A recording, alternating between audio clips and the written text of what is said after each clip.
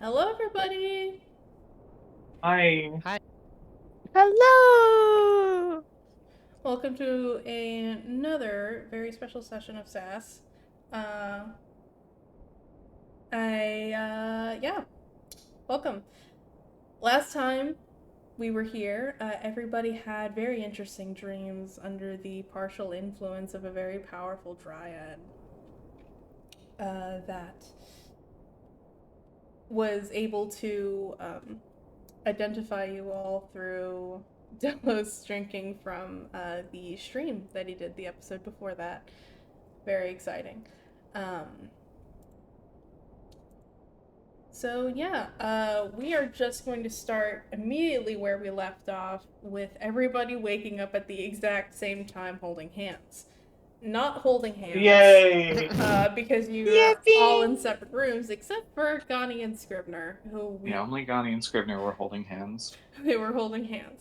Um, so yeah, if anybody wants to describe how your character wakes up and starts to go about their day, we can do that in whatever order you guys would like. Would someone like to go first? I think Della should go first. Yeah, I want to know what Dallas is doing. Oh. Kirby Okay. can go first if you want more time. No, I know what Delos would do. Alright? Okay, Delos wakes up. And he has a lot to think about with all of that. But for now, I think he's gonna take, I assume he's probably covered up any mirror in the room with a sheet or something. He's gonna take the sheet off and he's gonna look at himself. All right. Yeah, Delos takes the sheet off and he looks at himself. Obviously, he does not take it off, and then immediately, the ghost of his dead fiance just jumps out of it. That does not happen. He takes it off, and it's a mirror, and in it he can see the room behind him, the wall, his belongings, etc., and he can see himself. His horns are very long and overgrown. I can imagine that Delos, having not seen himself in so long, he's probably just had to progressively hunch more and more as his as his horns have grown longer and longer, and he can fit through doorways less and less. Yeah, they're horrendously overgrown and twisted in very interesting ways, and his hair is um, again very overgrown and long and greasy, as he's not done a very good job taking care of himself. And he just looks pretty bad. Yeah. I think he cringes a little bit. Um and it's like, Jesus. Alright. Guess I have some work to do, and he's gonna, for the first time in many years, he's gonna actually really wash his hair and clean his face and try and look decent. All right. Um, do you think he does anything specific that would change his appearance for anybody who is watching SAS the animated series out in 2035? Yeah. So when his hair is washed, it's definitely not gonna be as greasy and as slick, straight. It's pretty wavy. Um, so it well, his stealth stat is gonna go down because he's less slippery now. Without the grease. That's pretty good. That's pretty good. No, his hair, it's pretty wavy, and he would like take the hair that's usually in his face and I guess kind of like it's like really overgrown bangs that is just like there, so he would just take that and kind of like tie it out of his face. I mean, he looks better. He's gonna keep the beard, keep that, but like clean it up. So is he taking the like front pieces of his hair and tying them in the back like a half up, half down situation almost? Yeah, I think so. That's cute. I like that. Yeah, just actually, you can actually like see his face. I think he's considering ditching the cloak. He's not gonna get rid of all his shit, cause I mean, like, there's still a lot of stuff that definitely rings true in his head. So I think just transferring the important things to like a bag instead would be a literal weight off of his shoulders. Yeah. What kind of bag? Like a backpack or over the shoulder? Like a over the shoulder, probably. Like the bag Sokka had from Avatar. That was my immediate thought. Now I'm gonna look up the bag that Sokka had from Avatar. That was like a purse. Was it like a purse? All I'm seeing are children's backpacks. I sent a GIF when we were talking about it. They like Yeah, made the a one mention sitting of in it like once. I mean, it was like the subplot yeah. of an entire episode. I'm sorry, I don't remember the Sokka's bag subplot episode. There was a whole scene where he Oh. wanted to buy it, and then he was carrying it around for the rest of the episode. Yeah, regretting the purchase. it's okay that you don't remember it. If I recall, the joke was that Sokka was the only one who cared about this bag. Yeah. Gotcha. Well, clearly he's not the only one who cared, because there's several people here who remember that. I was actually thinking of a different bag now that I look at it. All right, everyone, what bags are we thinking about? I was thinking of the bag that Aang had at like near the beginning. Now I gotta look up the bag that Aang had. I don't know what fucking bag Aang had.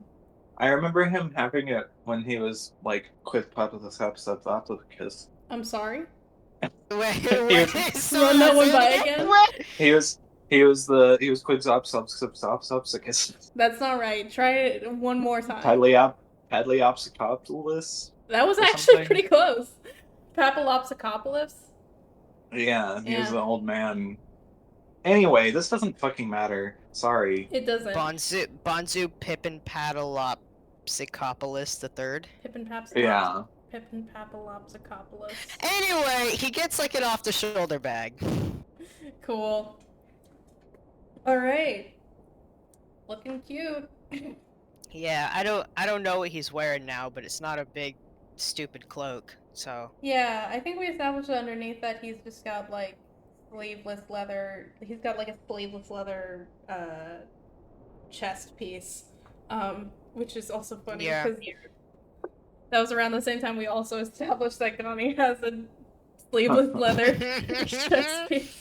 Yeah, the thing is, it's actually I've always draw it as like a full like sleeveless leather armor, but specifically Haley has just taken it upon herself to make it just a crop top sort of deal. Mm-hmm. You can imagine him wearing whatever. Yeah, that'll be up to fan interpretation until we come out with the SAS animated series 2035. And then yeah, then we'll have a whole team of character designers to figure that out. They're very excited for the Delos wardrobe expansion in season 2. Very, very much so. All right. Anything else? Is my mic crusty? Yeah, a little bit. Yeah, I did. So I have earbuds in, and I had to turn you. I had to turn you down quite a bit because it was like, it's like when you're really, really close to the mic and all of the sounds are super loud. Yeah, No. I had to turn you down as well before we Me started. too. Oh, sorry, my mic's too good. Okay, well, my mic Val was saying I was too quiet before, and so I switched and turned it up. I can pull my microphone as far away from myself as No, possible. however you're talking right now is much better. Mm-hmm. Okay, I pulled Oh. my microphone as far away from myself as I could. It's Okay. probably just literally up against your mouth. Yeah, it wasn't okay. it wasn't that close, but it was. I mean, Mhm. all right. Okay, thank you. Okay. Thank you for letting me know. Um. Yeah. Oh, one more important thing. Mm-hmm. He's gonna put his his gold engagement ring onto his finger. Aww. Oh yeah.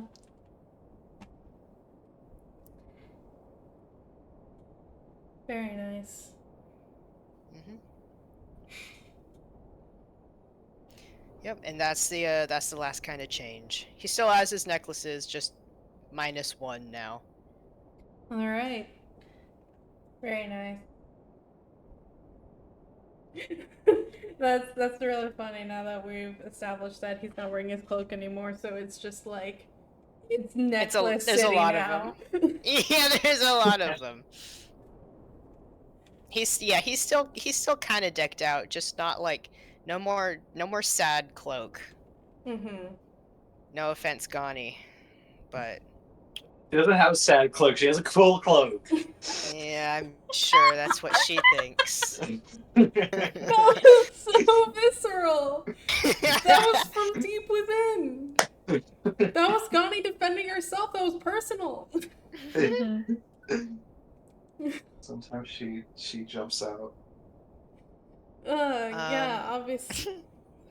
So yeah, those are the Delos character design changes, and he's gonna light an incense, and that's my scene. Oh, very nice. That's a really good scene. You had great Thanks. acting there. Yeah, I did my best. And the Oscar goes to. All right, is that right? Oscars go to people that are good at Yep. acting. Yeah. I guess it would be. I mean, Oscars go to a lot of stuff, but But What Oscars do go to Academy movies. Awards go to? Academy that's what Awards the are Academy Oscars is- are. It's like The the Oscars, Oscars the are the Emmys, Academy the Tonys. Awards. Wait. I don't think those are. Do you I just think say it's the just the Tonys? Oscars. The The Tonys. The fuck The do you just say? Oh my god. The The Tonys. Let's move on. Let's move on. are they? Yeah, sorry, we can move on from this. I'll just look it up on my own. Wait. The Oscar Tony Awards are Awards? the Academy Awards. But what are the Tonys are real, right? Yeah. But they're not. Okay, I thought Academy. What are, Mm, I thought the what are those Academy was for? everything. I thought it was. I think an No. umbrella Tony's term. is for theater. Yeah. Okay. Guys, silly guys. Tony's a turtle. Tony a Of course, turtle. yeah, sorry. Tony a Tony a turtle. Tony a turtle. Of course, of course. Of course. I guess it would be an Emmy though, because Sass would be a TV show, not a movie. Anyway. Anyway. Whatever. Well, this is theater because we're live. But anyway. We're actually gonna get the EGOT. I don't know what that is. Emmy, Grammy, Oscar, Tony. We're gonna get Raspberry because our soundtrack's No. shit. No. It'll be composed by me. Anyway. Wow. It's a raspberry. It's the Razzies are awards given to like the worst actor of the year or whatever. Oh, I Mhm. didn't know that. It's a satirical thing. I mean, I didn't think it would be real, but anyway. Cool. Thank you, Andy. Very nice. Delos looks awesome now. He definitely looks a lot different. He looks clean. He looks looks cleaner. clean. Yeah.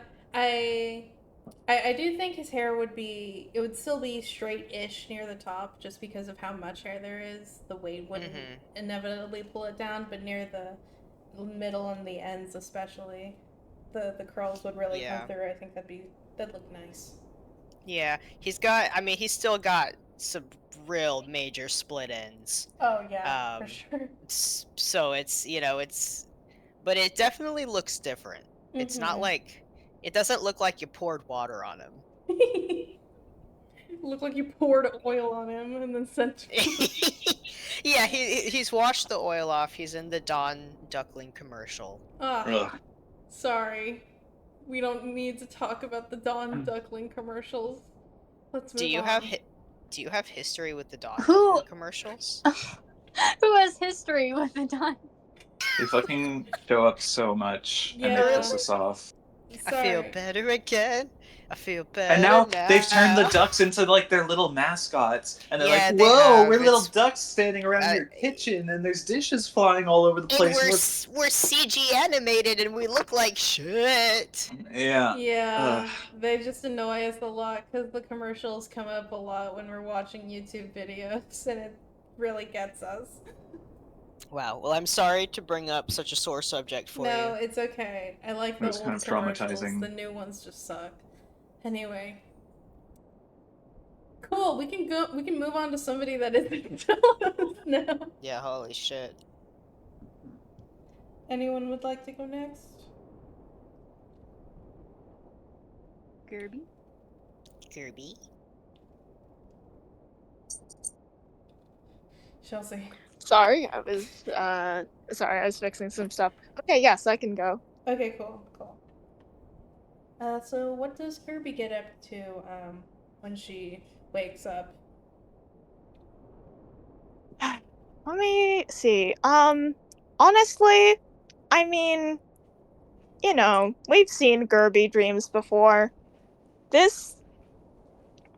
usually kind of messed, but this is sort of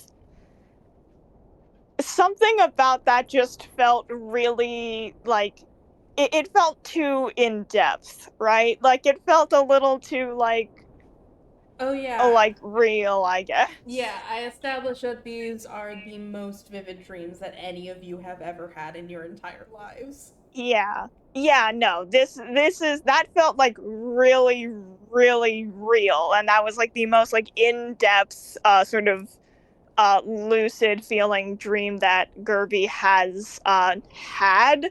You know what? I think fully actually, I think her immediate thought is just like she wakes up and she processes that, and then I'm pretty sure she's just like, oh, okay, this is I mean, Scrivener had a magical vision. Maybe we're all having magical visions of the future.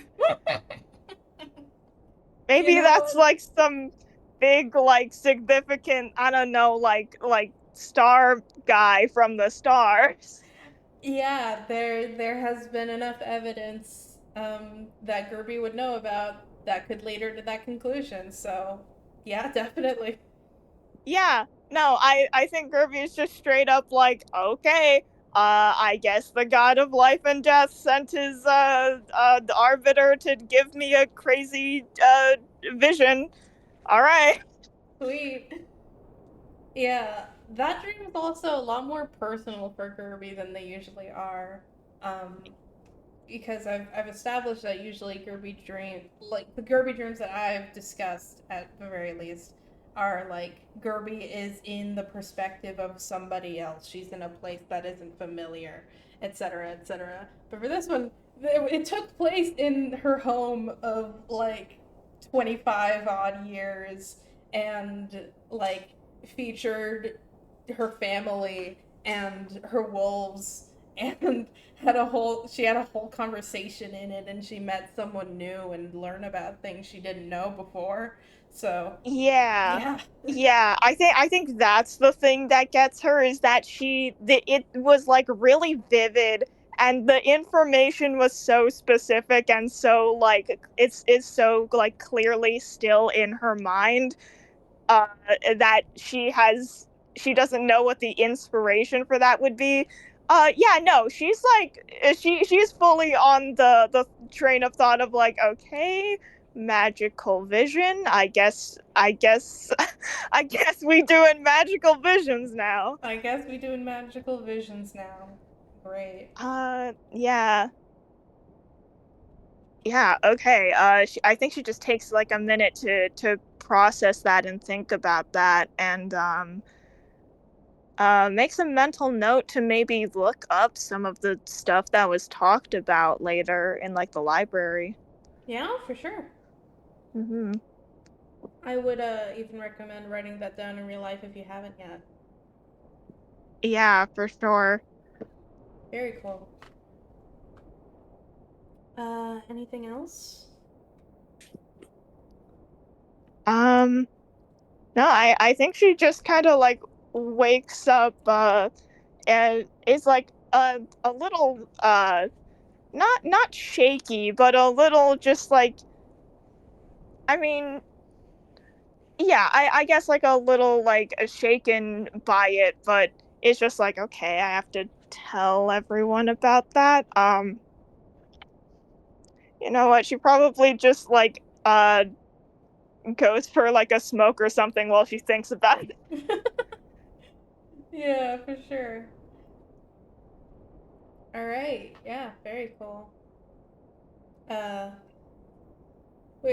again, we've established Gerby's not one to freak out about things unless her mob psycho meter reaches 100%. So, very, very in character. Makes a lot of sense. All right. We are down to 2. Scrivener. Scrivener. All right. Scrivener. Scrivener and Gani stayed in the same room last night, so they wake up at the exact same time. Haley, you can go first. What does Scrivener do? I think the second Scrivener acknowledges he's awake, with like an incredible amount of energy, he would just like roll off the bed, hit the floor, and then just toss his shirt off and start writing in a notebook. Sausage, share it off. Detail. Hello. Man, he really connected with his body last session. Wow, yeah. Yeah. All right. Gani, you wake up at the exact same time Scrivener does, and you see him do all that. Um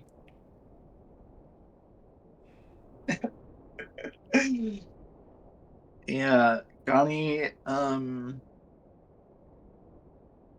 will kind of, I guess, like watch over the side of the bed, um and like wait a moment, but after a bit just be like,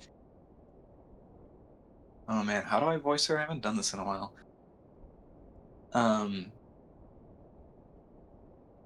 what are you doing?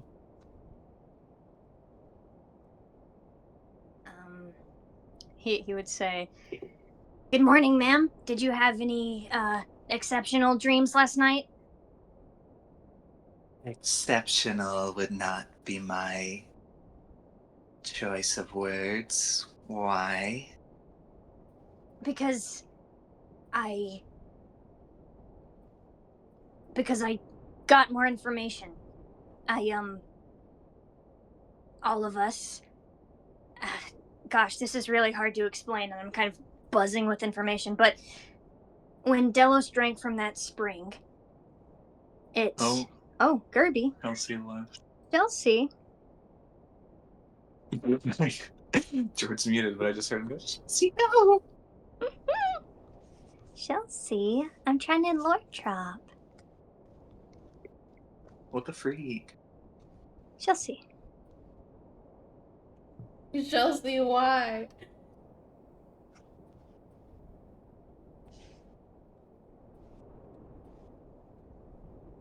Mom call. Okay, we can pause.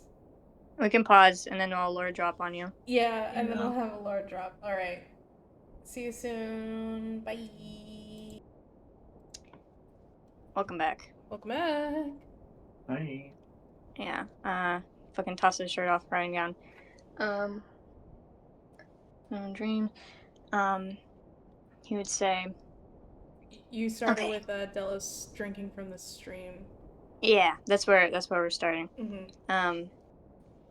He would say, okay, so when Delos drank from that spring, that spring actually leads to the Fey Crossing. We knew that, but what we didn't know is that there's actually a dryad at that Fey Crossing, and by drinking from it, that dryad had access to our dreams. I don't entirely know what you all saw, but he said that I had some sort of celestial connection, if you would believe it, and that I was the easiest to reach, and so he gave me some information, and I'm writing down as much as I can remember.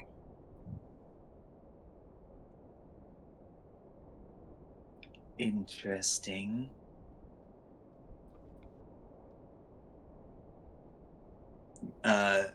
Gani will try to peer over and see what he like. Watch him write. I actually wrote down what he would write, Oh shit. just in Discord. I'll send just a screenshot of what I had. Ooh.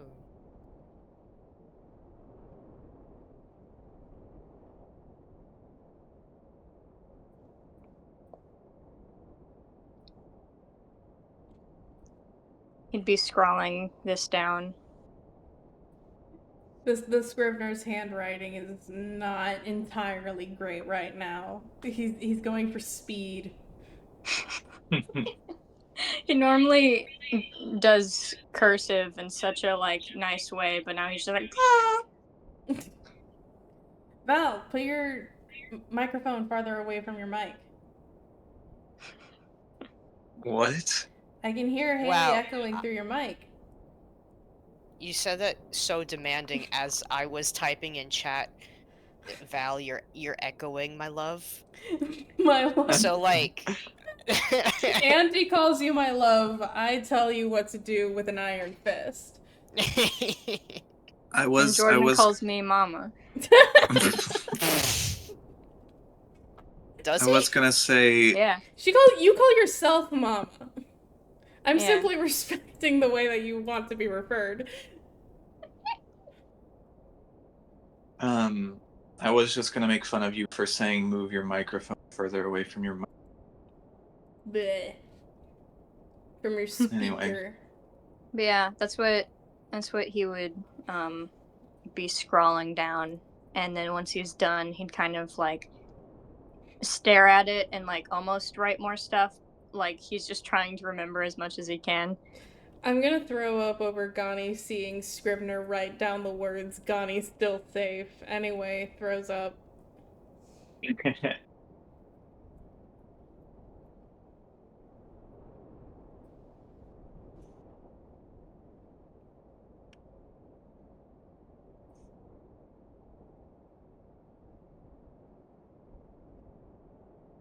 If no one says something, I'm gonna assume the scene's over.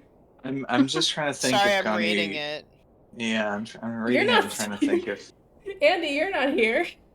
Oh, I'm sorry. I felt pressured. I got Yeah. nervous. No, Gani's a bit like Malik, where you just have to wait for her to respond or you're interrupting her.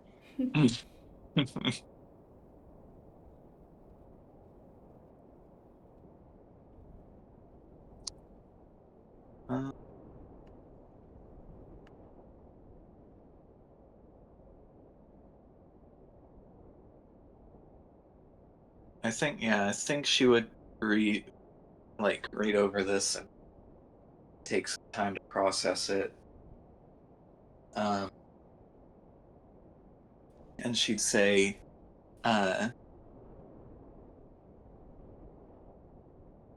perhaps we should talk to this dryad then, maybe.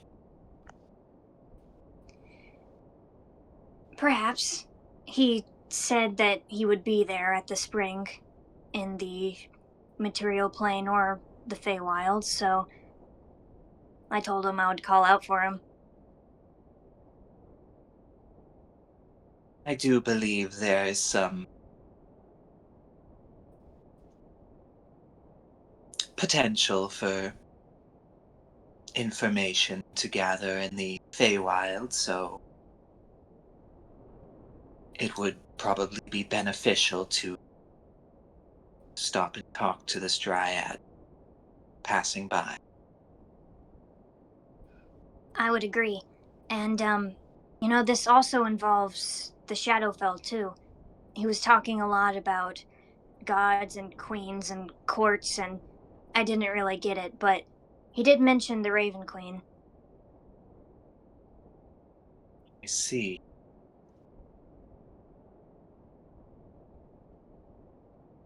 Well, then maybe we should look into traveling to the Shadowfell as well. I think it's inevitable. All the planes are important and connected.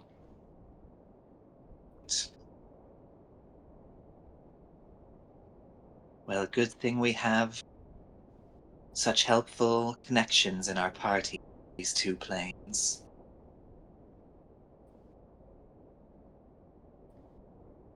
Scrivener gets a little sweat drop.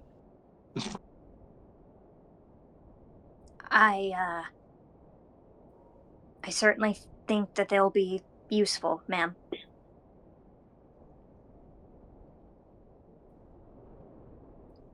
I hope so. But, you did have a dream? A vivid one, maybe? Yes, I did. I was just going to ask you. You only talked to this dryad? You didn't have anything else happen?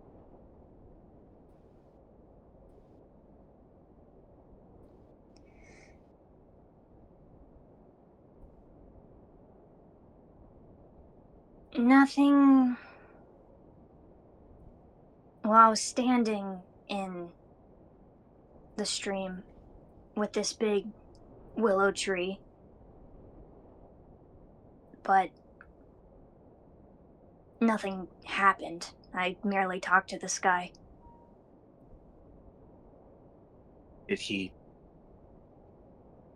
tell you to take your shirt?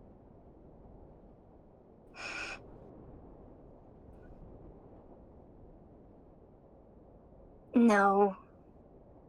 I already didn't have clothes on in the dream. So.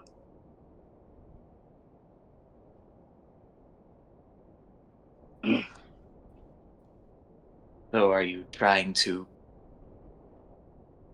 recreate this dream? Well, I got told that I'm quite cute, so. If, like you said before we went to sleep, appearance doesn't matter, and we have bigger things to worry about, I might as well be as comfortable as possible for the optimal working environment.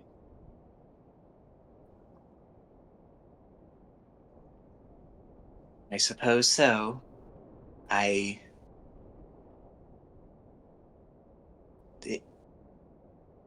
If it makes you more optimal, sure.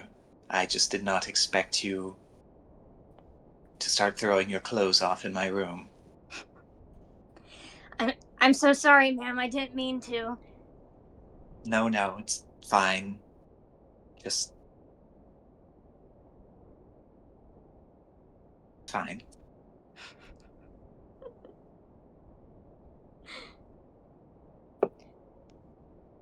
Scrivener throws on a cropped leather jacket. Did he have that? Yeah, he already had that. Oh, I forgot it was cropped. He throws on a cropped leather jacket, and he'd put his notes together and be ready to meet with everyone else. Alright. Yeah, Gonnie won't do anything crazy. She'll get ready too. All right. Cool. For the sake of convenience, we'll just say everybody can, even though Delos had an entire, like, morning routine, and everything, let's just say that everybody leaves their rooms at about the same time. And you guys can all,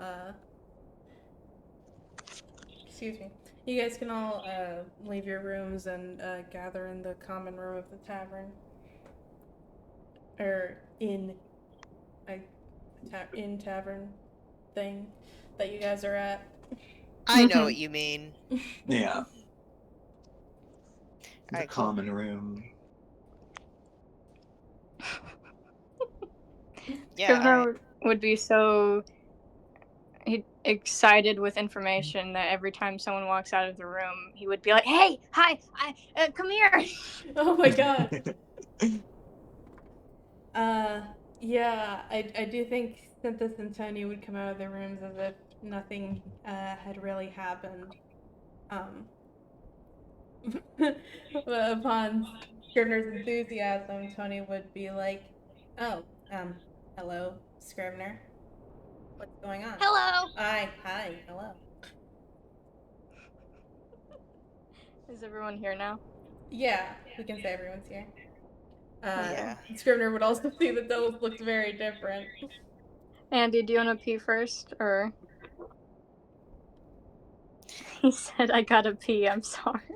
I'm sorry. Yeah. I know we just started. Yeah, You can go go pee. pee. It's fine. I'm I'm chugging also- coffee and it's moving fast. Just go. I'm also going to take this opportunity to get it out of my system. All right, guys. Goodbye. Bye. We'll be right back. All right, and we're back. Hello, everybody. Hello. Hi. So Hi. Scrivener is currently having a manic episode in front of Tony. He'd have a manic episode. Yeah, he would. Oh, and Get Delos a- looks different. Everybody sees that. Oh yeah. He'd try to get everyone to sit down at like a table. Yeah. Okay. Tony would say like, so, did something happen? Did something happen?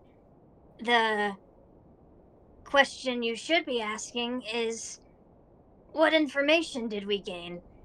And the answer is, I think I got some. That's great. You do only have to do one half of the conversation.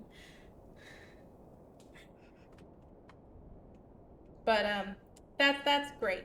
What information did you get, Scrivener? Okay, so first off, did anyone have any special dream last night? Delos raises his hand. Gerby also raises her hand. You see, you see Synthis slowly raise his hand, and Tony just kind of like looks at you weird and says, "Why?" It's important to the survey I'm taking. Will you please answer? Yes, I did. Okay, so all of us had very vivid or special dreams, and I did too. The reason that we had these dreams is because when hi Delos. Hello. You look nice. Thank you. I feel a lot better than I have. Special occasion. Yeah, trying out a new look. Well, let's I guess put two and two together. We all have very important dreams, so I would like for you to keep talking about that. Right. So, okay. Delos drank from the spring, the wish water, and that spring led to the Fey Crossing, right? That Fey Crossing is guarded by a very powerful dryad, and through that dryad could access our dreams and access me, and he talked to me, and he gave me a lot of information. I made copies of these notes. First off, the memory loss that we've been facing is a very powerful Fey curse that the Dryad recognized starting about 5 to 7 years ago. Those of us with the memory loss have been impacted by this curse, so I'm sure that it's the same thing as Miscani and. Did Tony not have any memory loss too? You didn't ask. Shoot. Okay. Then he would just say, Miss Ghani is still unaffected by the curse or any memory loss, so I've reason to believe they're the same thing. In us, it targets very specific memories, but the reason the Dryad was so interested was because he noticed a lot on Delos. It seems that Delos, is also facing this curse, but it's a lot less targeted. The curse is meant to target specific memories, and it seems that with you, that's not what is happening. The remaining information that I can remember from this dream is that the dragons, there is, in fact, some sort of connection. We knew that already, but a long time ago, when dragons were ruling the material plane, the barriers between the planes were a lot thinner.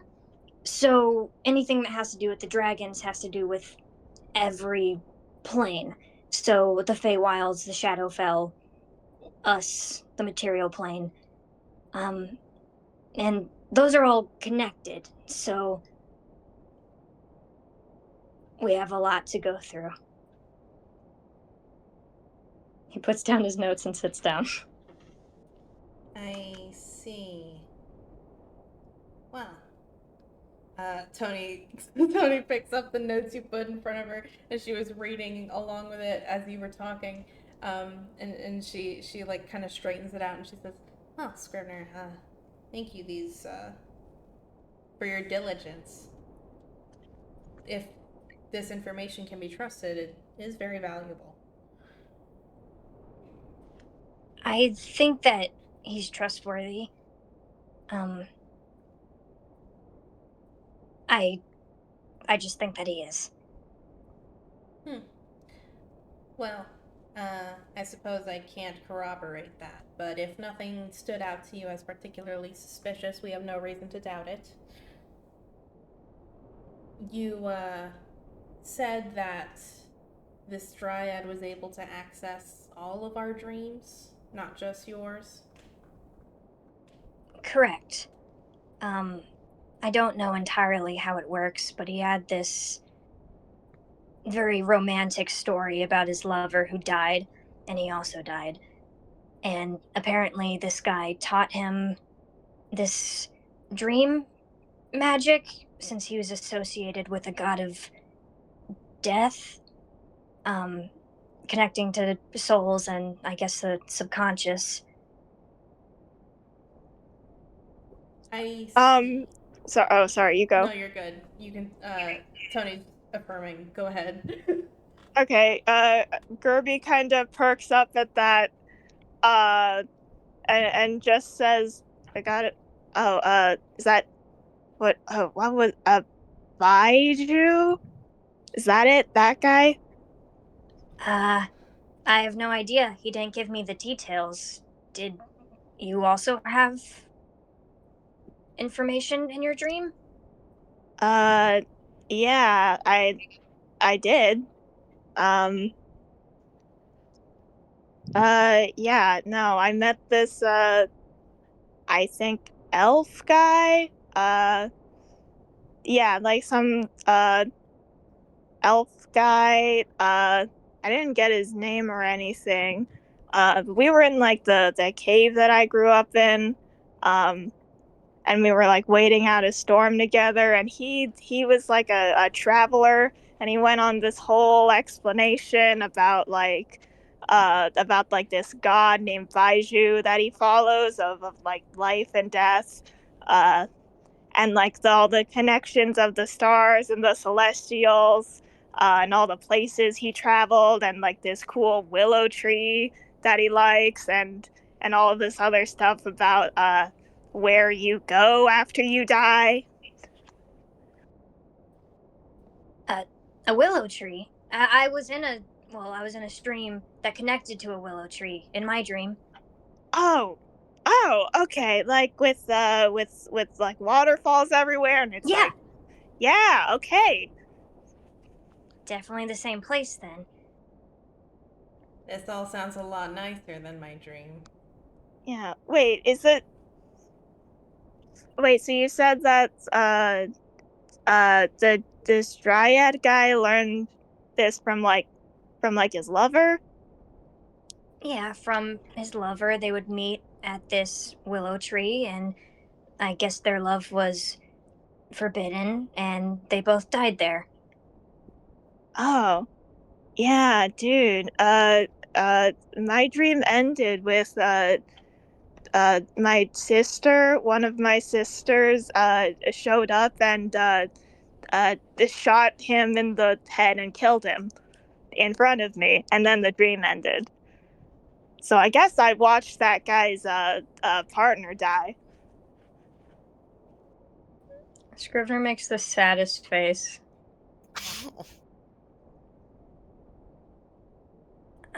It kind of sucks, dude. It was pretty cool.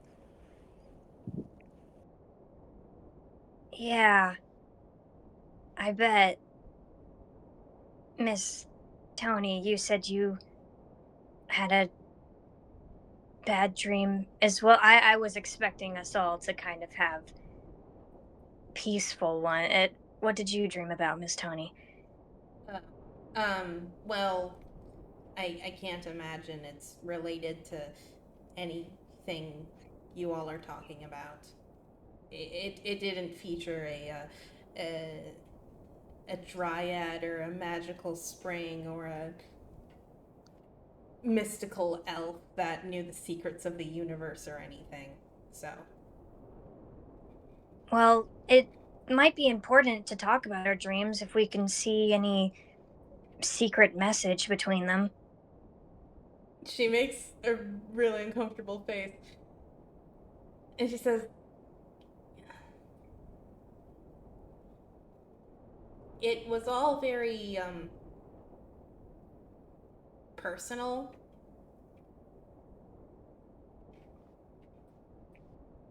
I, um, I, it sounds like you all experienced something that was unfamiliar to you.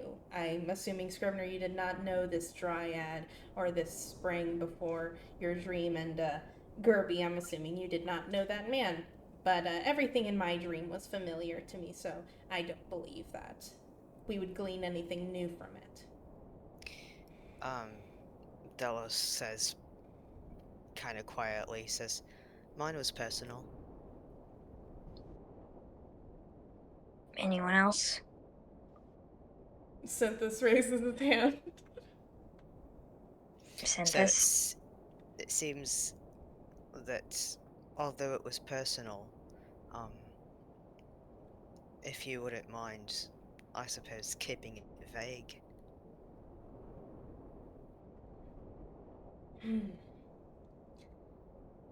Alright, I can try.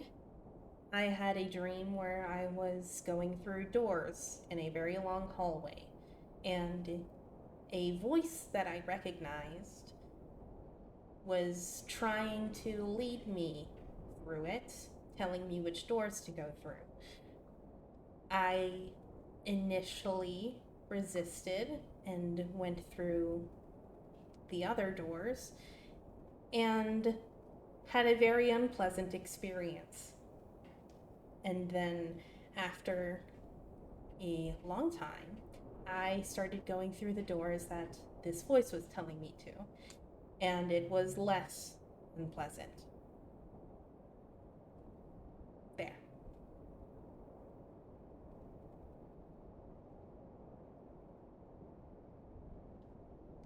She did play the Stanley Parable. We all had the exact same thought. I had that thought while I was writing it. All right, Delos would look at Synthis and go, and you? Well, I guess it's a little embarrassing, but I can go into specifics if it's necessary. I had a dream where I suppose it was a potential future where many years had passed and I was living in Astglow. But, well, we were all still in contact. And the Raven Queen made contact with me somehow. As soon as that happened, Astglow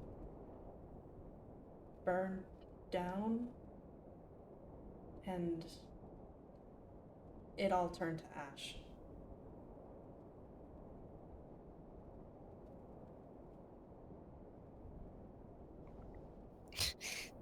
Delos raises his eyebrows. So this just like shrugs. Wow, that's quite bleak. Well, the Shadowfell is known for being bleak, but the Raven Queen is not known for setting places on fire, so I can't explain that.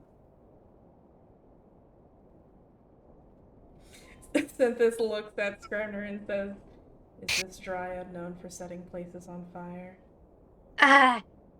Well, I didn't ask, but he didn't seem like the type.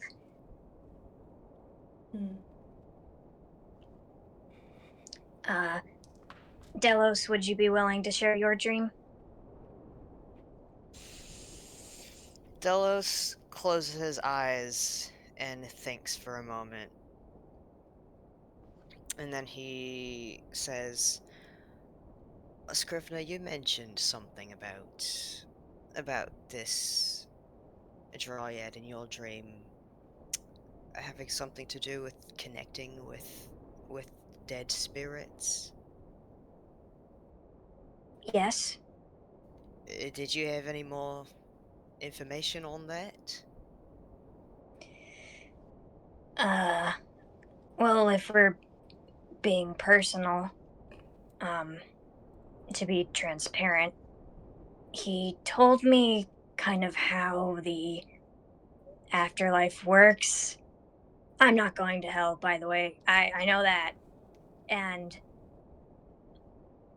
he told me how my mom is doing. So. Wow. I mean, that's good, right? I'm glad for you. Thank you.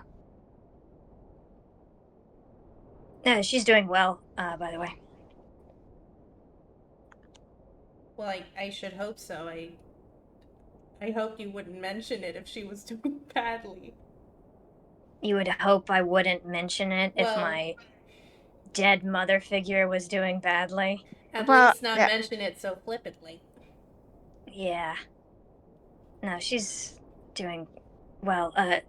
Why, Delos?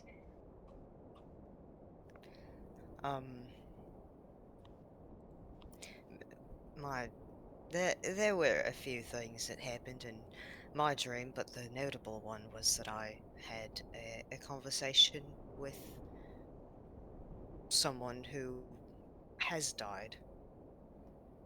So I just thought that that information from you was very interesting.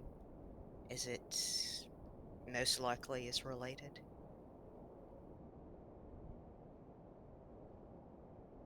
I would guess so. What I'm gathering is that all of these dreams kind of come from our some conscious, whatever we care about, I'm guessing. So, if you cared about that person, then perhaps the qualities intermingled and gave you that. He nods. He says, I do believe it truly was that person. The actual spirit, and not just my imagination.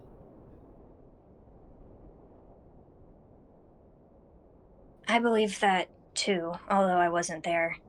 It just... This person didn't seem cruel, so I don't think he would give you a mirage.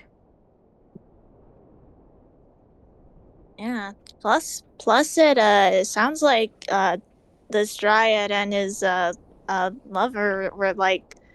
It sounds like they knew a lot about like the afterlife and stuff. So maybe they just have a way of like sending messages like that. Maybe. Alright, looks like everybody shared their dreams. Gerby glances at Gani but doesn't say anything. I was about to say Delos peers over at Gani. I can't help but notice that some of us had to share more than others, but... What? No. Nah, that's not true. Miss Gani, did you happen to have a dream? I did have a dream. Would you mind sharing? And remember, you can keep it as vague as you'd like. My dream was also not relevant. Between you and I, Gani, that defense doesn't really hold up. Yes, I know I said as vague as you'd like, but I still need some sort of detail. I dreamt of my home.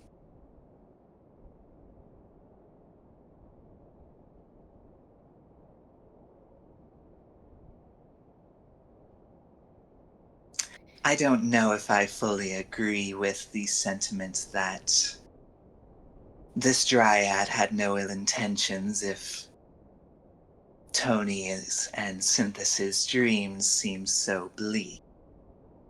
And the ending of Gerby's as well.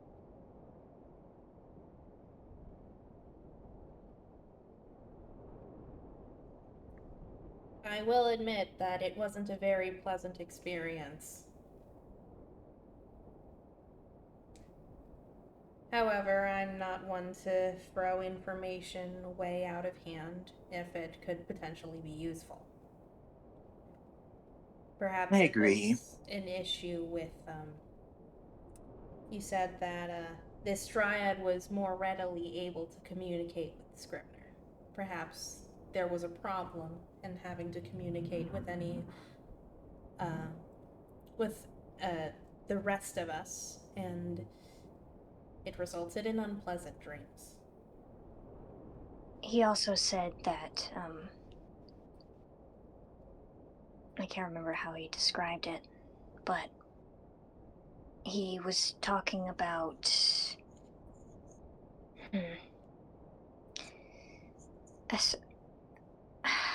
Fuck, I don't know how Scrivener wants to word this, so I think he kind of just fizzles out and decides not to say anything, actually. I'm sorry. Sorry, we talked for a while in there. He was talking about, like, things that have hurt us when referring to this curse. I'm just being so connected with death and the subconscious. I'm just wondering if that could be inherently a little dark for a group like ours. I will concede that I don't believe any of us know exactly how this dream magic works, so it could have been an unintentional side effect to give us these bleak dreams. But I'm just saying, keep our minds open for the potential of ill intent. Tony nods. This makes sense to her.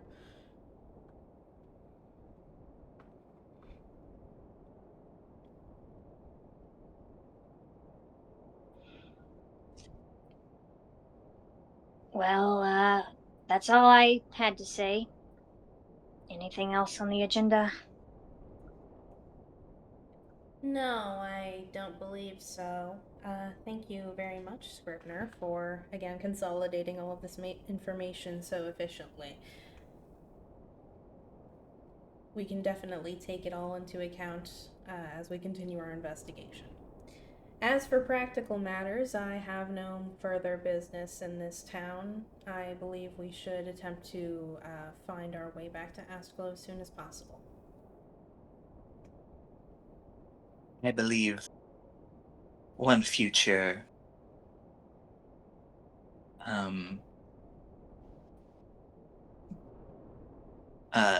endeavor we must take is we must come back to this Fey crossing and try to communicate with this dryad again, and then travel into the Feywild if at all possible. I feel there is something we can glean from that, given that this group we are following might have traveled through there. And Scrivener brought up a good point that the Shadowfell might also be involved, given how all of these planes are seemingly interconnected. So I believe in the future we should investigate.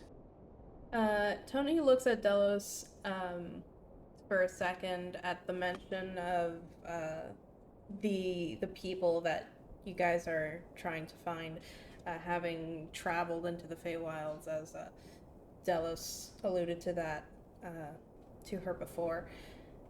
And then when Gani's done talking, she nods and she says, "Yes, I believe that could be fruitful. However, we would have to prepare pretty extensively for an expedition such as that. I personally have never been to the Feywild, and I'm sure, Delos, you can attest to how dangerous it can be if somebody from the primary planes goes in without information."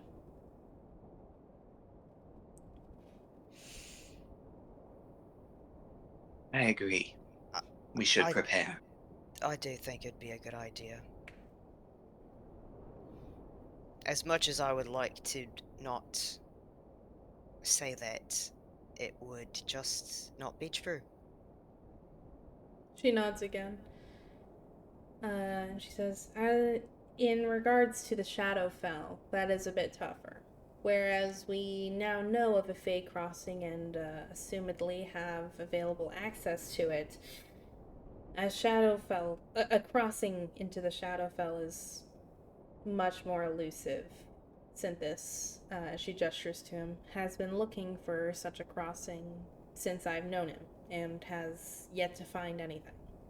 But, of course, if the opportunity strikes us, we should take it into account and prepare. Maybe with the elixir that we're giving, he will remember how he got. Synthis... No, he doesn't. Sorry, I was gonna say he rolls his eyes. No, he doesn't. He doesn't do that. He does it in his mind, though. He thinks He about rolls it. his eyes and it makes like a cement block sound. No, he does not roll his eyes, but he thinks about doing it. And he just kind of like he kind of just sits back and says, "I do remember how I came to the primary plane, but I do not remember how to go back. I've said this before, but the two processes are very different." I see.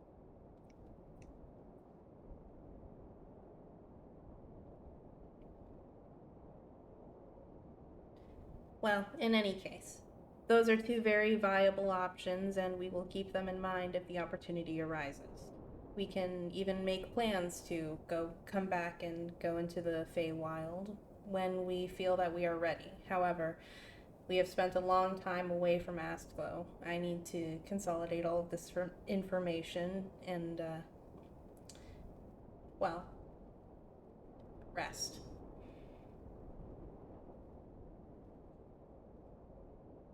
Is that all right with everybody? It seems like a good idea. Yes, everything you said, I agree with. Yeah, sounds like we got a good plan. Agreed. No, he wouldn't say it like that. He'd be like, "Yeah." Awesome. Love that guy. Alright, cool. All right. Does anybody have anything they'd like to do before we officially head back to Astglow?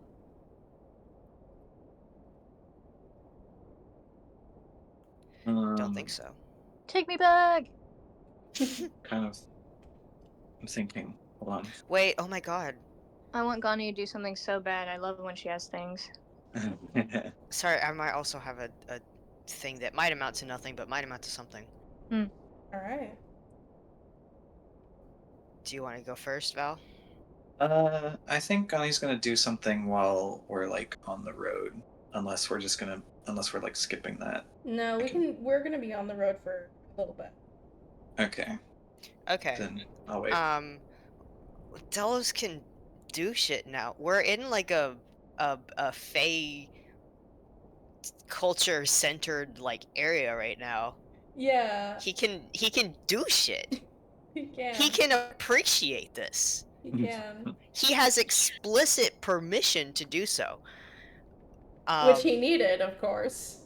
Right, of course. Listen. Yeah.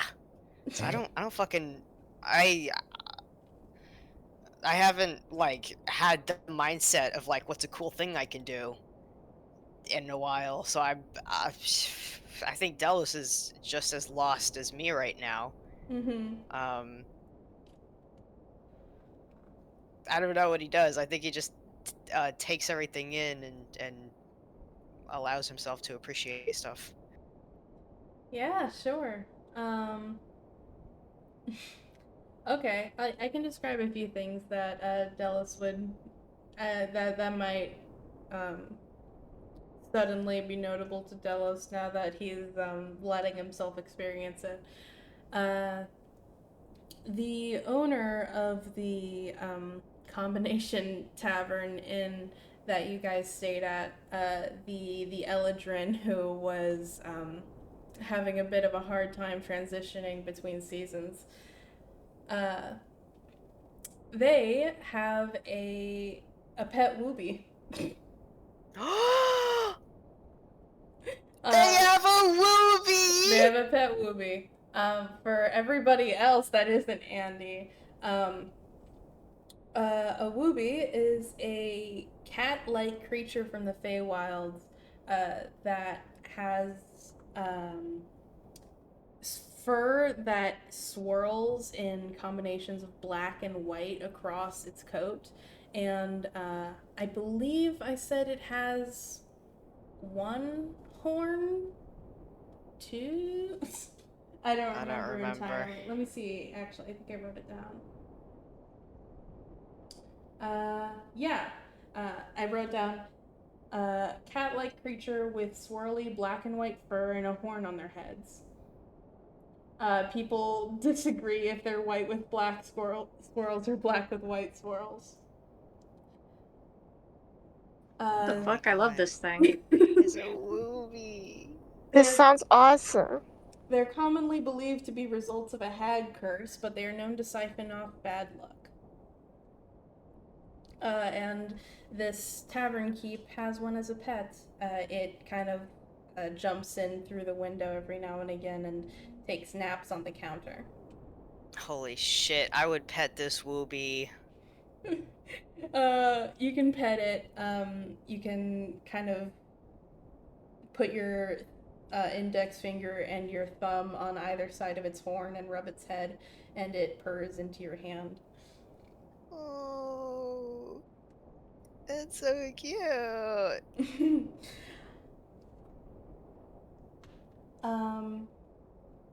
I believe I had this Wooby down in my notes. Its name is Frost Mittens. That's good. And that's good. Upon learning this, Delos, you can look down at its little cat paws, and you can see that it does indeed have little white socks like you would see on a cat in the material plane. Oh, it's like when you name a cat socks. Yeah. Oh. Oh. I'm That's in love so with this cute. thing. Yeah. I love the Wooby. For everyone at home, this is a homebrew creature that I made myself. It's not a real Feywild creature. It has no stat block. I made it because Andy asked me one day to just make something that was called a Wooby. Yeah, I didn't care what it was. I was like, just have something, and it's a Wooby. So I That's made pretty it. good. Yeah. I like that. Why does Connie hate the movie? What? Which let's Connie move doesn't- on. What's that mean? Connie doesn't hate the Wooby. I just thought it was funny. Everyone's like, "Oh," and I'm just sitting here in silence. What the hell? Gandhi doesn't hate the Wooby. Val hates the Wooby. Not true. I like the Wooby.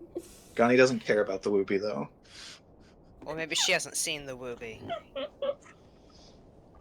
Other things I can say. This is, again, it's a very new town. It's not even it hasn't been even a year in development yet. The citizens of this town are almost all from the Feywild, or sometimes you would find somebody who is from the material plane but just has a vested interest in the Feywild, either academically or economically. As such, it's again, Delos, in the Feywilds, like a lot of people that Delos knew would have two names. Their kind of like normal formal name, and their silly willy name. Their normal formal and their silly willy, of Their course. normal formal name Of and their silly course. willy name. Yeah. So where people in the Feywilds would go by their silly willy name between friends and family, people in this town seem to use them a lot more liberally. I don't know if Delos would be able to glean exactly why, just from, without asking anybody, but it definitely lends itself to a very cozy feeling, like everybody here is friends. Aww. Is there a... What? Sorry. Huh? Is there a library here? No. You could find somebody who just has a lot of books, but it's not like a library. Yeah. Connie is wanting to read up on the Feywild, and That's hilarious. She could literally ask somebody in her party, but she is so prideful. he's not gonna tell her shit. He's gonna lie. You have been ignoring his character arc. Connie doesn't know the trajectory of Delos's character arc, though. Yeah. She might just wait to get back to Asklo to try to find books in the library about the Feywild and Shadowfell. Yeah, that could work. If she wanted to... Okay, I'm gonna tell you what would happen if she tried to do some reading in this town. First of all, she would have to find somebody with a personal hobby in like collecting academic literature. Second of all, she would have to find somebody who has the personal hobby in collecting academic literature in common. Well, she can read a couple other languages. Sylvan? Does she know Sylvan? Because if she doesn't know Sylvan, no. No. Yeah. So I do think waiting until you get back to Asklo would be a good idea. You guys will. But I mean, like Sylvan and Elvish are part of the same like language family, right? So like it probably is like it's like Yeah, reading like in the Italian same when you know Spanish.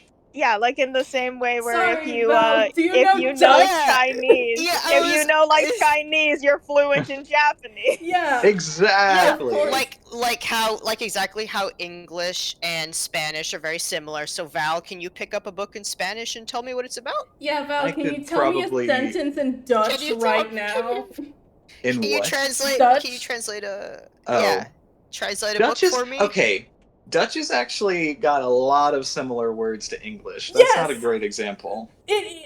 No, it is actually a great example because they're so similar. But can you do it? Probably I could make out general ideas. General ideas. All right. No, you're waiting. Anyway. I was joking at first, but now y'all making me mad. You're Just waiting. kidding. I It's love fine. But yeah. So unless Gani wants to go out and start making friends with people, No. yeah. Okay. So yeah, Delos, you notice that people here tend to use their silly willy Fae names a lot more often than in the actual Feywild. And finally, because this town is so new and it's so closely related to the Feywilds, the people here do just call it Fairy Town. Like as the name? Ha! Yeah, just as the name. Okay, we can Wow. leave Scrivener here. Dude. On three, everybody.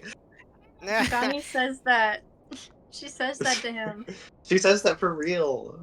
She says that for real, and Scrivener says, "You can't joke about that." That's not your word. Didn't actually say it. That's awesome. Yeah, Delos can introduce himself as his silly willy name. Oh, hell yeah. Cool. Yeah. Very cool. Yeah. Cool. Yeah, he'd just like he just stock up on Fae snacks, I think, and put them in his bag for another time.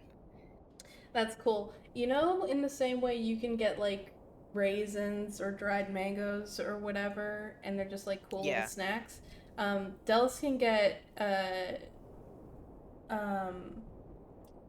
dried sweet squash, just as a little snack. Oh, let's go. Yeah, he would just load up on like snacks, put them all in his bag.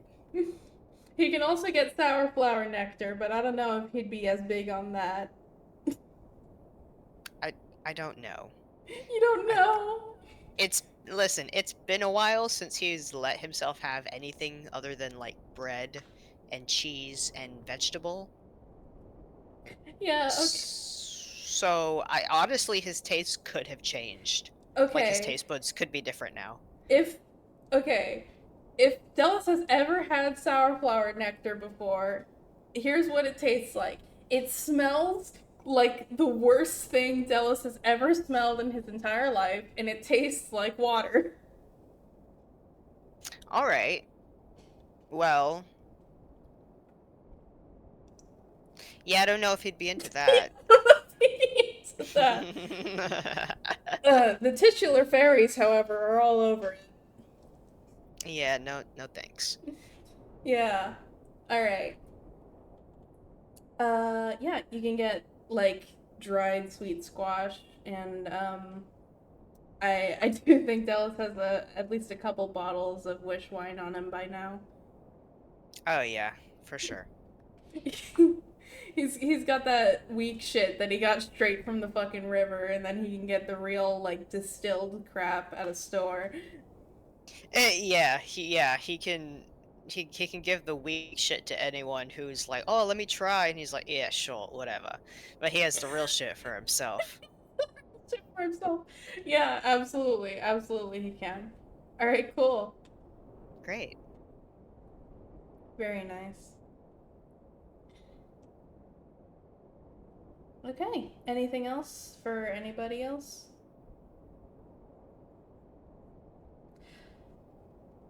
Alright, sounds like we're going. Sounds like a no. Sounds like we're on the road. Alright. I will ask, I do have also something that would happen while you guys are traveling. So I want to know, like, like what Gani wants to do so I can decide if that goes before or after. Yeah, Gani's just gonna talk to someone.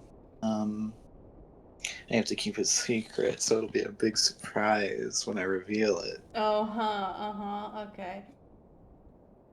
Um, I think okay. she would try to do it as soon as possible, though. Okay, yeah. My other thing wouldn't be as urgent, so. Alright, let me do a quick description. You guys can head back to Askelo. You guys have, went from Askelo to Castrum to an underground mine where you guys walked in in an almost straight line for days until you came out in the middle through of the a clicking and the screaming. yeah, Right. Yeah. and then you got the clicking and the screaming, and then you came up in the middle of a forest, got kidnapped, and then are now trying to make your way back. So you guys have gone quite a far distance. But lucky for you guys, we don't have to experience everything that your characters do in real time. So, excuse me. So, yeah, we can just say that they do that. The it takes a while for you guys to get back. Obviously, you guys have to go through some interesting terrain, some parts of the continent that are probably a lot less populated, and maybe haven't been to before. Especially with this forest so remote and quite a good distance away from a lot of other metropolitan cities.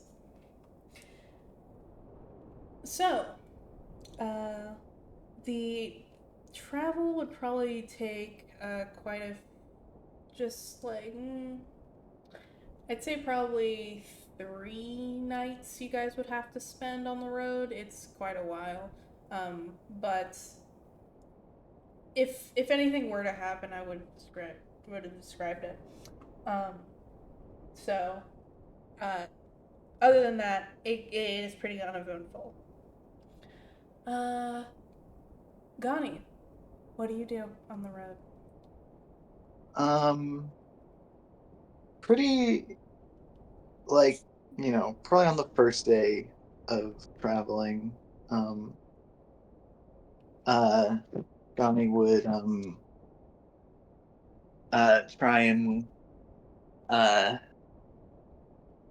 catch, Delos, like, at a point where they can be kind of away from the group. Um, and she would walk up along his left side, uh, and she'd say,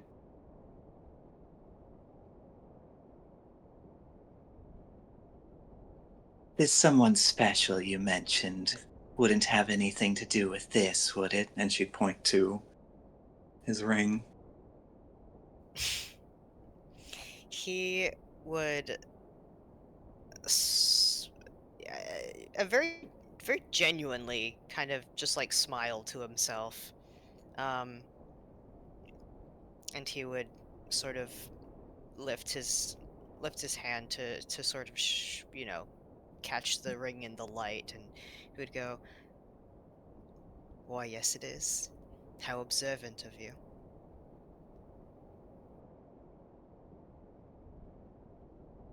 Um, oh my god, I'm kind of um Sorry, what did Delos reveal about his dream? Just that. That he had a conversation with someone who had died, and that he really, really felt like it was actually their spirit. Yeah. Okay. And that it was personal. Right. She would say, oh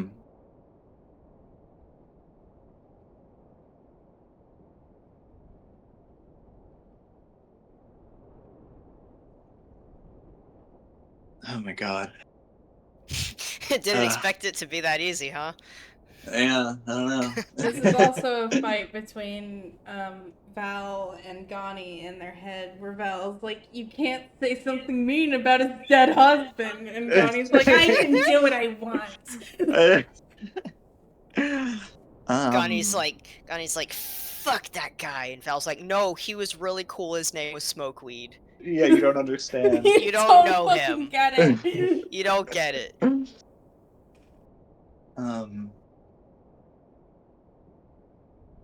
She will say, and this experience you had with this individual has now altered your... And then she kind of gestures just to his body appearance. Well, in this conversation we had, we cleared up some misunderstandings.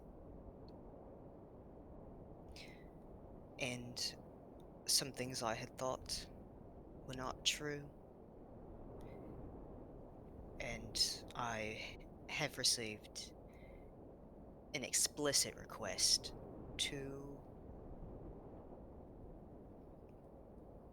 I guess, allow myself to enjoy living a bit more.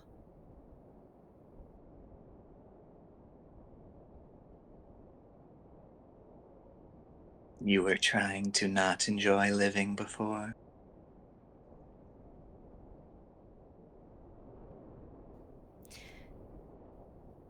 Yes.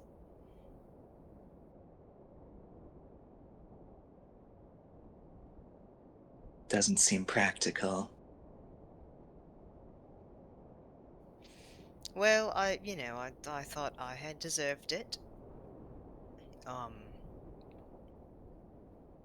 And even if I do still feel that I deserve it, I care more about what he thinks.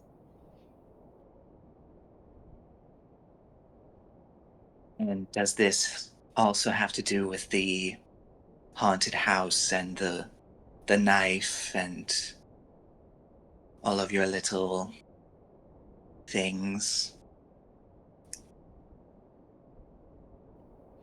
I bet you think you're real clever right now. Partially, not entirely. You know, there there's a specific reason for everything I do, and some of that is simply wanting to prevent anything unsavory from happening, as we're all in quite a fragile position. In some of the things were to, I suppose, prevent an unwanted encounter, specifically with a vengeful spirit. Though, now that I know my spirit is not at all vengeful, there's no reason for all that.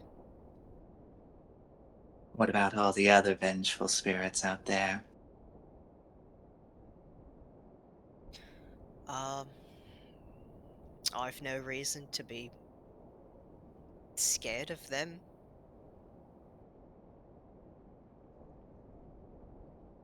I see. You seem to think I am boasting about my cleverness of figuring out how all of this is connected, but I really just want to be certain that You won't be as much of a hindrance anymore. That would be great.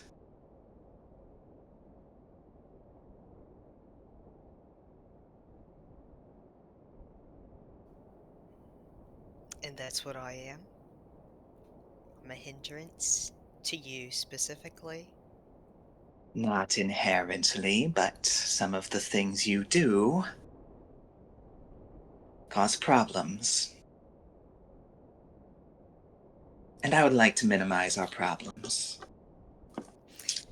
And you would never, ever hear me saying anything like that about you, Miss Gonnie. 'Cause you never cause any problems for me.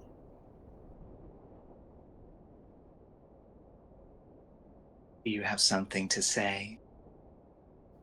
I feel like I already have. Well, then I'll have to agree with you. I never cause problems. And here I thought you were clever. You see, Miss Gonnie, I do think you cause as much problems as I do. And like I've said before, I think this could be a sort of solidarity between us. But you specifically have chosen to make it a divider.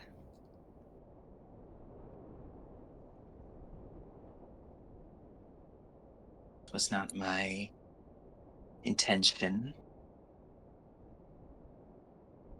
Well, despite what your intentions are, the outcome is the same.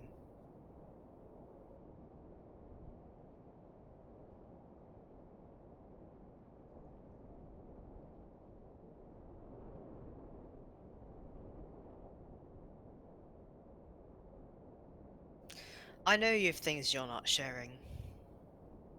And I know that you're pretending that you don't. I have things I'm not sharing. Though I feel like I'm pretending a lot less than you are. At least now. So let's stop pretending.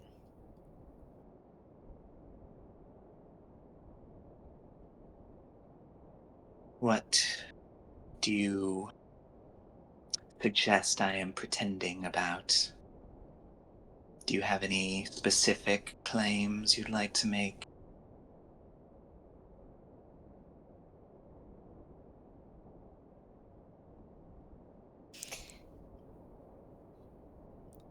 I feel as if you... How do I say this?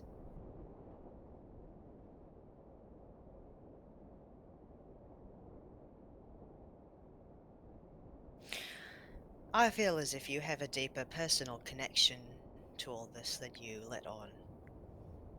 And because that connection is deep and personal to you, it stops you from sharing it. I can't blame you for this. I do the same. But I don't appreciate you acting like I am the problem. It's quite... Frankly, it's hypocritical.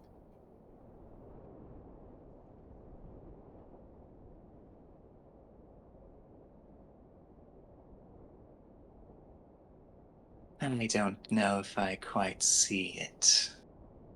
My personal investment is of no relation. No I'm relevance. gonna look at her with the moonstone. Sorry for interrupting you. I'm looking at her with the moonstone. Damn. You're good. I was just correcting myself. Yeah, okay. Shit. I guess roll an insight check. What are you looking for?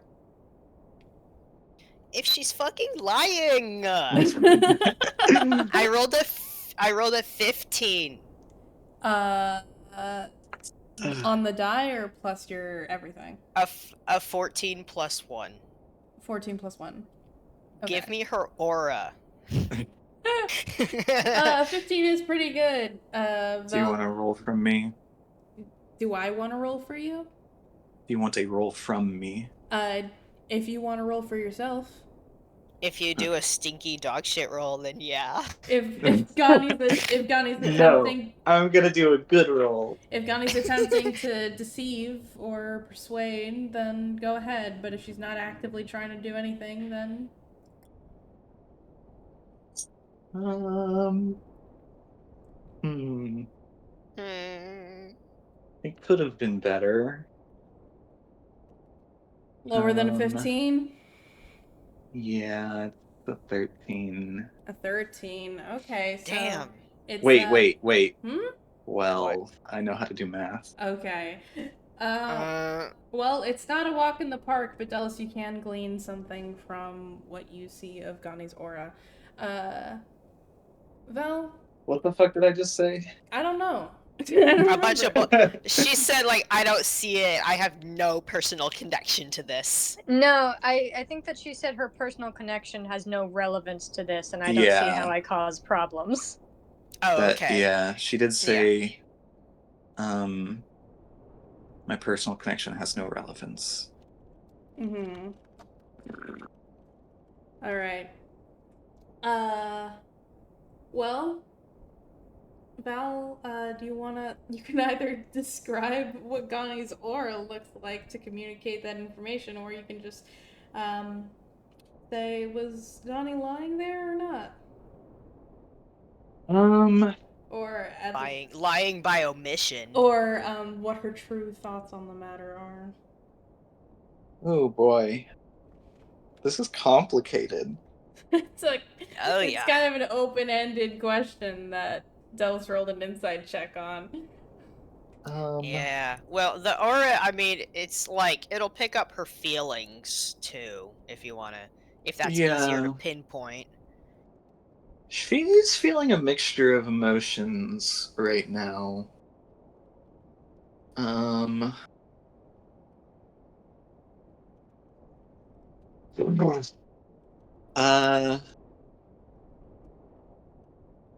I think oh man. Jord, if you think you could do a better job, you can describe stuff if you want. But I can still do it if you don't want to. It is complicated, is the thing. I can't really speak on whether or not Gani believes that her her her investments are getting in the way of the investigation or not. Yeah, okay. So feelings, you get a a bundle of feelings, and I'll say there is a bit of an anger there. Um,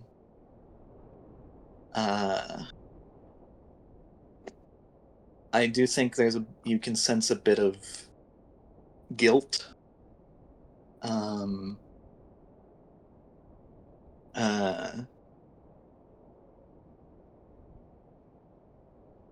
you do get the sense that her statement is not entirely truthful, but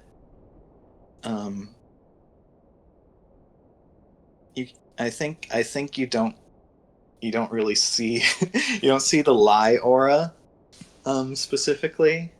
It's just kind of like mixed in there with the other pigments. That's how I'm going to describe that. Yeah. Okay. Okay. Yeah. My assumption that Delos gleams from that is that she is lying, but she believes her own lie. You're definitely getting a lot of nervousness. Yeah. Yeah, nervousness is also in there. Yeah, you're getting a lot of nervousness and a lot of other emotions that are all getting smushed together into something kind of unpleasant. Yeah, something bad is happening in there. Something fucking bad is going on. Yeah.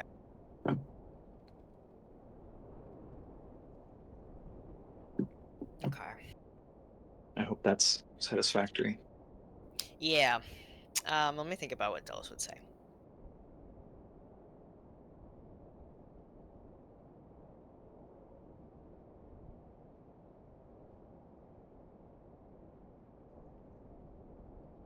Okay. He would say, "It's okay to have your secrets, Connie. I really don't mind. But I need you to stop trying to turn everyone against me."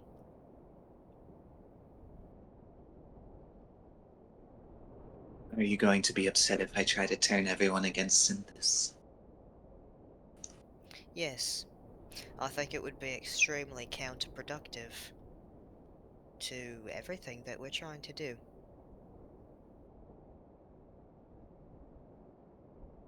Well, I guess we'll experience some difference in opinion there, because I believe it's counterproductive to allow him to roam freely. You believe it's counterproductive to have someone on our team who has first-hand experience with everything that we're trying to figure out, is willing to cooperate, and clearly is a very important figure in this entire investigation. You think that's counterproductive? For how much longer? For how much longer will he be so cooperative? How much longer until he sticks a knife in your back? I will admit that my suspicions of you are lessening, because they're growing more towards him. And I've got all but confirmation that he's involved in some way. I would argue even confirmation.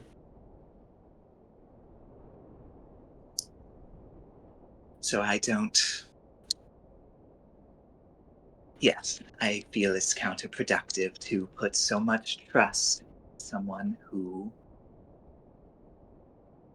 may be acting cooperative now, but can turn on a dime. And I feel it is quite likely will turn.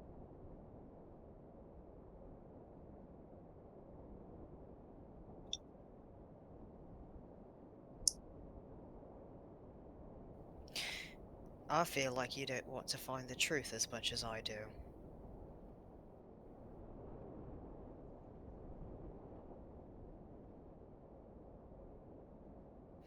And if I happen to be the most headstrong one in the group, that is, frankly, I'll be self-aware, that's concerning.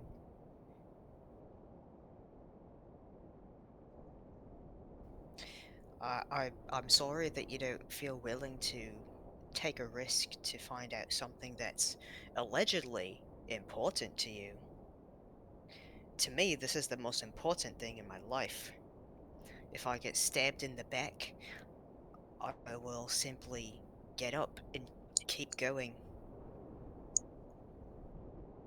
And what if you can't get up? Then I'll die.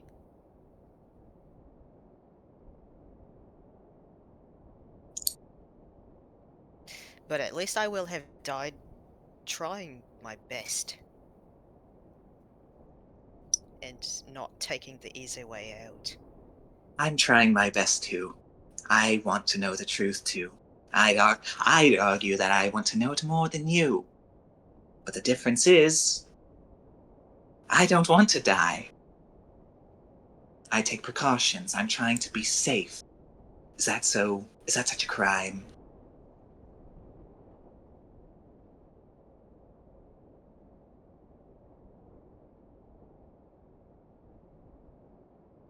Me dying in a random hole that will benefit nobody.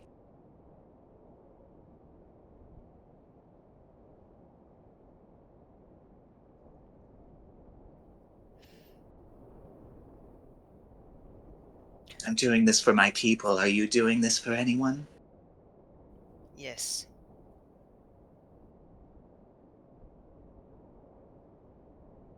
Anyone still around? Oh!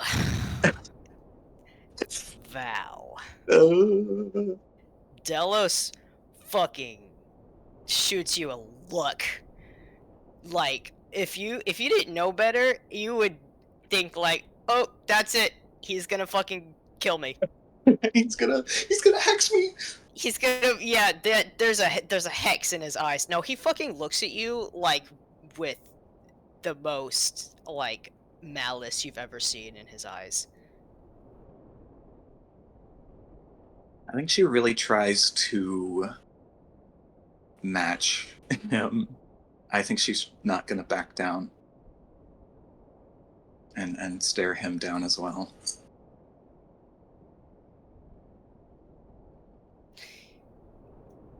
With just as much fucking malice. Okay, he's gonna he's gonna point a sickle at you. And he's gonna say, watch your tongue.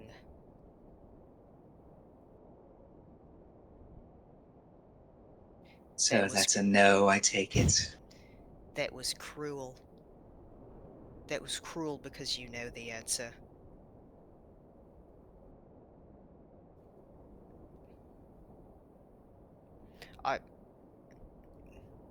I know you're stubborn, but maybe I was naive to think that you're not cruel. I am a realist. I'm prioritizing the living. And I think that is just objectively better. So you have no respect for your dead.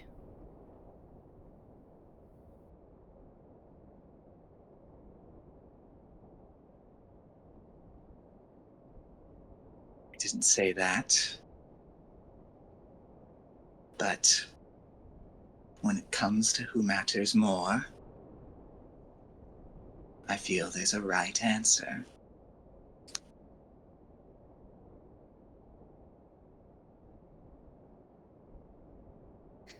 Let's see. Delos is like, he's like really pointing this sickle right at your nose. He's gonna like inch it closer until it's like touching your nose, unless you stop it.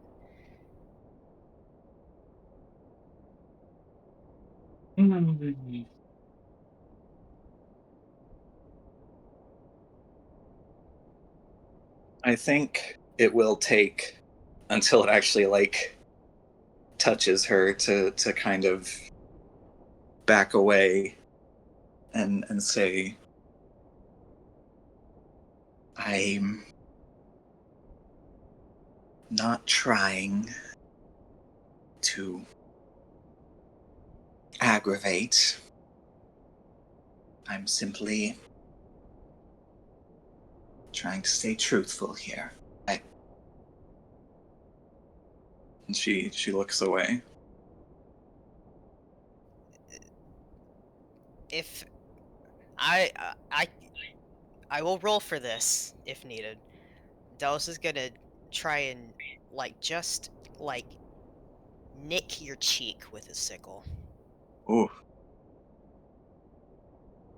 I do think she would try to avoid that. Okay, would that be an attack roll or a dex or what? DM. Yeah, that would be an attack roll. Okay.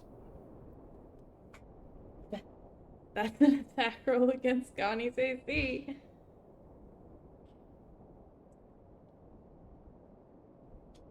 Oh dear. Does a 26 hit Oh. or exceed your AC? It does exceed actually. Really? Yeah. Yeah. Okay. So Delos, you can successfully swipe your sickle at Gani, and Gani, you do feel a sting on your cheek as it happens. And Are we- as he does that, unless you want to do something, he would say, "Try harder," and then he'd put his sickle back in his bag. I think instantly she would like jump back and kind of reach for her sword, but she wouldn't draw it.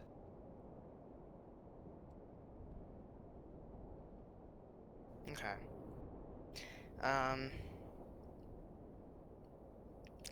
Yeah, I think Delos would just start walking ahead of you, and just you can hear a mutter like, "You disgust me." And he catches up with the rest of the group.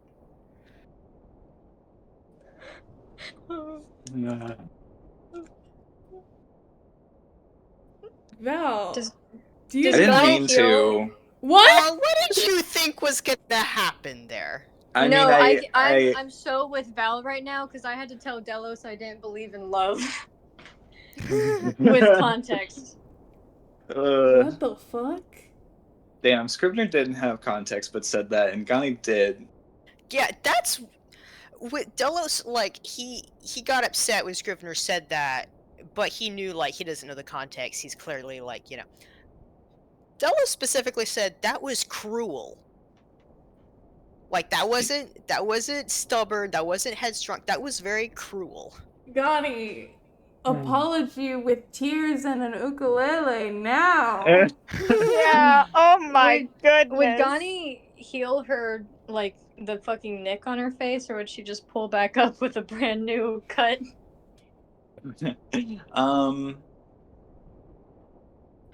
I mean, like, I'm imagining he wasn't like aiming to actually do damage.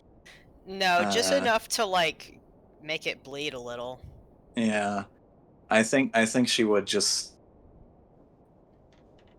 like kind of like put her hand to it, but I don't think she would actually cast a healing spell on that.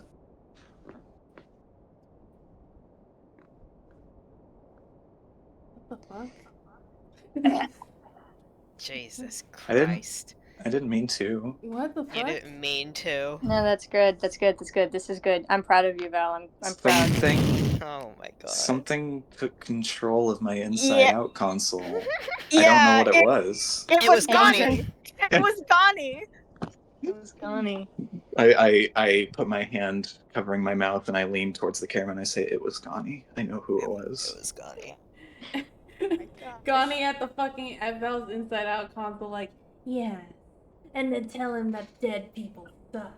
And then and make fun of his dead fiance. Yeah, insult his dead fiance to his face. No. Good. And then say you didn't mean to aggravate him. Oh my god. I'm just trying to be truthful or whatever. Fucking try harder. Come on. God, not Gonnie pulling the "I'm sorry that hurt your feelings." Yeah. Facts don't care about your feelings. I'm just trying to be objective here. Oh my god. Well, we can continue that scene. Delos fucking catches up. Gonnie can do whatever. I love her. I hate her. I also That's hate so her. awesome. I think, hey, Gerby, I think Gerby and Scrivener are tearing up leaves into different shapes.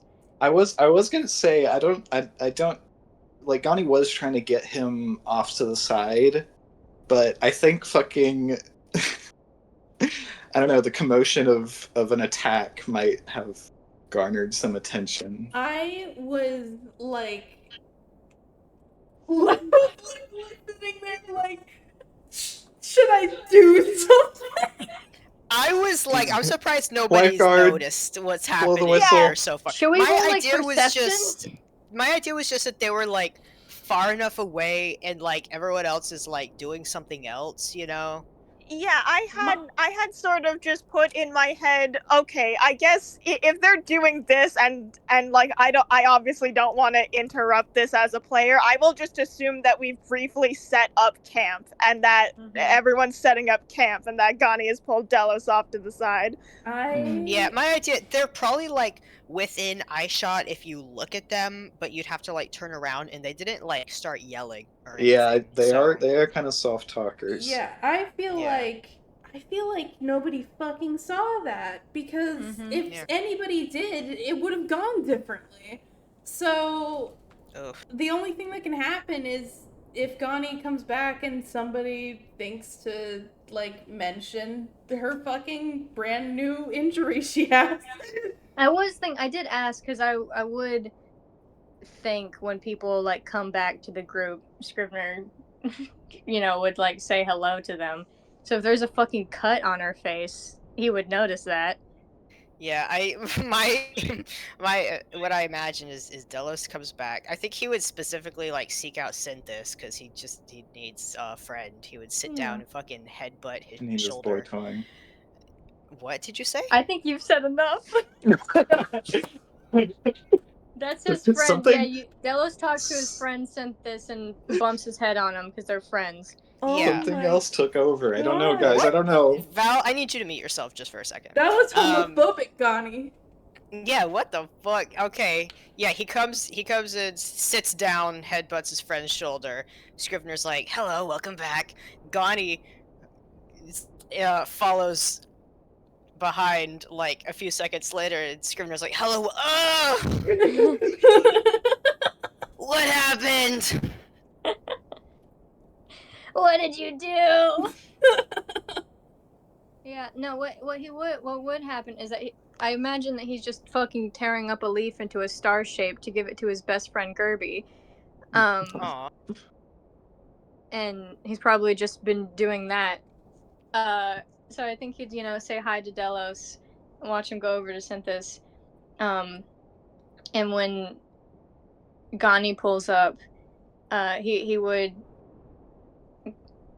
eyes get a little wider, and he would point like at his cheek, like mirroring where hers is, and he would say, You okay? What happened?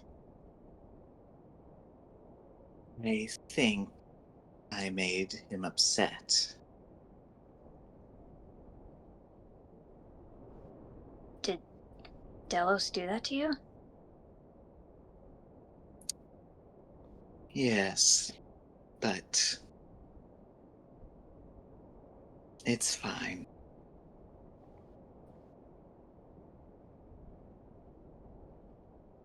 You weren't antagonizing him again, were you?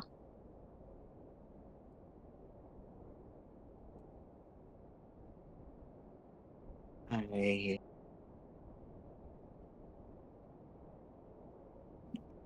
It could be interpreted that way, possibly.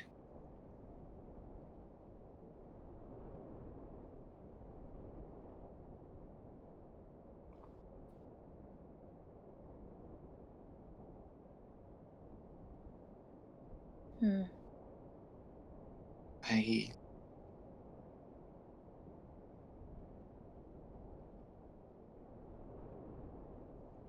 I'm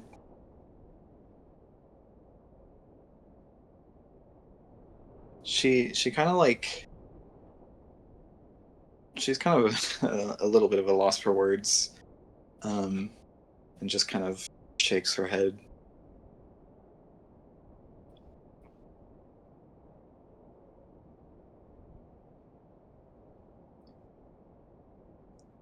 Delos is kind. And you are kind. Am I? You're very kind. To me.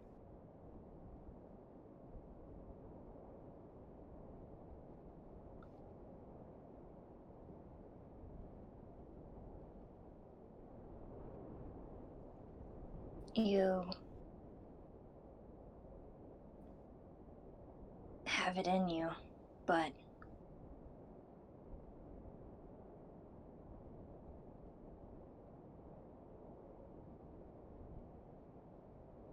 he kind of motions at Delos, and he says, he looks like he's doing better now, so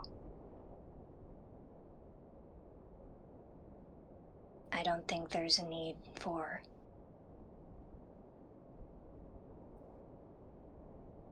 fear anymore.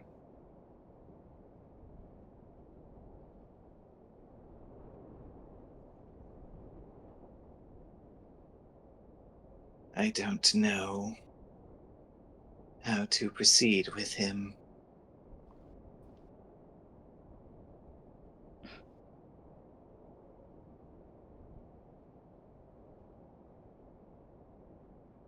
I think Delos is a bit like a cat. like, if you reach out to pet it, then it's not going to be interested in you, and it might even get scared. But if you're like Synthis and are slow and non-threatening, then I think he'll just come to you.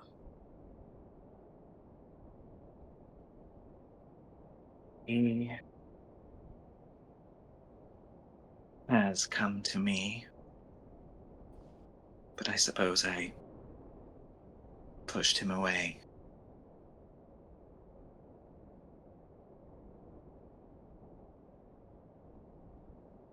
I think you're both kind of like cats.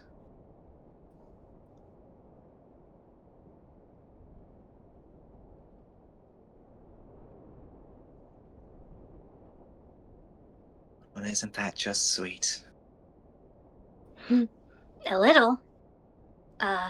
But maybe not the time for sweetness, as you have a mark on your face. I don't know if you'll ever have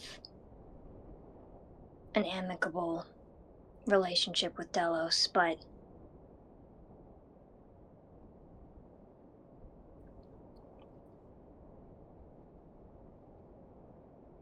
I don't know. You're both my friends. Does that make it hard?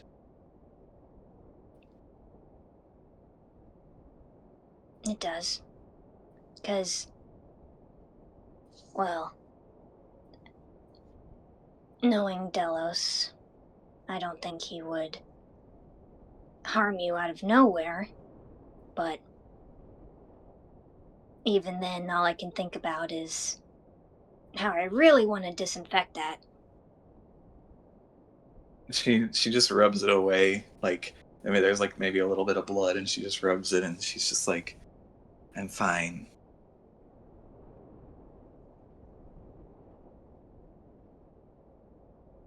Something to learn from. That's a very positive way of looking at it. He kind of just looks at the leaf that he's ripping up.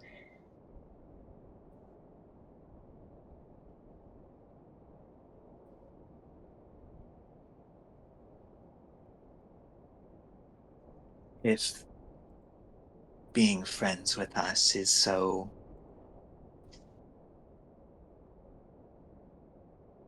hard, why do you try?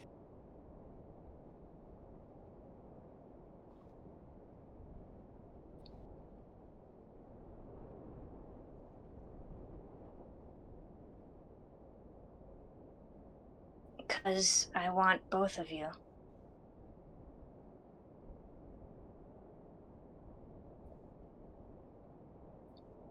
It wouldn't feel right.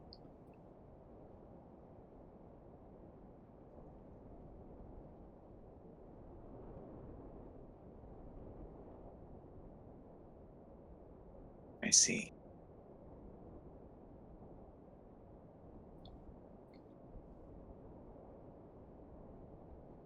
And you know, I've already made potential plans with you after this is all over, and Delos already said we'd hang out in the afterlife, so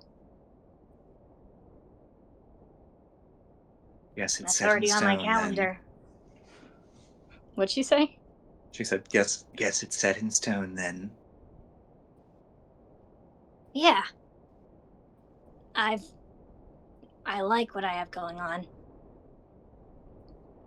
And if I have to talk to both of you in different rooms, then so be it. I think it's worth it.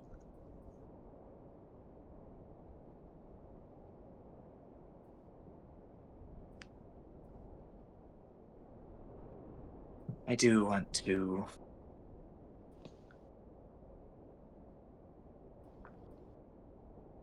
try. In my head, I have been trying, but I Don't suppose it comes out that way. Can you quiet down over there? I hear George squealing. Well, I get that. I think I'm saying things that are cool all the time, and then I piss everyone off. So.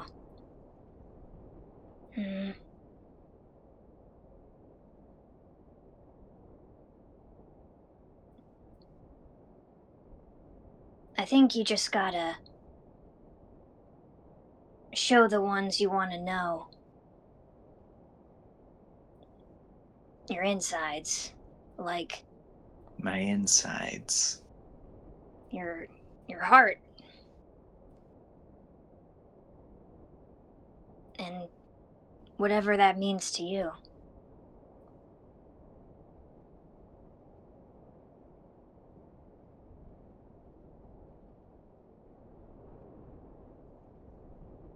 And then they will do it back. And that's how friends are made. I see. We've already shown our insides to each other.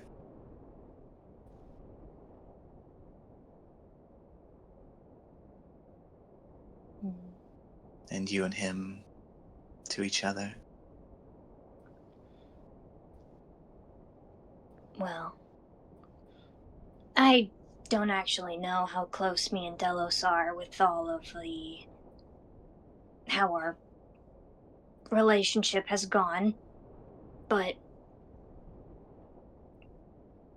we're taking steps.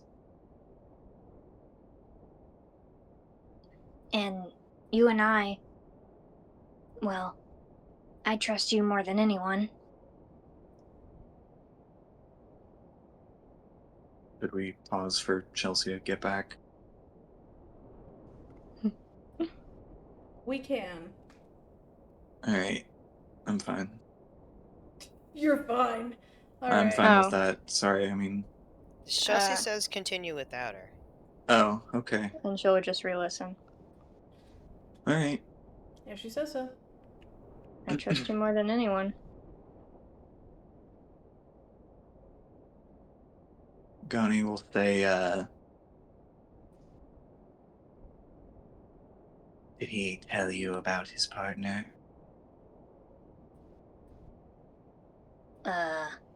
Is what? His previous partner?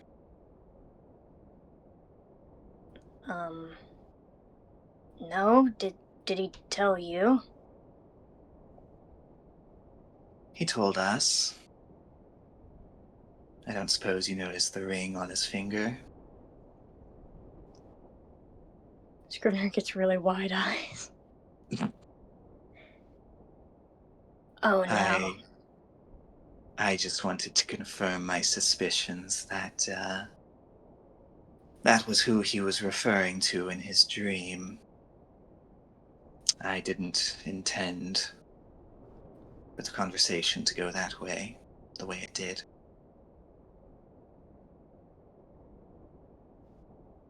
Oh no. No, I didn't have any idea about that.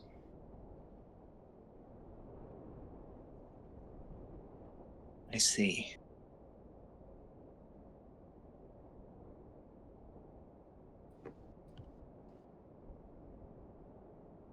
I'm just trying to get an understanding of what insides are to be shared with friends and which are not. I guess I don't really know what's appropriate either.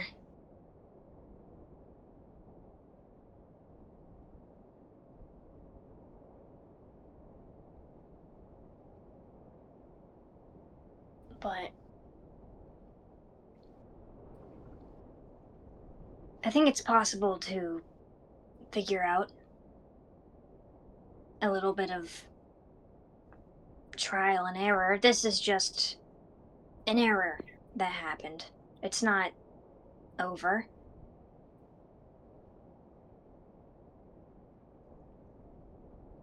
When does it become over? How many errors does it take? Well, with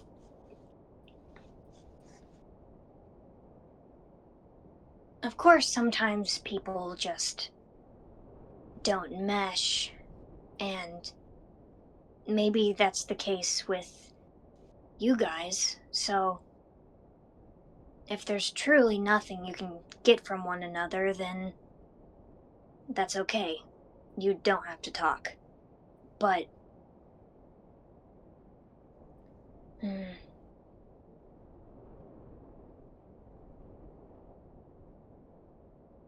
I'm not well versed in friendship. I guess it's over when you stop getting chances.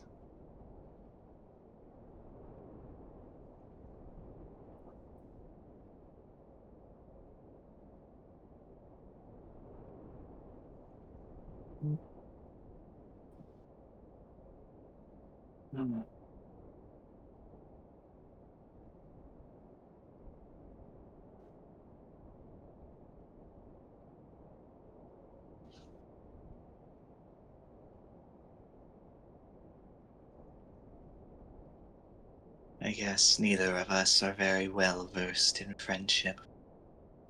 Maybe that's why we get along so well. I think so. And he's just too good at friendship. Yeah. I do like Delos, but that part of him pisses me off. Oh, yeah? Yeah. I mean, I wish I was this charismatic, beautiful, tall guy, but I'll never be that. I'll be awkward and, he makes air quotes, cute at best.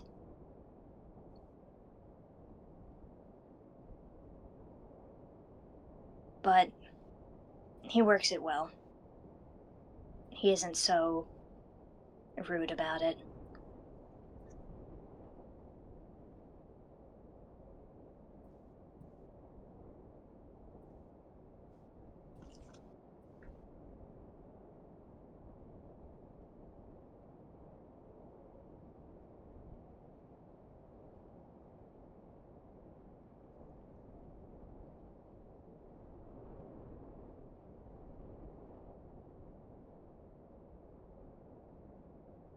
Am I in the wrong for hurting others while pursuing the truth?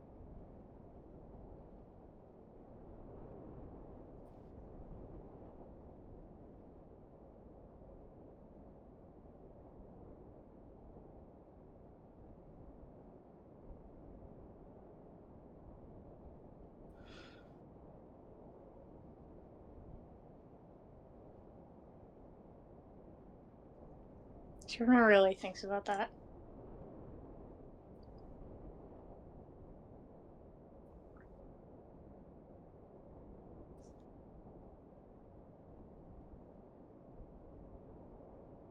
I came out here with one purpose, and all that's happened is I've gotten sidetracked over and over again. And I just try to stay focused.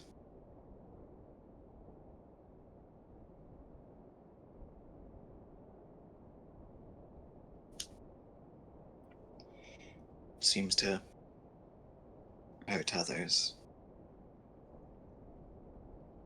Well, if you're only focused on the end, then you'll miss all the middle. And I don't think you gain a lot from hurting people or not taking a break, 'cause isn't it better if you have more people behind you? And if you have the energy to keep going? Why do anything if not for the middle?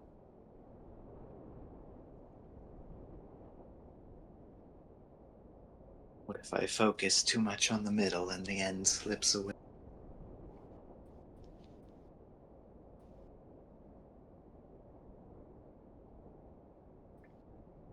What if?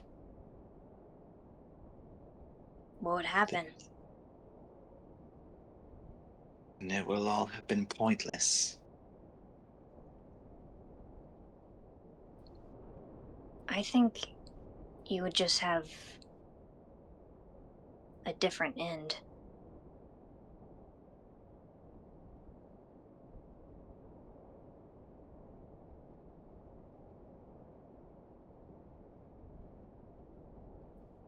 But, if you're so committed to this one end, then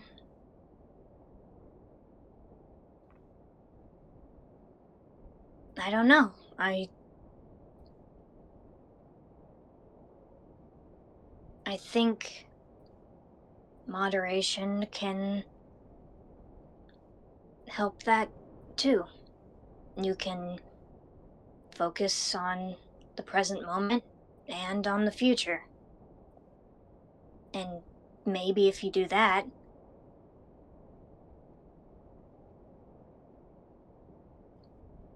I don't know, maybe things will be easier.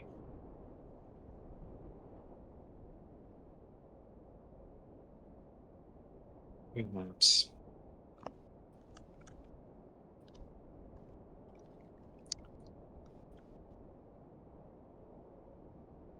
I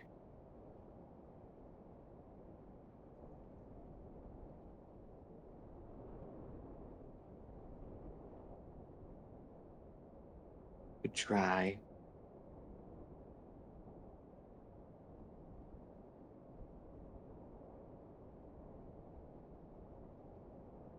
Focus on the present a little more.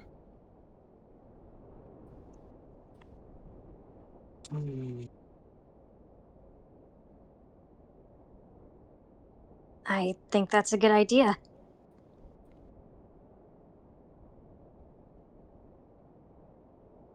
I guess I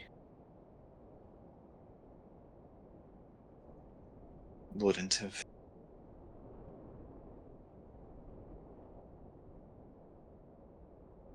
learned about all these meals in my original plan.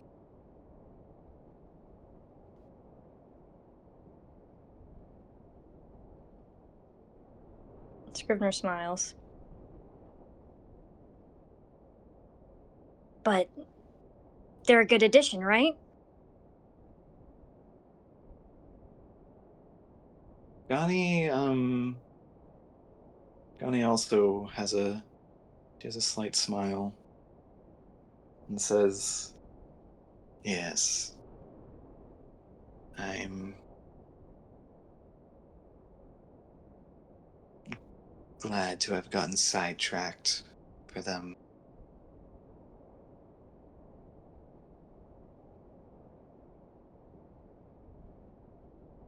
I suppose I should probably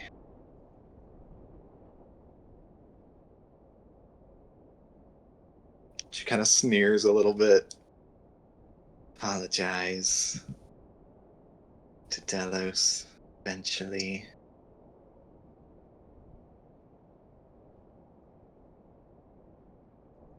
Yeah. Maybe not right now. No, But- I don't want to. Of course. but later.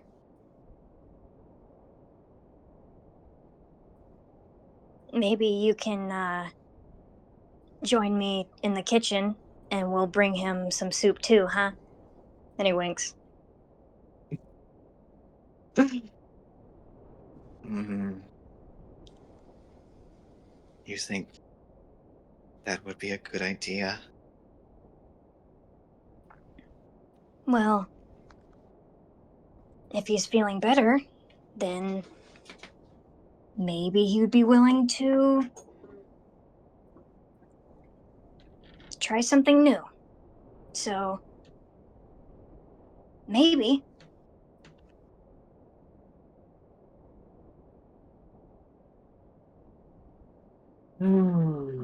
I will do on this. You'll stew on it.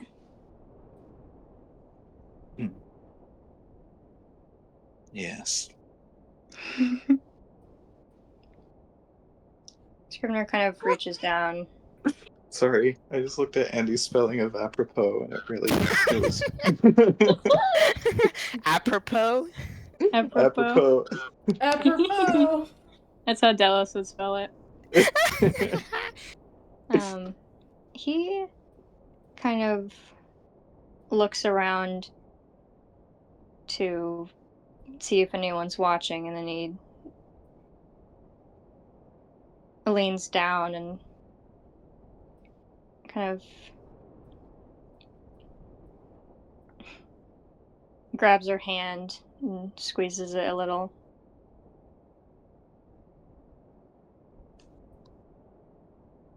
I think kind of like I think she'd kind of like jerk back a little bit, but not like fully take her hand away. But after that, like just let it happen.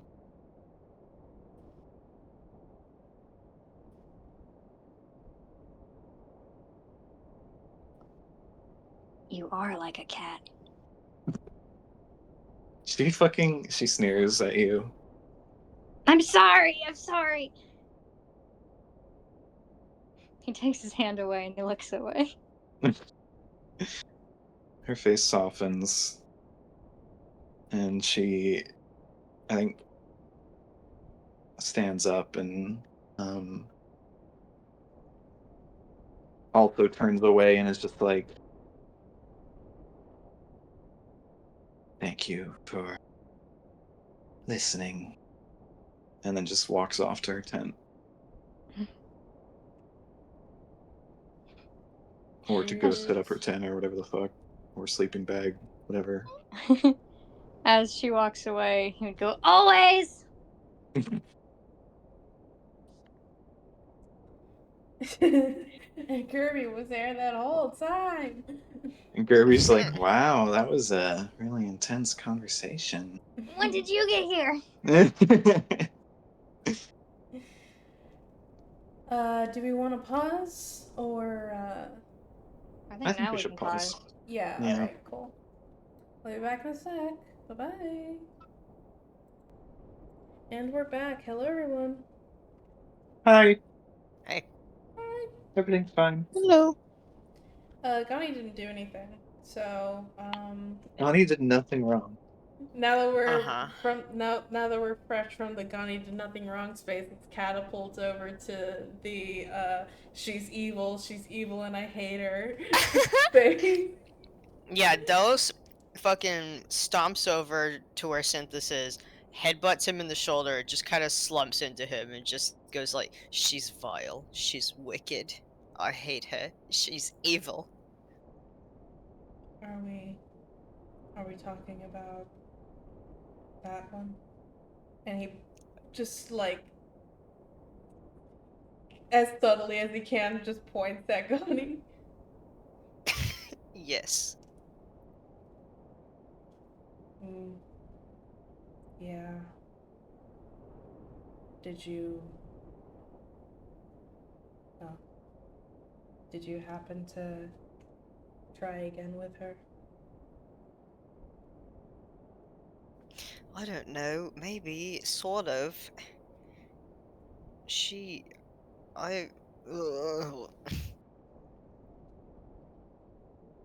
So this just like reaches up and like pets Delis's head and says, "There, there."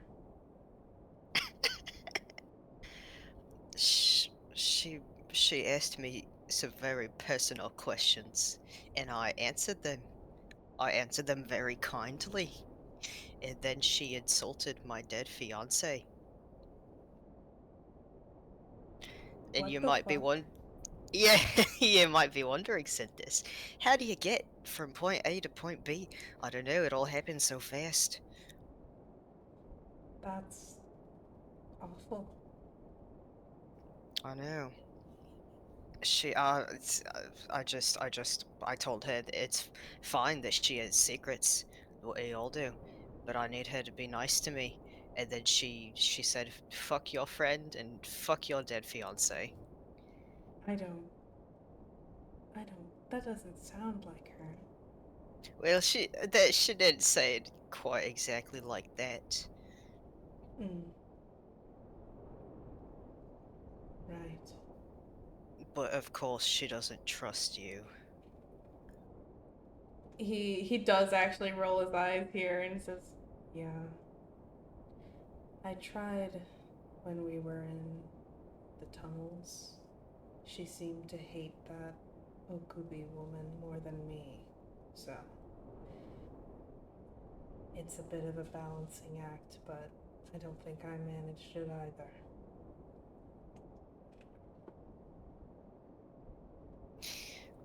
At this point, I'm just going to give up with it. Yes. I think I've decided that as well. Unless the situation changes. You know, she's very convinced that you're going to, like, kill me. Like you specifically? Well, all of us, but I think specifically I'm first in her scenario. I guess just due to proximity. Yes, I think due to the nature of backstabbing. Hmm.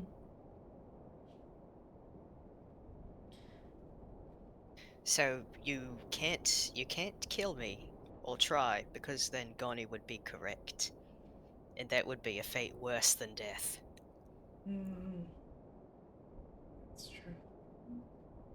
So if you were planning to before, I highly request that you reconsider. Yes, I think I'll have to move some stuff around, but that shouldn't be a problem. I think Delos just kinda laughs at that. Um, he does actually point at Gani and he says, "I did hit her in the face. I didn't hit her, I cut her." Oh.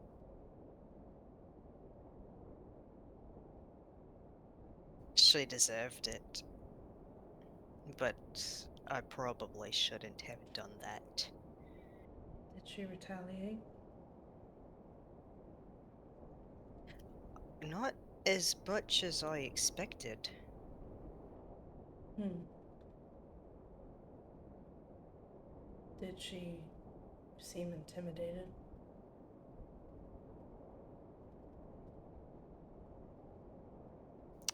It's hard to tell. Right.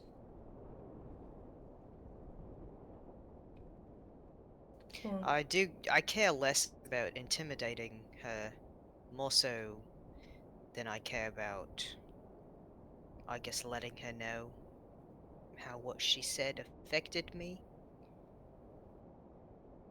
he nods and he says, maybe on some level, somehow she knows what she did was wrong. It's up in the air if she'll do anything about it, though.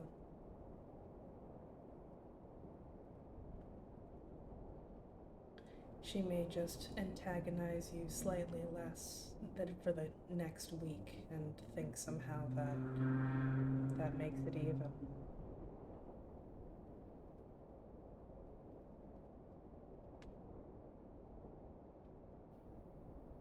Maybe so. I think I'm not going to think about it too much. That's good. You can't control what she does.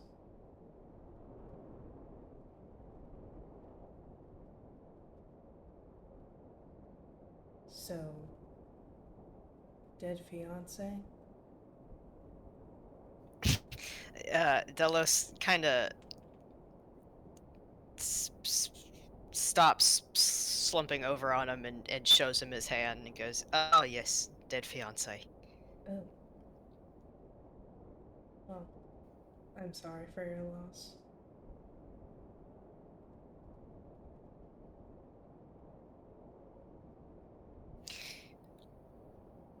You know, that's the first time anyone's ever said that to me.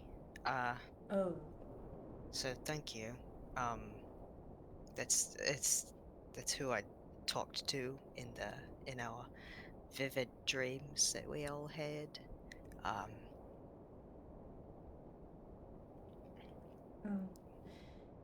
Is that why he like gestures to himself, but in a way that's like trying to mirror, I don't know. In my mind it makes sense. But he like gestures to himself in a way to say like your appearance. Oh. Yes. I was actually he requested that I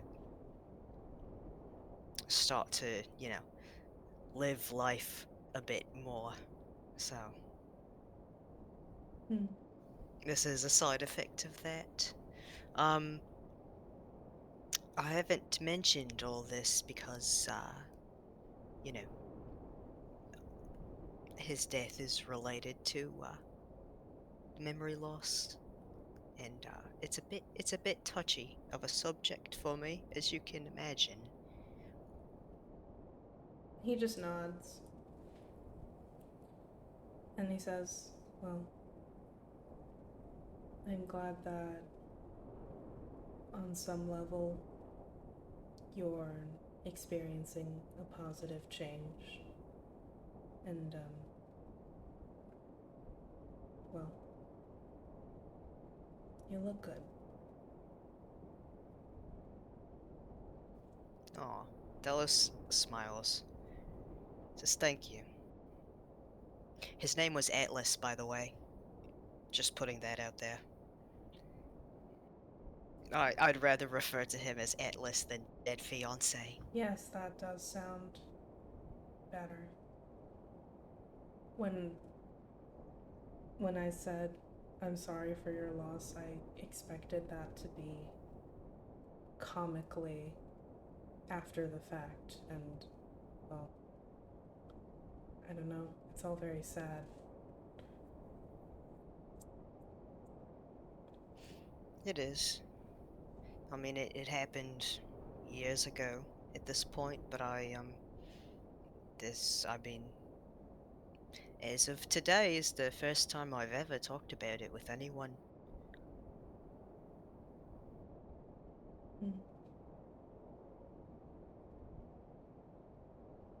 Is it alright? Do you feel like you're getting something off your chest, or is it a bother?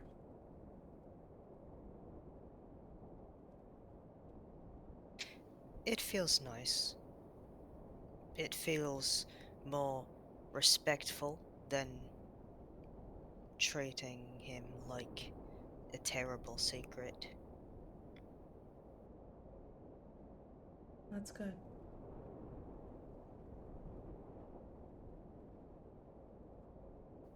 So I appreciate your condolences.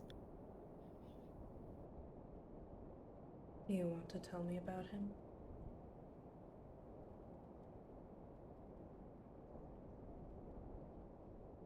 Again, you said that it was a touchy subject, so I'm asking.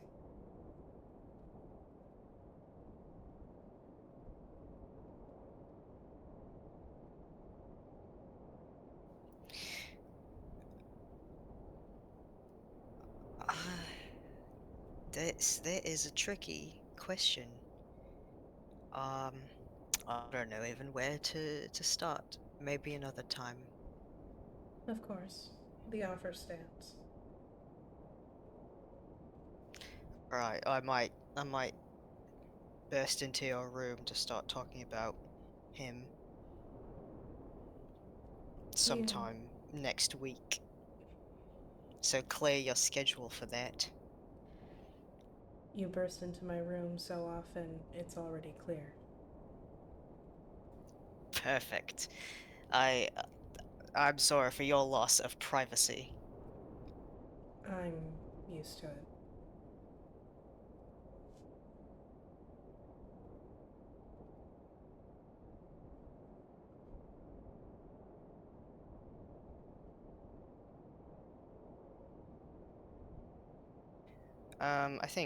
I think Delos is just gonna kind of. I think he's content. Yeah.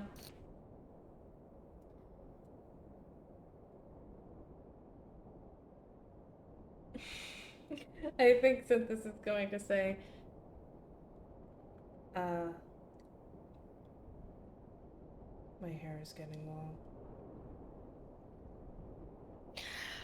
I actually was also thinking that. Oh, good. So it's noticeable. Well, no, that's not what I meant. Um, you know, and he kind of covers his mouth and points at Scrivener because, his hair is getting long as well. I think that's how it works. Yes, my hair is also quite long, but I don't know if I'm quite ready to part with it yet. But for you, and for him, I would be so glad to give you proper haircuts. It's actually sort of what I do. Right. You've mentioned that, I think. Yes, briefly. I mean, mostly I do the tattoos, but how often do people want that, right? So I learn to do other things as well. Hmm. It's never been this long before. It's doing things that I didn't know it could do. Well, yes, I mean it does kind of like messes with it in the way that a hairdresser would. He said it's quite interacting with your ears here. That needs to be cleaned up in the back. I mean, you can tell that it's used to be buzzed, but we can redo that. Hmm. And since you're not part of a uniform anymore, you can. I mean, I'll do whatever you want with it. We can go crazy. How crazy. As crazy as I can do with this length. And if you hate it, we can just buzz it. Hmm. Though you wouldn't hate it, because I know what I'm doing. Right. It's odd. I've been wearing different clothes, but clothes are, well, I can take them off. With my hair, I don't know. A part of me is, I guess, scared to do something crazy with it and look like a fool. But at the same time, it would feel like a waste to just go back to how it's always been.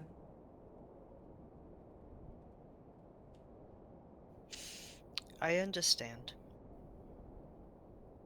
I mean, you look at it every day, it's part of who you are.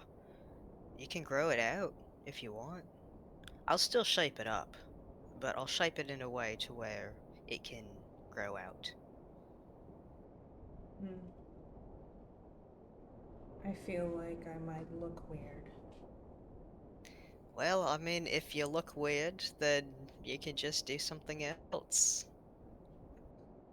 Plus, I looked in the mirror for the first time, and I realized how I've been looking for the past several years, and obviously I had to change that immediately.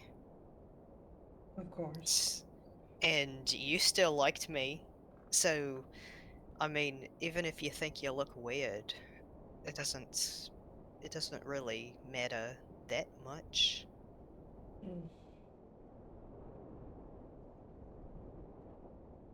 I guess so.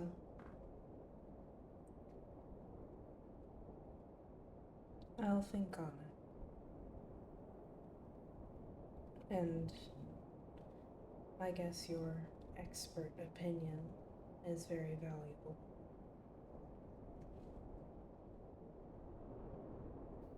Well, I'll only offer my opinion if you can't come up with something yourself.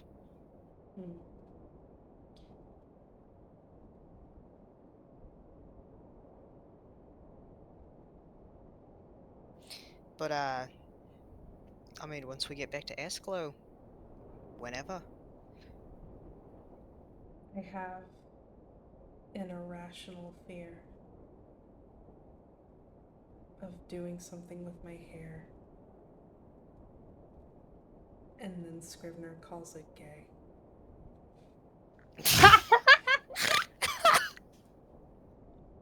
Or one of his other words. I don't know the social conventions of this plane. Is there something inherently gay about hair? I don't know. Listen, he has a lot of fake rules that he's very hung up on. I don't think having a certain haircut makes you gay.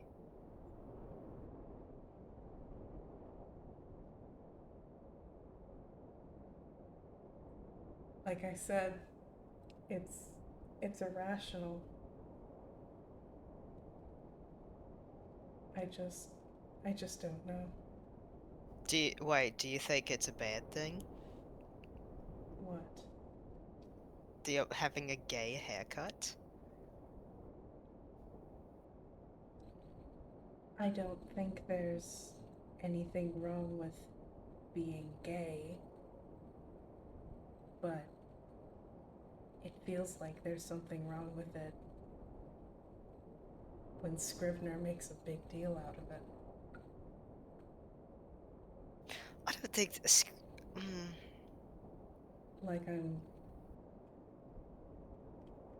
Like there's something expected of me now. You don't have to become gay. I don't know what you are. It doesn't quite matter. You don't have to become gay if I give you a haircut.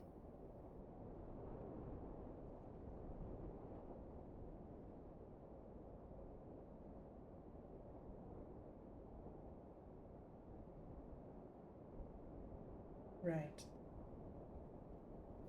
Listen, Scrivener does not know what he's talking about. It feels like he does and doesn't at the same time, and I can never know which one it is.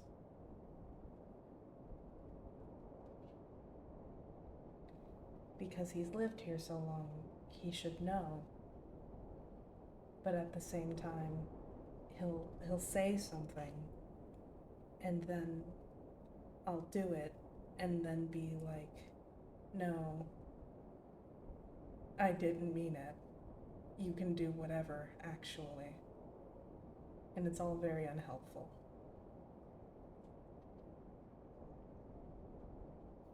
Is he messing with you? It doesn't feel like it. It all feels very genuine. I don't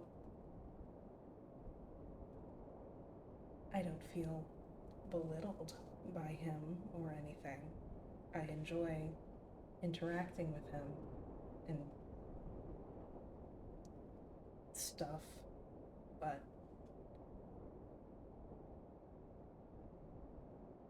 I suppose he's gotten to me. He might just be trying to have fun. You know, he also wasn't allowed to be himself for a very long time, so he might just be trying to figure out how to do that. That's true. Okay. I won't ask Scrivener what a gay haircut looks like.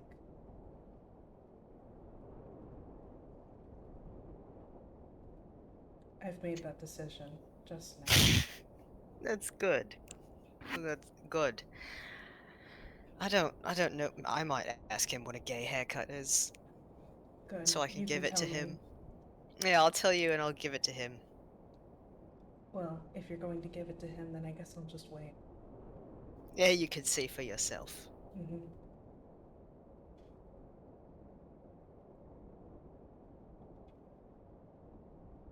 You know, where I'm from, we don't even refer to people as gay.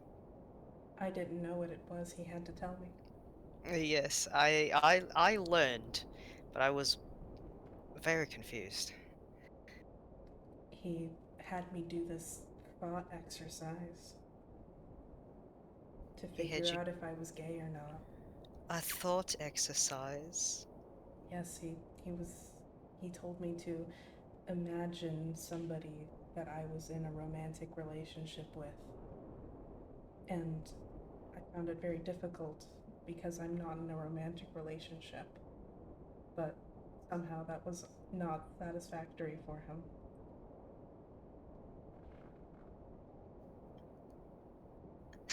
And when you imagined who was it? It wasn't anybody. I'm not in a romantic relationship with anybody. It was just a vague shape person thing. And apparently that told Scrivener that I was gay.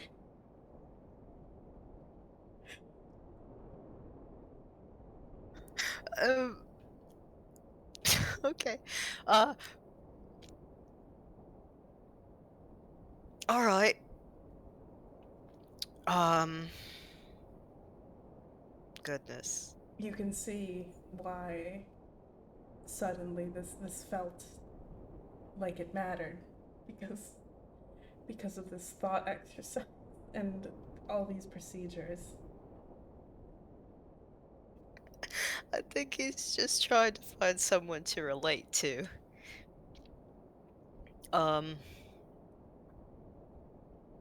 Goodness. Do you think you're gay? I don't know. I've been thinking about it more now. Maybe. Have you now? And what's the consensus? Well, I, I don't know. I'm still not in a romantic relationship. So, obviously, not much progress has been made. Well, it's alright that you don't know. You can take all the time to figure it out. I mean, with the sorry lot that you're hanging out with, I'm not surprised that you've not developed romantic feelings for anyone. No. Well, So, no. you can take your time with it. Oh, where was that will? Well, I'm not sure. I wouldn't know. I haven't really developed serious romantic feelings for anyone ever.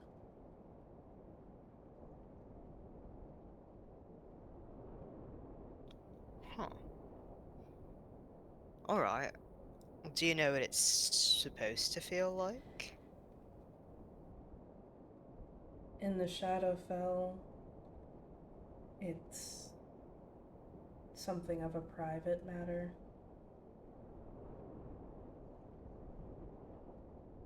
There's parents who will come together and have a child, whether or not they raise the child is a different matter. But partners,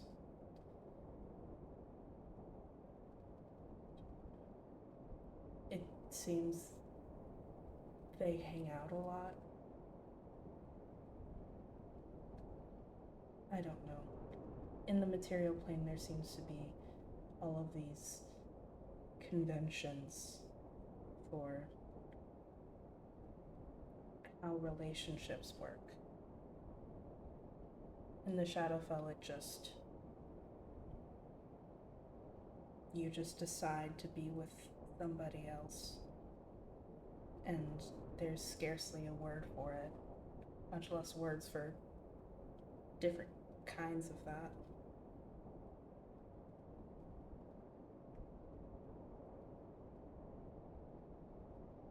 Does that make sense? I don't know how they do it in the Feywilds either.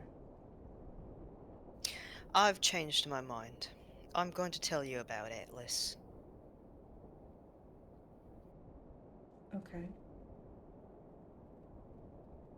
So strap in. I am strapped.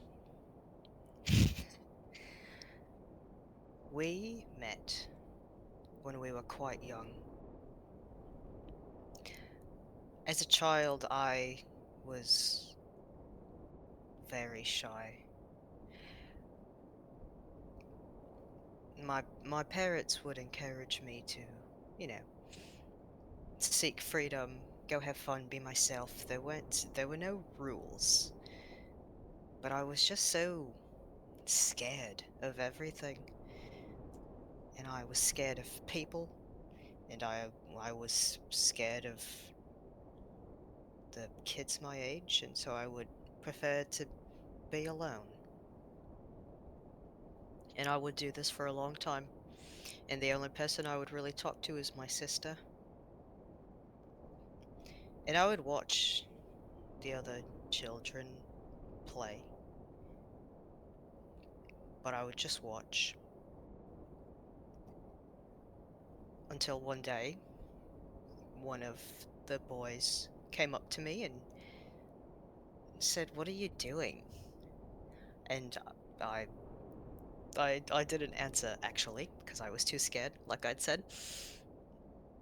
But he convinced me to stop hiding away by myself and to join in what they were doing. What they were doing was jumping into a lake at that point in time. I remember that very clearly. And so I thought that was just a one-time thing. But then after that, he continued to invite me into the friend group. I was confused. I didn't know why he would do that.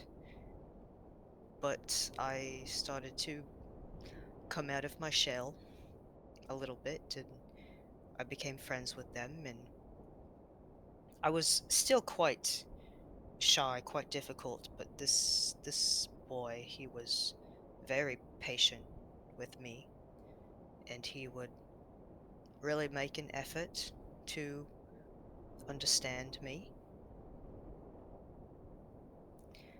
And we became friends. I became excited to see him, and I would I would go out of my way to be close to him, and he would go out of his way to do nice things for me. And we did this for a long time. And I started to develop a connection with him that wasn't like any other connection I'd had before. I enjoyed having all my friends and doing stupid things with them all the time, but this particular person made my heart feel like, I don't know, excited and safe and happy, like he'd always be there and always understand me, no matter how difficult I became.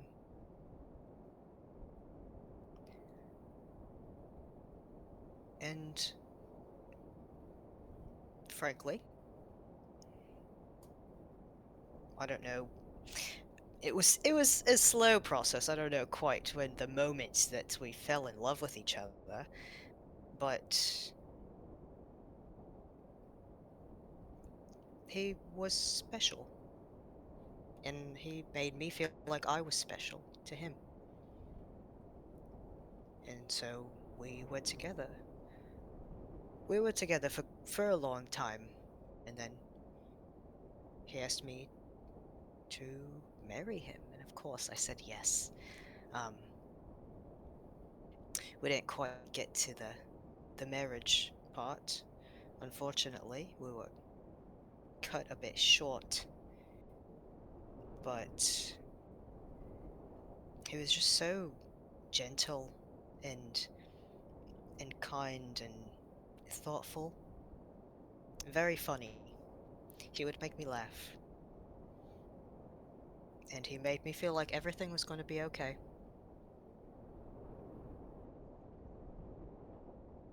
Hmm. That sounds very nice.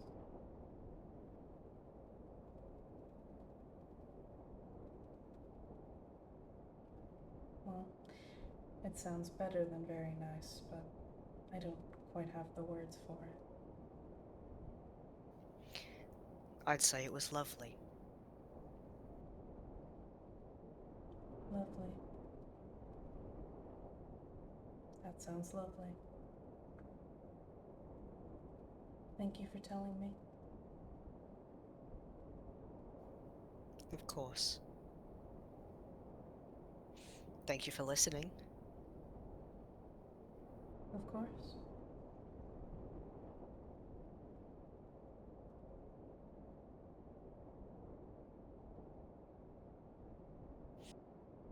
I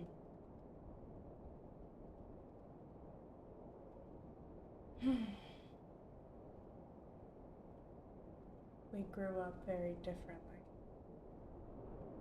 I didn't have explicit parents that cared for me. I was not encouraged to play with other children.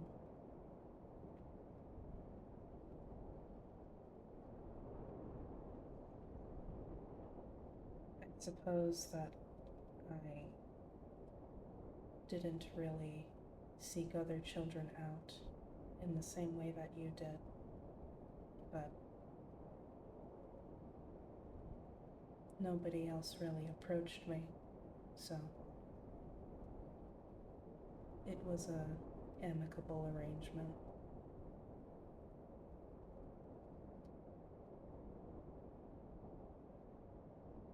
I became good at the tasks that the Raven Queen had set out for me,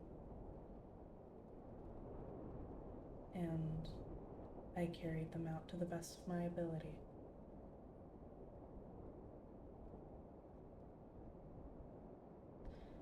I had colleagues, superiors. I never felt that any of them particularly cared for me. I don't think I gave any of them the impression that I particularly cared for them.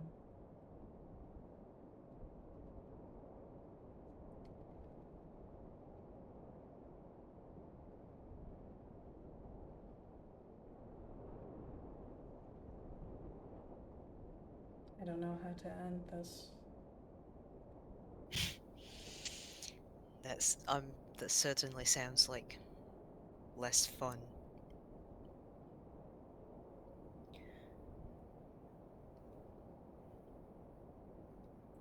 I care for you.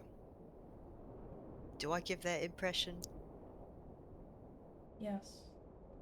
Do I give you the impression that I care for you? I would say yes. Good.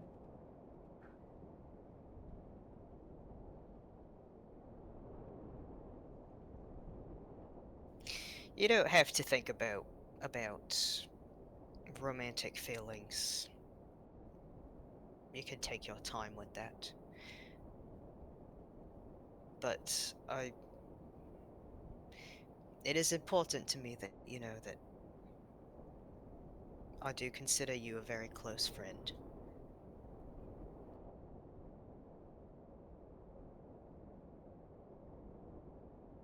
That makes me happy. I consider you a very close friend too. I don't feel any inclination to change that.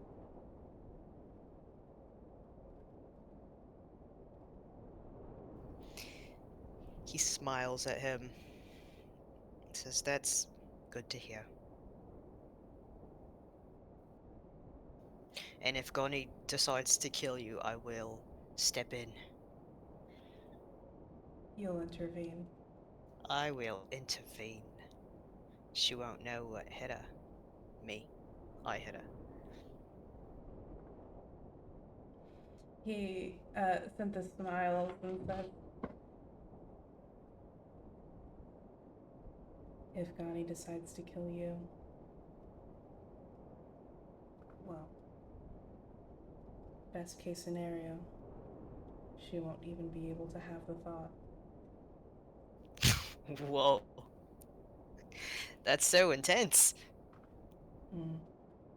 The subject matter is intense. Goodness. Well, I hope it doesn't come to that. I as well. I'm non-confrontational by nature.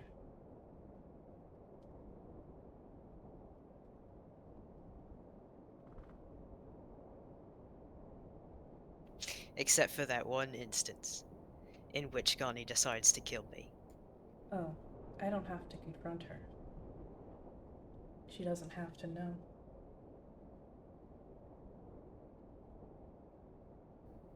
How serious are you being right now? Are you 100%?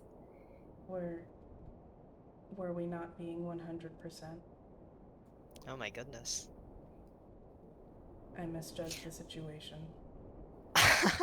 Okay, I will certainly intervene. I don't know how I feel about killing people. Call me crazy, I try not to if I can. Okay. I will try not to kill Gani if she tries to kill you.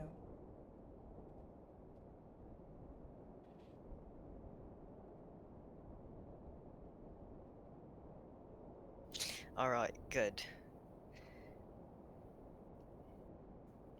Just got nervous. Okay, I hope I don't have to kill people. Goodness. The point is that you're very important to me as a friend, and I don't think that you have any sinister intentions, despite what an individual might try and tell me. And I know that's such a high compliment. He smiles again and he says, yes,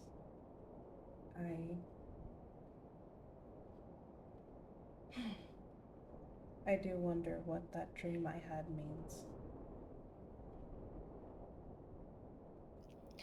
Right. Did you want to share more about it, since it's just the two of us?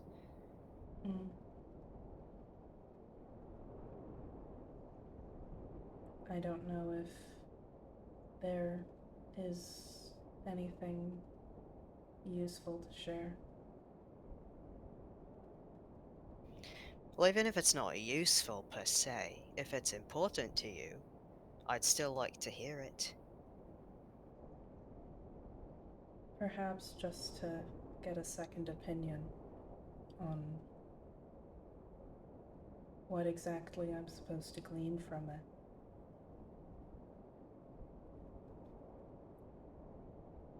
In my dream, I was still in Astglow, but the investigation, it had ended somehow, or weaned away.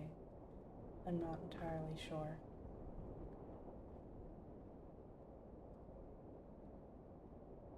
I had an apprenticeship under a blacksmith, and I wasn't very good at it, but well, I was learning, and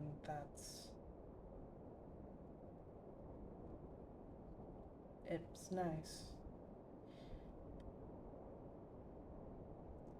I was living with Tony.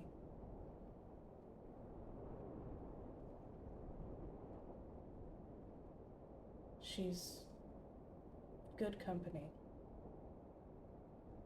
I don't know if we're as close as I am to you, but she's comforting. And you, Scrivener, presumably Gerby and Gani as well. You were all someplace else, not living in Astglow anymore, but we would hang out when you were in town.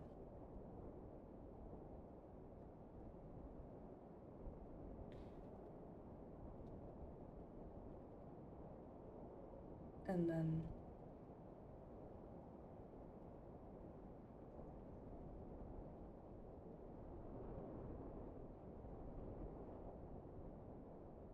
well,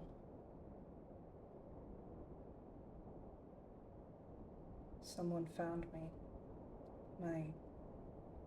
One of my superiors.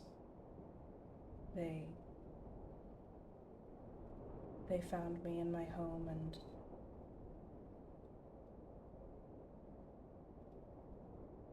told me that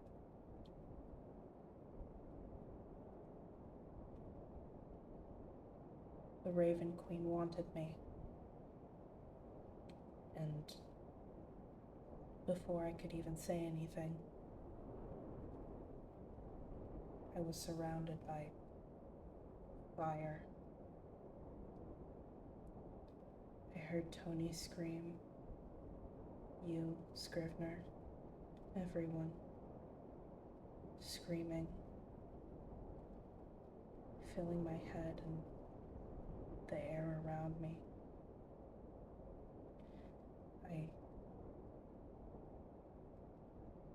I ran from the building and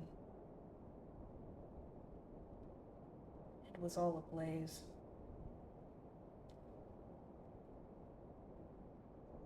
By the time it finally died out,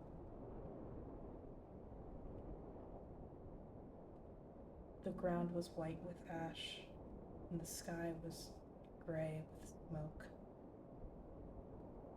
And it was all very quiet. It felt like home in a way.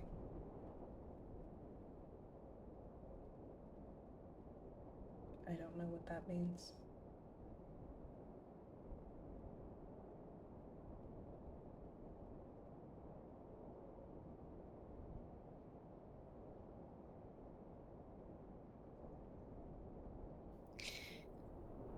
Delos thinks on that for a while.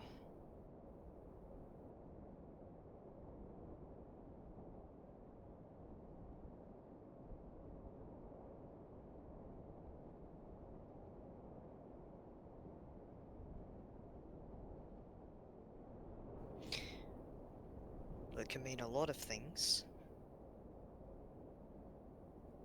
It could be purely metaphorical. It could represent your aspirations versus your fears. It could be premonition, hopefully not.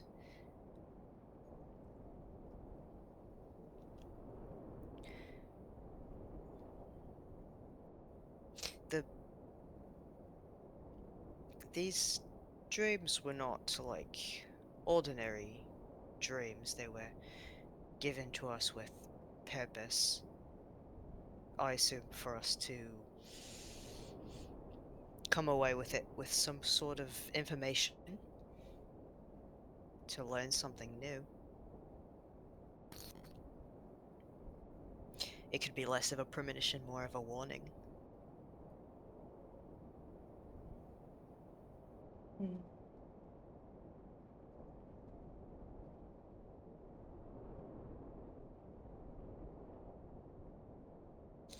I wouldn't be surprised if that fire had something to do with our red dragon that we're after. That's true.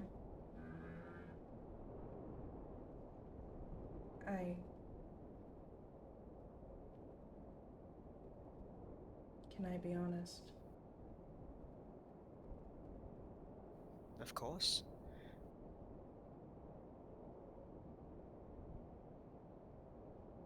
I am afraid of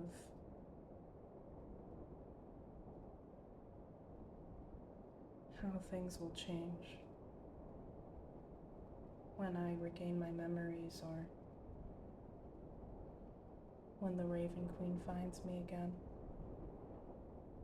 I'm not afraid of what would happen to me, but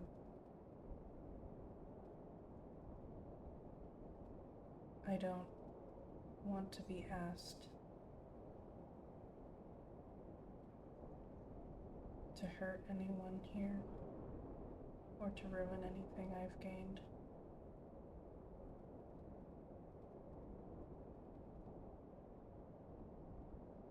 Gani is so suspicious that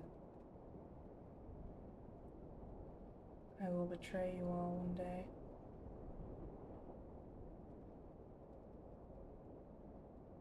And I wouldn't. But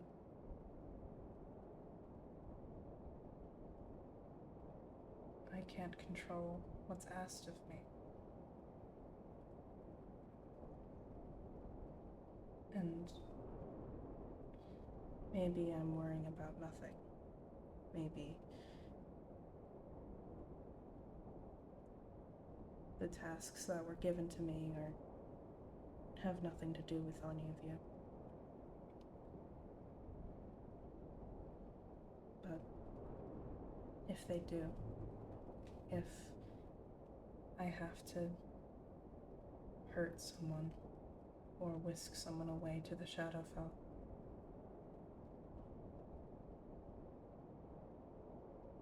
it would be very difficult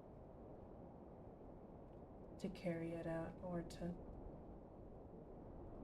not.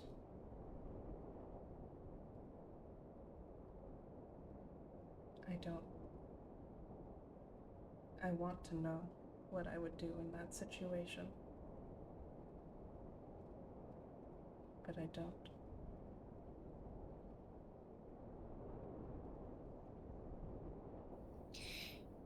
You can't control what's asked of you, but what's wonderful about your current situation is that you can control what you do about it. You can choose what you want to do. And I mean, would that make you a traitor to your people? Maybe. But you'd have to weigh what you want versus what's expected of you, and which you find more important.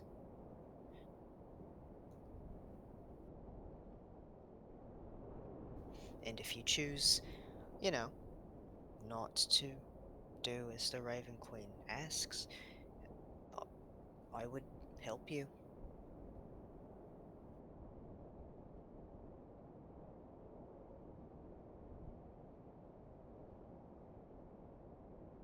I, the reason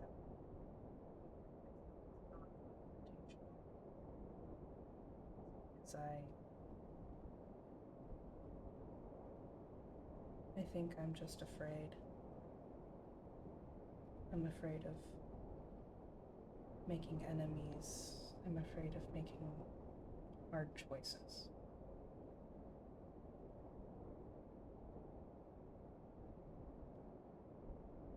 When I first met you all, I let myself be contained and interrogated and questioned because you all were my best lead on what had happened to me.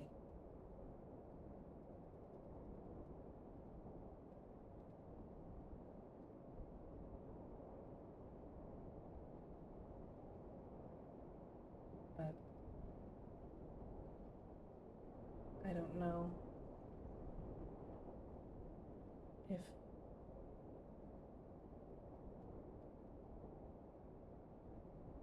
I don't know what I should have done in that moment.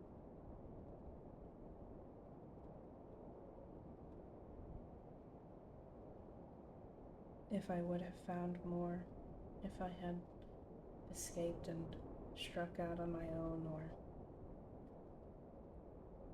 if I would have to make less difficult choices, if I didn't know any of you. But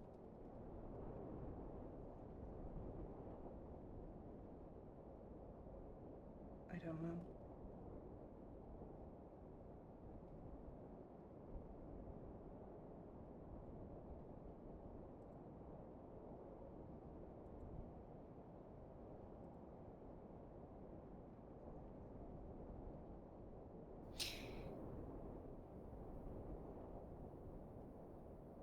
It's very easy to get caught up in how things could have been different. I know that for sure. Um, but I mean, in the present, you can't really do anything about it. So you just have to, I guess, make sure your future is the best it can be. Um, but I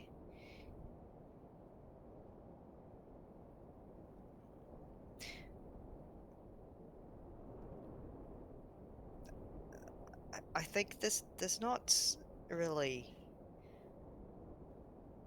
a correct way to go about everything. You sort of have to just live in the moment, as they say. Um, and I mean, you could leave if you wanted. I would be sad, of course, but truly your decisions are up to you. And as long as you don't outright plan to betray me, I'll support you.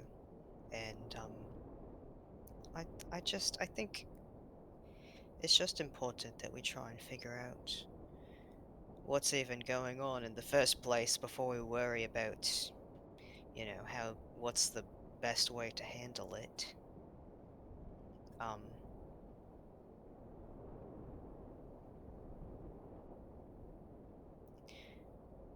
there's a lot going on that we don't know. So how can you be expected to make the most optimal decisions?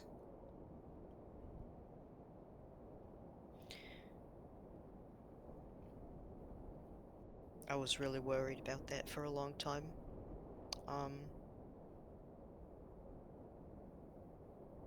But really, if I've gotten this far, then I couldn't have messed up too bad.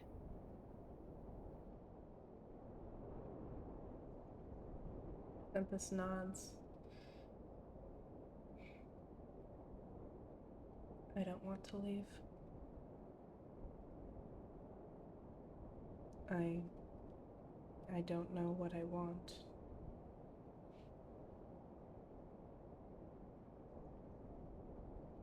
But I don't want to leave.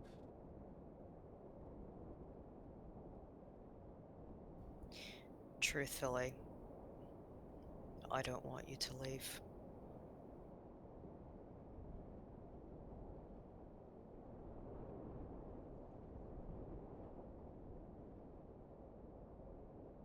Synthis, like, squints and then, like, holds his arms out and just kind of, like, gently encases you with them. Are you trying to describe a hug? I'm trying to describe what Synthis is doing. Which is a hug. This possibly the stiffest, most awkward hug Delos has ever received in his life. He's doing his Aw. best. No. Well, he would hug him back. An actual hug. Synthis would relax quite a bit. Oh.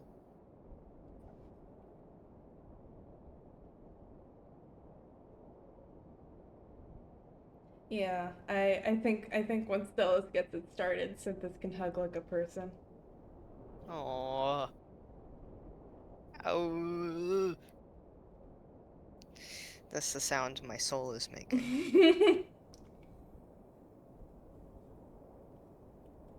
He pulls away and says, "Well, thank you for your kind words, and I'm sorry for not being sure if I would kill you or not voluntarily. I would not kill you, I don't want to.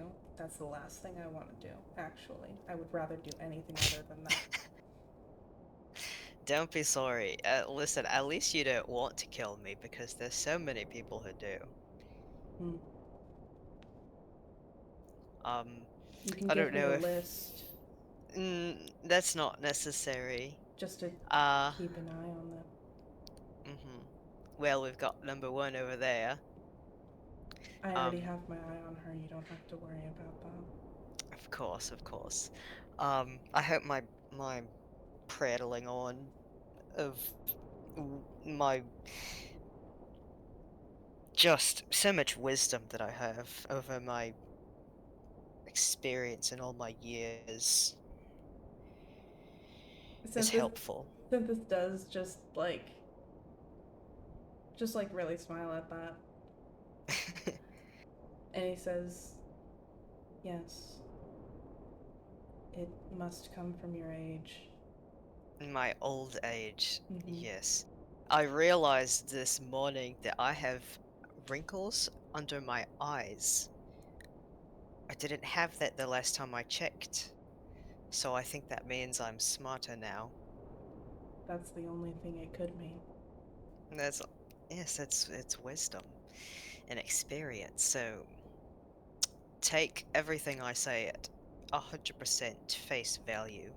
Of course, I do as much with Gani already.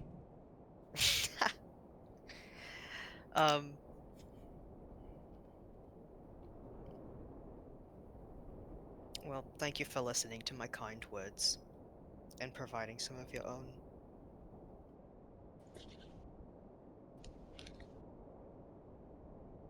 Thank you for listening to my kind words. I guess. He like makes a confused face. Alright, there's no need to make this awkward. He kind of pushes his shoulder. It's like, alright, Let's be normal again. Right. I'm going to go do something else. Alright. Goodbye.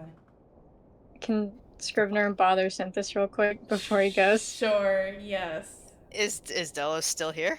Oh yeah, he'd do it quick. Okay. He'd do it quick.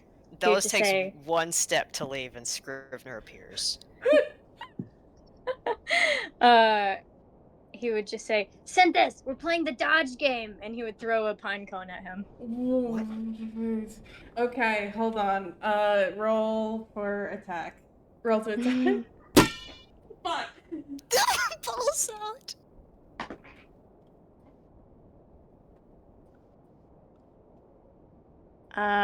12. Okay, it doesn't hit. He can dodge it. Delos goes, what the hell was that? Dodge game. Dodge game. So this picks up the pine cone and throws it back. What do I need to roll? What's your AC? 12. Okay. Hits him. Ow! Oh my god. I'm winning. I love this game.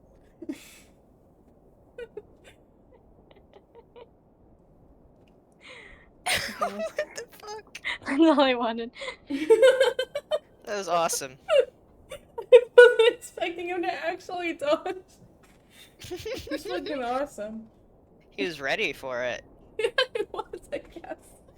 Oh my god. He would also attack on, Oh, hi, Delos. I think as they're fucking leaving, the conversation that you hear as the audio fades out is, alright, now Scrivener, what is a gay haircut?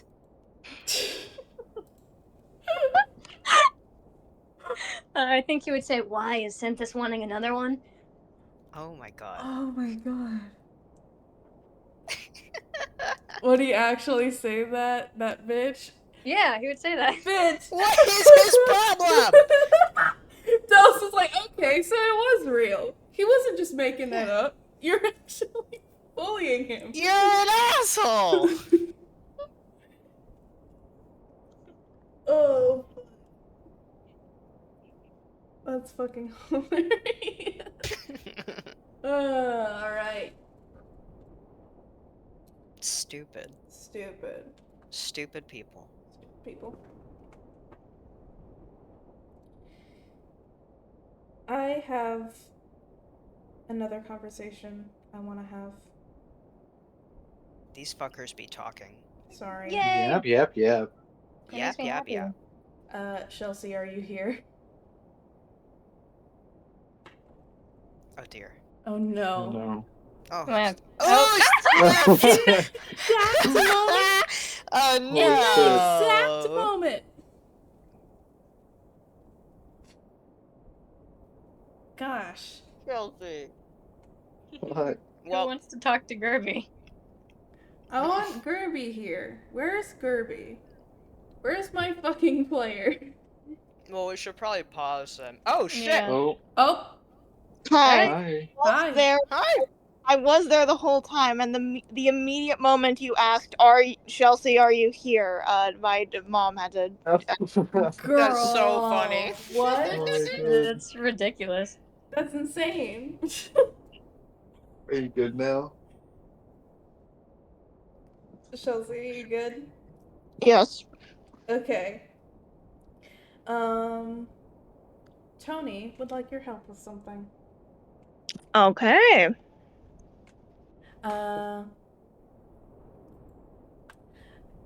Tony would approach Gerby while you guys are still at camp, and she would say, Gerby, I was hoping you could help me out. Yeah, alright. What's up? Usually, you're the one that draws maps for the group. I have a map with me, however, I'm having trouble reading it. We are a long way from Astglow, and we got turned around quite a few times. Yeah, okay. Yeah, that makes sense. Let me have a look. All right. Gerby, will you please give me, I believe this would just be a survival check. But if you want to make an argument for any other check, you are free and at liberty to do so. Nope, I'm good with survival. That's, wisdom, right? Yes. Alright.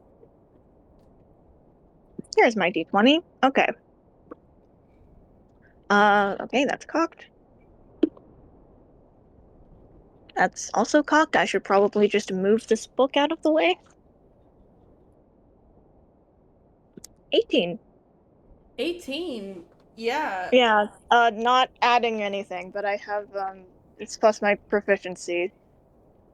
Just plus your proficiency. That's already over 20. Yep. Alright, yeah, you can read this fucking map like a pro, actually. Um, cool.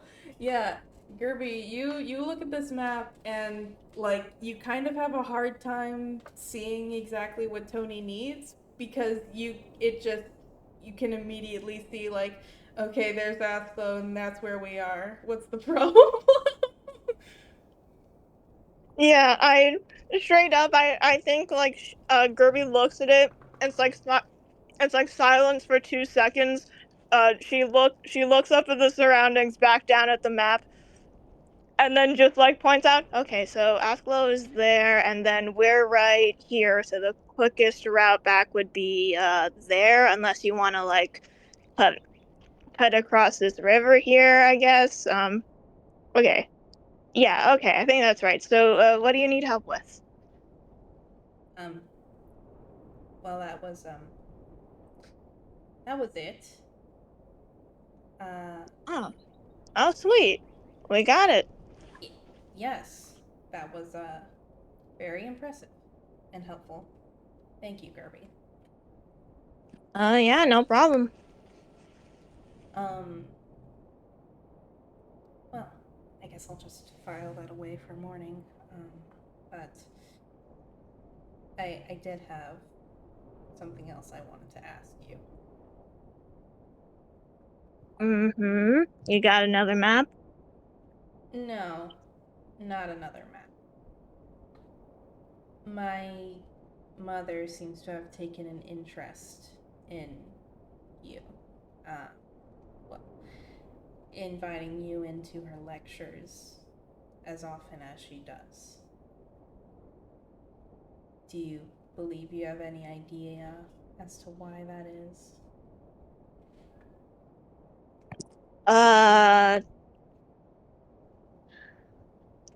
No. I mean,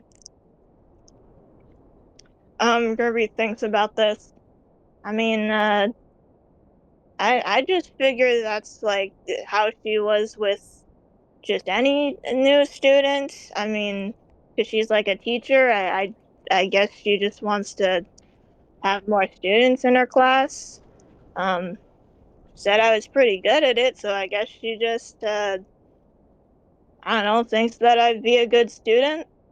Um, I don't know, maybe I kind of thought she was being nice to me because, like, I'm friends with you or something. Maybe. She is not like that with any other students, really. Oh, yeah. Okay, yeah, 'cause I don't know what your mom is like, on a normal day. I just know how she is with me, so, I can't really tell you. Right. I'm sorry for the sudden question.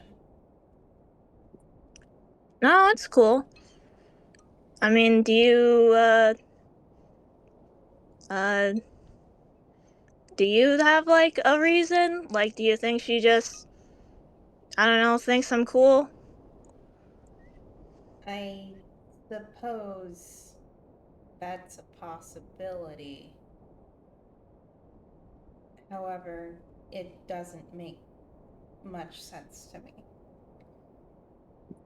From her perspective, Yeah, figured. You should just be, well, somebody that I'm working with. So, the sudden interest is confusing.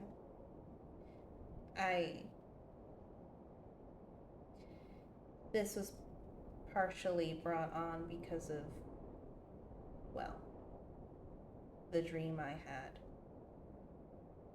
this morning.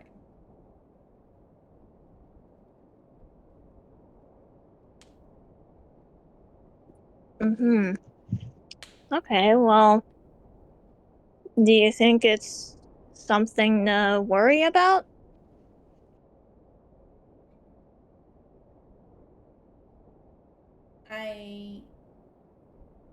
I'm not sure, but either way, I am quite worried.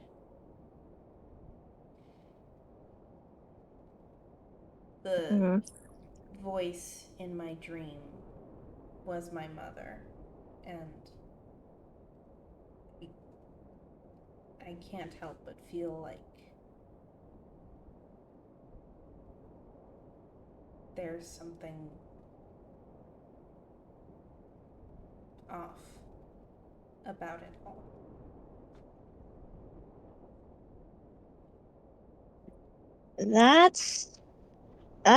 That's fair, yeah.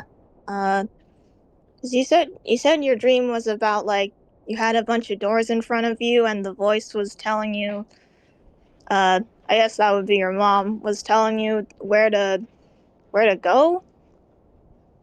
Yes.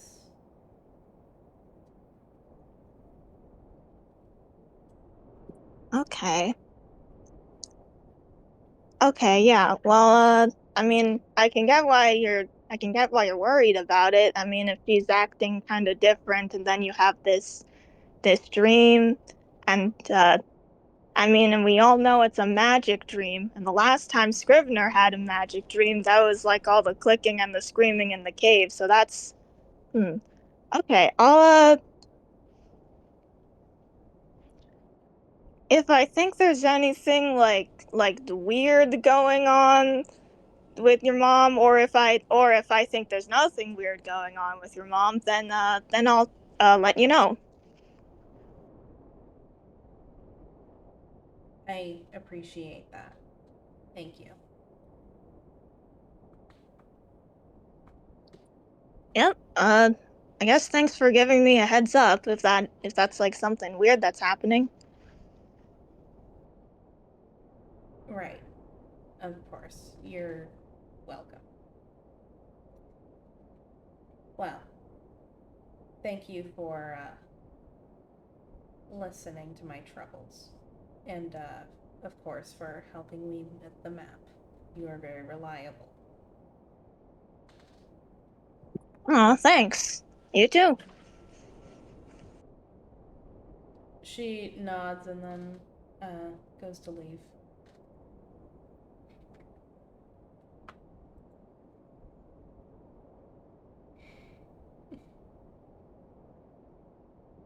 Tony. What was that? Nothing? Tony. Why? Your mummy issues are showing. All right. That's interesting.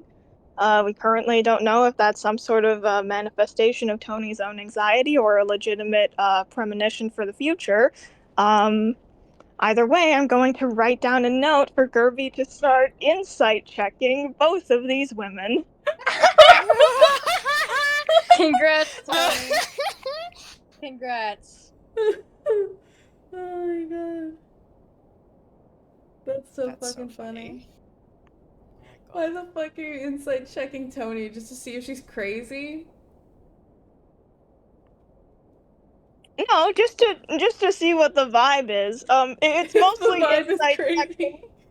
It's mostly insight checking. The mom. But Gerby is also going to just insight check Tony every once in a while to be just to see like, okay, is she still like worried about it? Is there something like really worrying going on? Who knows? Mm-hmm. All right. Cool. All right. Let me get my notes back out. Okay.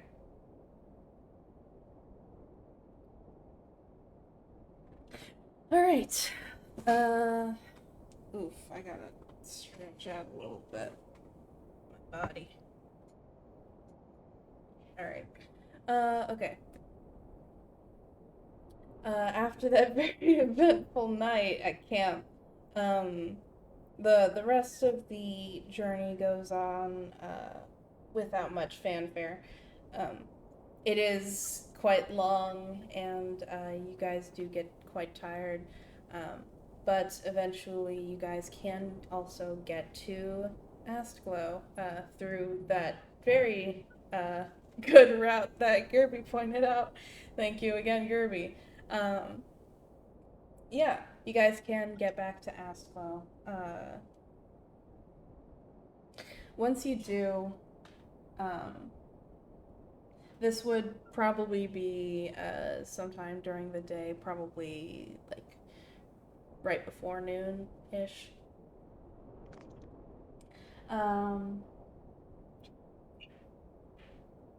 When you guys get back to the university, Argent is there to greet you. Oh shit. Evil Inside woman. check. Inside check immediately! She Inside. hasn't even said anything yet! I look at her with the moonstone. What's her vibes? Is it evil? Is it scheming? Is she radiating evil? Are the vibes evil? Yeah. You know, Delos doesn't care if Argent thinks he's fucking crazy. He's gonna look at her with the moonstone, just cuz. Is that fucking for real? He's gonna do that? Just Yeah! even though he knows nothing? That's He knows cool. nothing. Alright. Okay. Well, he rolled a 7 anyway, so... You He's know got what? a new toy and he's got to try it out on everybody. Yeah, okay, let me... I do think I have Argent's character sheet buried somewhere here. I don't use it very often. Yeah, there it is. Did you roll her portents? No, I did not roll her portents for today. Jordan probably didn't expect to have to make her roll. I honestly didn't. I never fucking do. I rolled her portents for like 5 sessions where she had like 1 or 2 lines at most, and then I never had to use it ever, so I just stopped. Alright. Okay, sure. You know what? Why not? Okay.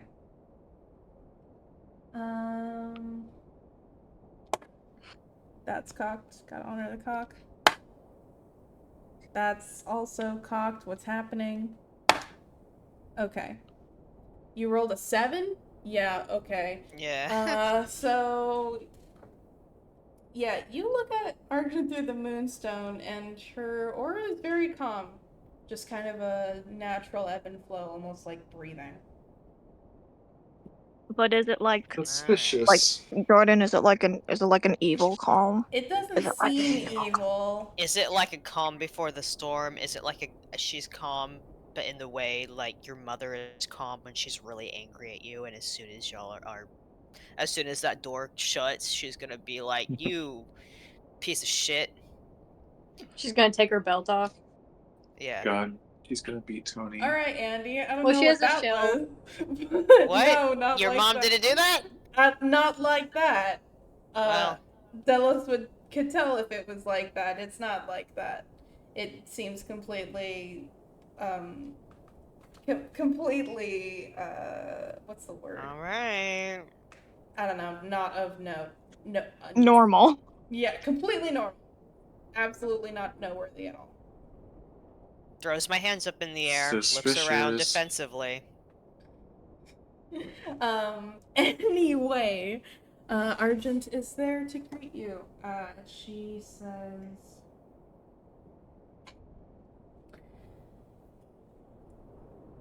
Antonia, welcome back. You were gone for quite a while. Yes. I hope that is not a problem. Not a problem, but I was worried. Of course. Well,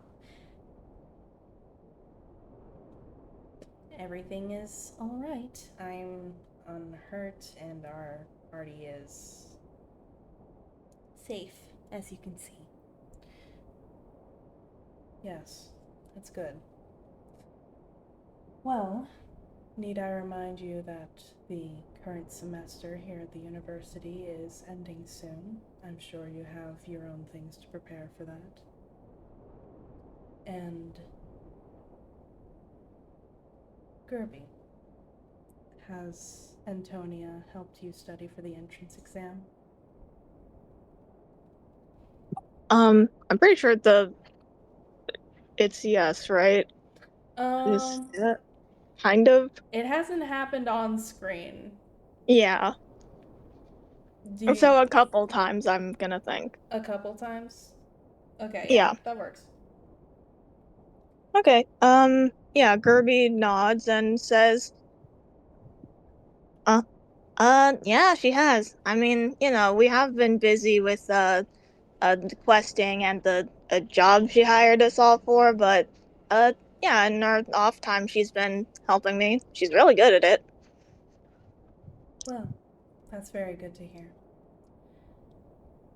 It may also be good to hear that, apparently, a friend of your party's has begun working here and is also studying for the entrance exam. Perhaps you'd like to meet him. He can be found in the library. Oh. And Did you hear Haley's excited noise just Yes, then? I did, actually. Yes, Gerby just turns to Scrivener and goes, a Jenny?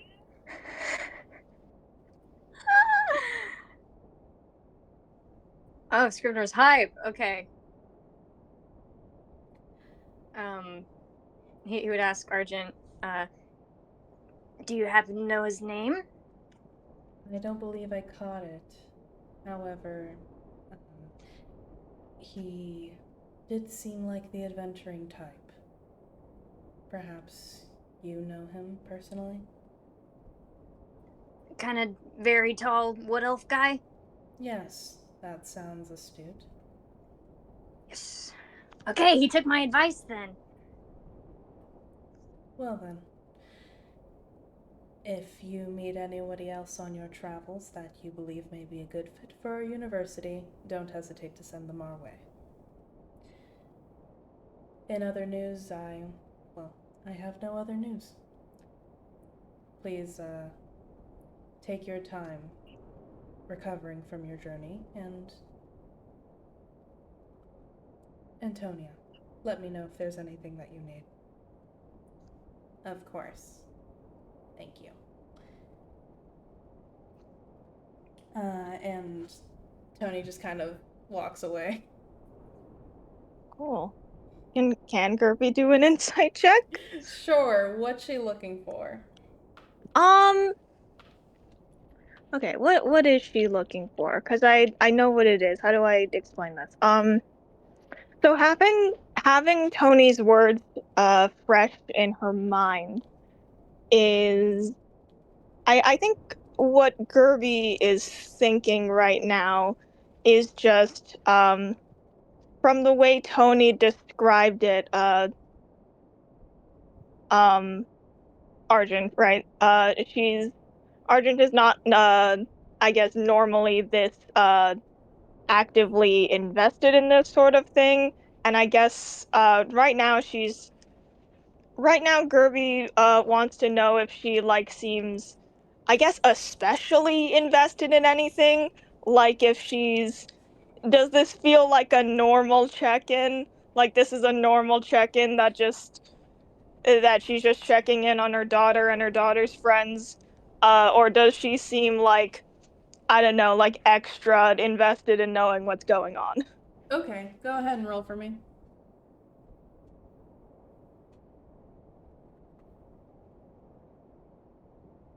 That's a 2. Okay. Like on the die? On the die. Okay. I don't think I have proficiency in insight either, so it doesn't really matter. Okay. Yeah. Totally. Yeah, this is normal vibes. It's in fact it's so fucking normal. 100%.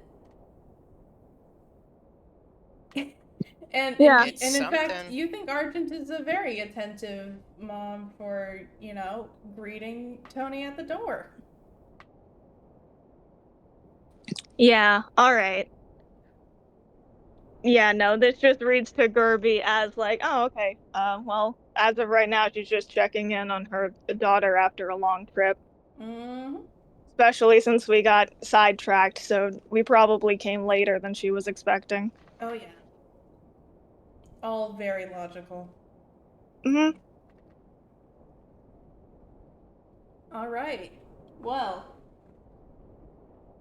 you all have free reign of the place. Go crazy. Yay! Yippee! Alright.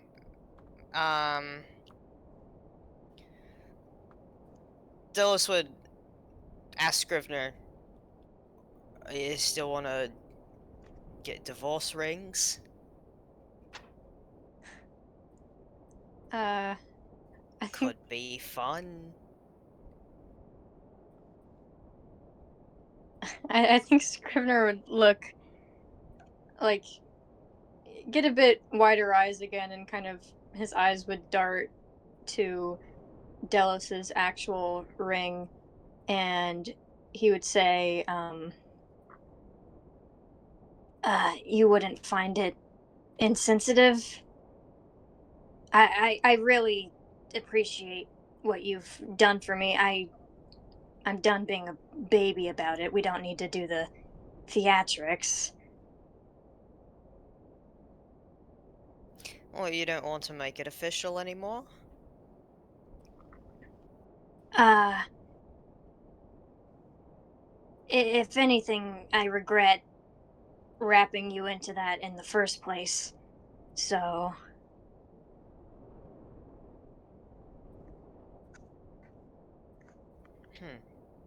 Well, no sense dwelling on it now. I've already extended my offer to just be friends about it. So I take it you don't want to do the divorce rings anymore? no, I want to be friends.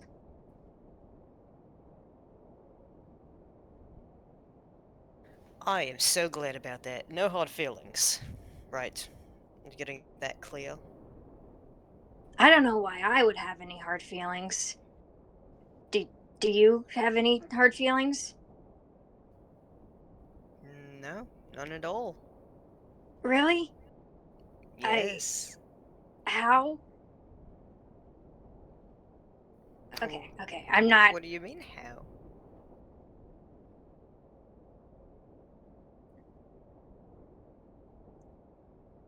I totally coerced you into that. Uh, Obviously without knowing about your. and he gestures at his ring again.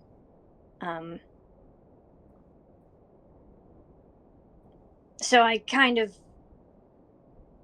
I'm really relieved to hear that you still want to be friends with me after. I don't know, I feel like someone else would be a lot more burned. Well, of course you didn't know. I didn't say anything.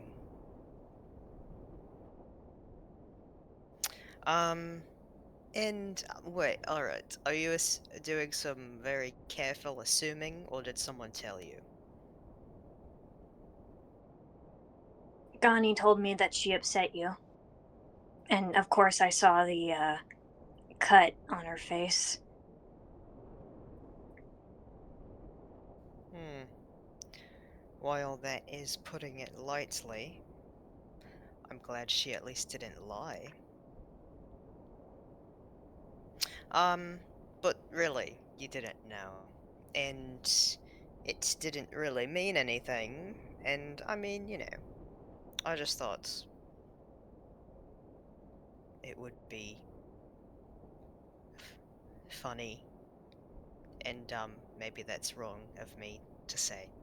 And if it is, then I apologize for thinking it would be funny.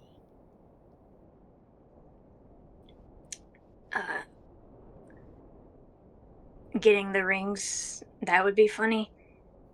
No.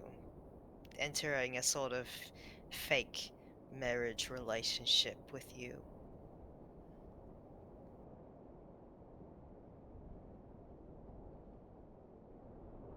That's a bit mean, I know. But I'm being truthful because I do want to be your friend, and I've realized that that was mean. And I mean, once I started to actually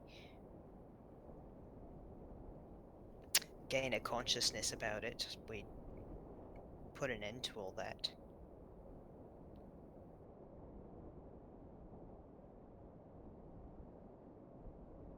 Let's hang out.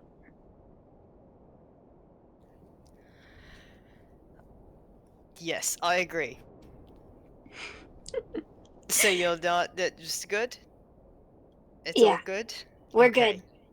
Great. We were both sort of assholes, but we're not anymore. I kind of laughs a little bit.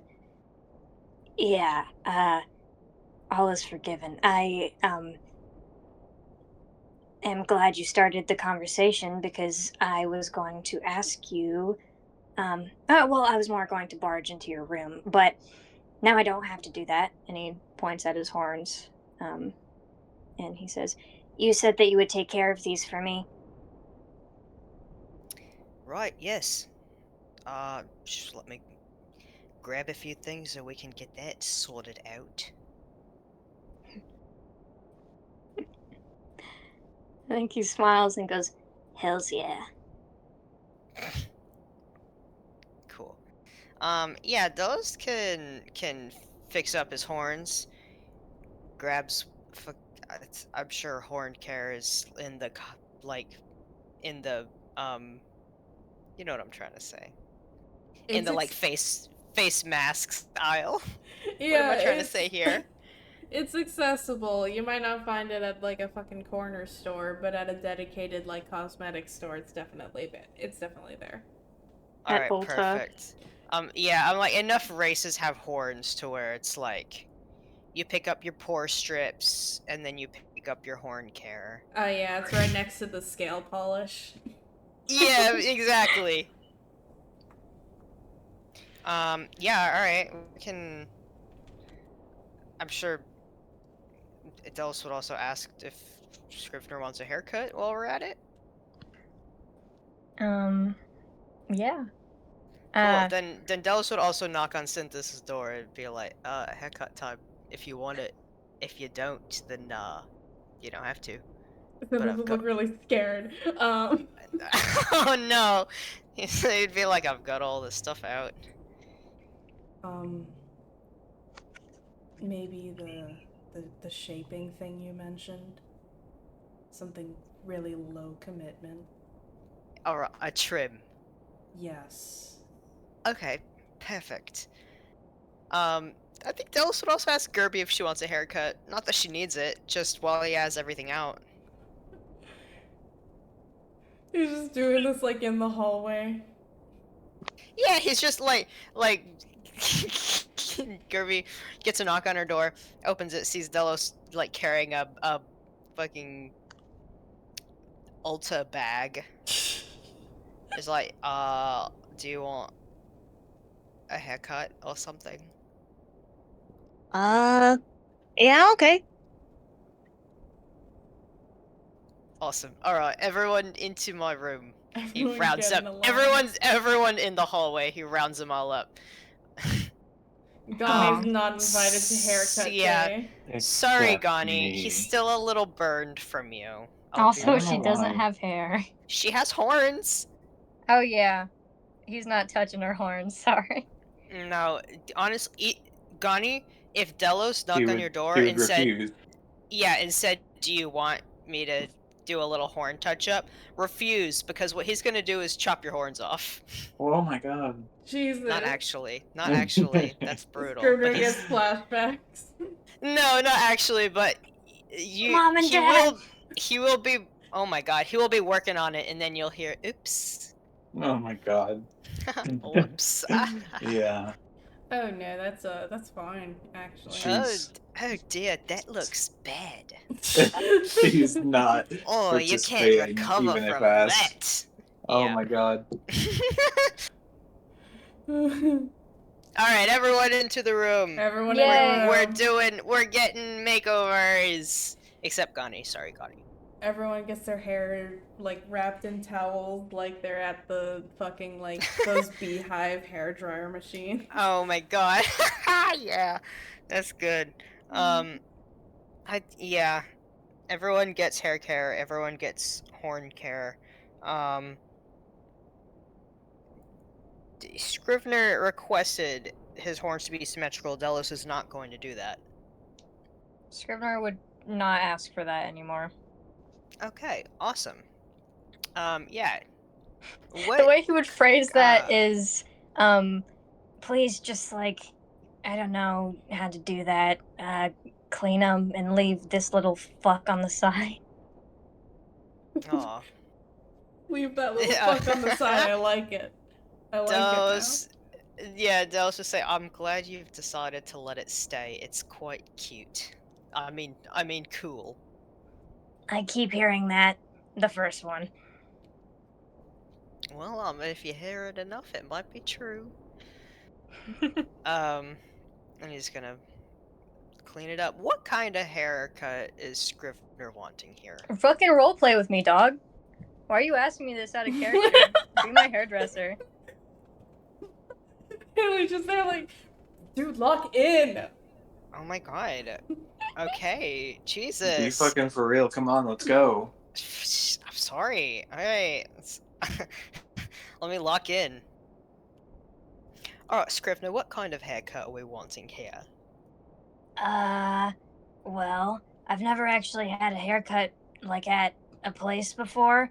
I usually just put it in like a hairband and then chop that off. So make it short and spiky and don't fuck up my cute nature, I guess. Short and spiky. Alright, to get spiky, you know, you're gonna have to, like, tease it. Though I'm sure a lengthy morning routine is not foreign to you. Yeah, I think I'll have some extra time in the morning. Alright, perfect. And he kind of starts, like, showing you, like, different links, being like, is here good? Until you are like, yeah. Scrivener enjoys this. This is yeah. stimulating. I would say, though it's been a while, Delos certainly, like, moves with a professionalism, and with a gentleness. Very much with a gentleness. You know, like, has anyone ever had the experience when you're getting your haircut and then, like, they pet your head in such a way and you're like, oh my god. Yeah, I think that Best day ever. Yeah, that for Scrivener is him just very fucking kind of comfortingly zonked out, just like, that's fine. Yeah. Cool. Yeah, so he would do this haircut and he would kind of, oh my god, he would he'd gossip. I don't know what he's gossiping about, but he'd gossip. All I heard that Harry the Herringbone. No.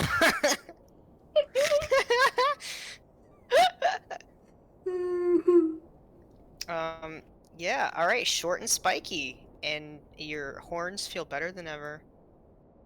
And he puts something on your face. You don't know what it is, but you think it's doing something. Awesome. Alright, who's next?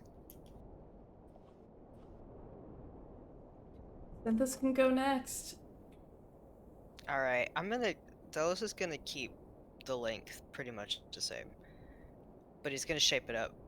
Where, like, it's like touching his ears and losing shape and getting, like, long, like, on the neck and stuff. Yeah, that's fine. And he's gonna be very, very careful with every cut. I will say, since this is like the stillest person Delos has ever worked on in his entire life, it's Oh like my god. it's like doing hair on a corpse. I Oh my think god. that's so funny because I actually I've thought about if Delos gave Scrivener a haircut before, and I was thinking that would be the hardest haircut ever because Scrivener would talk the entire time and he would constantly try to look up to look at Delos while he's talking to him. Okay, as soon as Delos realizes this, he would sit Scrivener in front of a mirror so he can just look straight forward and see what's happening. I think Delos would strategically place Synthis not in front of a mirror so he can't see what's happening. Because he feels like every strand of hair that gets cut would bring anxiety. Once it's actually happening, Synthis would watch with like a morbid curiosity, but he also wouldn't care enough to specifically ask to see what's going on. Okay, he sees like the hairs falling in front of his face and is like, but I mean the change is also small enough to where like he's like, all right, done, big reveal, and then it's like, oh, yeah, it's like the same but not on my ears anymore. Yeah. he literally like looks in a mirror and is like, oh, okay, yeah, I can see that there's less hair in the places that you cut it. That's how it works. He would like it though, and would be very thankful. Nice. He also puts something on Synthis's face. He doesn't know what it is, but he thinks it's doing something. Interesting. His secret concoction. His secret concoction. He hydrates that man. he needs hydrating. He's like, by God, I'm gonna hydrate you. It's like trying to hydrate a raisin. He's trying. Yeah. Synthis thinks it's doing something. That's what I'm saying. Gerby? Alright. Yeah, I would say that, yeah, the whole time while Gerby is waiting for the haircut, I think she is, like, chilling on the side, just, like, holding a magazine from somewhere, and just pointing out, like, different haircuts, and most of the, like, different really wild haircuts. She was especially doing this while she and Synthis were waiting. She would just like point out like a really crazy looking like mohawk or something, and just with like blue dyed hair, and be like, this one, and he'd just be like, no. He would look at it and be like, that looks hard to sleep in. So what's Gerby settled on then? By the time that like she actually gets in the seat and Delos asks, she has basically flipped through the whole book, and she just shrugs and goes, I don't know, you can just do whatever. Oh dear. Now that's a lot of responsibility that you've placed onto me.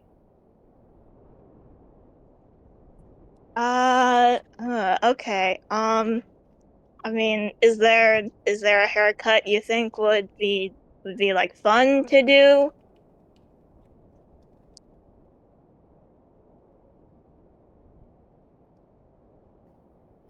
Oh god. uh. Okay. Well, are you wanting like much shorter? Are you wanting like just a trim? Are you wanting like something crazy? Are you wanting another color? I don't think I need another color.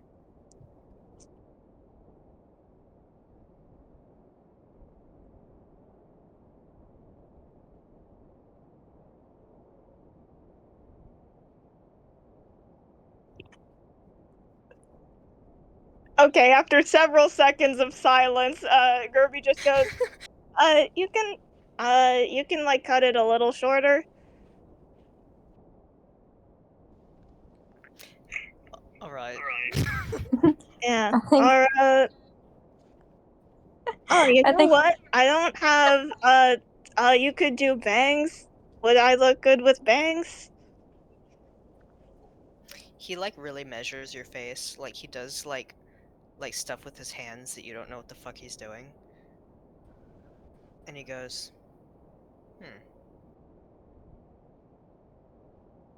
there's a chance. I could definitely make that work. Yeah, go for it. just do bangs, shave the rest off. Oh. Well, okay, you say that as a joke, but with Gerby specifically, that could work. I'm not going to do that though. Just being your ideas, man. I appreciate it. Yeah, we can do that one next time. Alright, I know what I'm going to do. He sits you down. He's cutting your hair. It's great. The bangs are forming. It's a little shorter. And then you hear clippers. And he has given you an undercut. Oh, hell yeah. Yeah, dude. Yeah, and he says, "Alright, now here's the fun part. Do you want a design in this shaved section?" Sorry, you have to repeat that. Discord cut you off. Okay. He says, "Alright, now here's the fun part. Do you want a design? I can draw stars or something." Please do that. Hell yes. I sent earlier, like, how I imagine Delos' kind of tattoo style is. So it's not quite like that, but I mean, it's like, it's like cool kind of patterns, but there's definitely like stars in there. I can probably draw it sometime, but he puts a dope ass star pattern in the undercut section of your hair, and you have bangs also. It's pretty awesome. It's Pretty awesome. It's a dope cut. Yeah, Gerby looks at herself in the mirror and is just like, Delos, this is the coolest thing I've ever seen. Well, you know, that's what I do.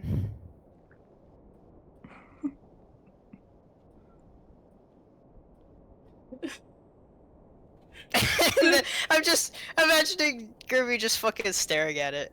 Yeah, Yep. I think since this would just fucking like think out loud, real stupid in this moment, and would look at Gerby and say, "I wish I looked like Gerby so I could have my hair like that." Was that meant to be an inside thought, bud? What? Nothing.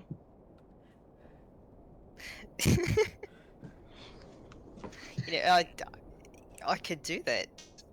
I could put a design in your hair. You know this, right? No, not now. All right. When the time is right. Perhaps. Cool. Everyone looks fresh. Fuck yeah. Nice. Hell yeah.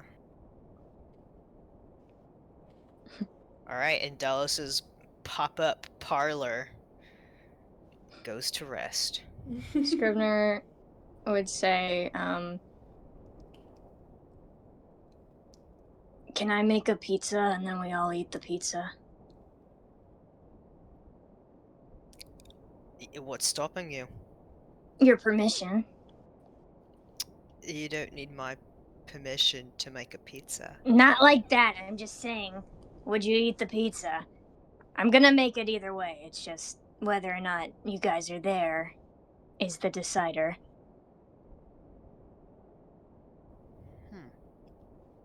Eat a pizza. Yes, that's my boy. Dude, if you make a pizza, this is going in like the top best moments, best days of my life. Okay. Fuck, Delos? You a pizza guy?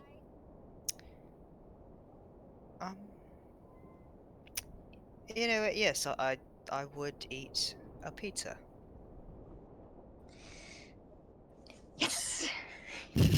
I will be right back. We're the pizza guys.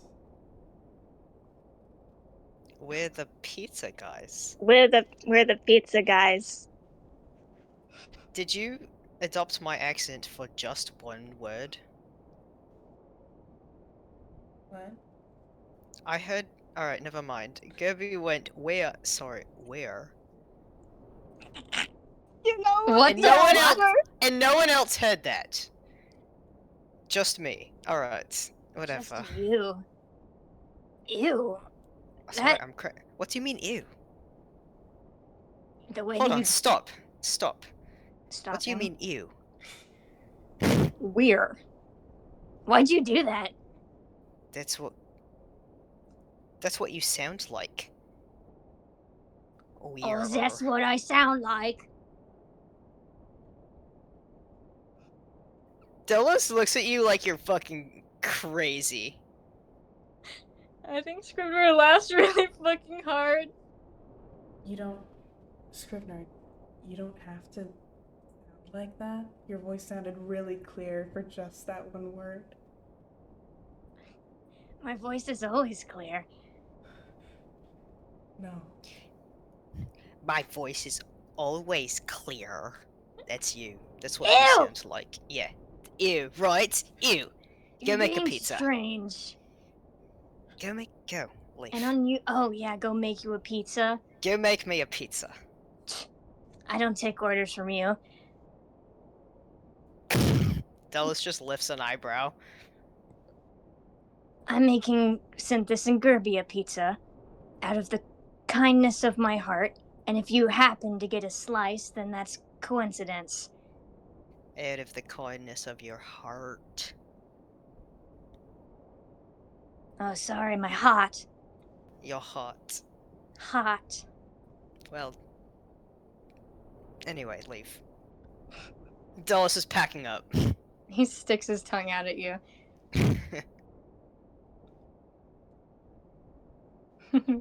Scrivener goes and makes a fucking pizza. Pizza! Wow. What are the toppings?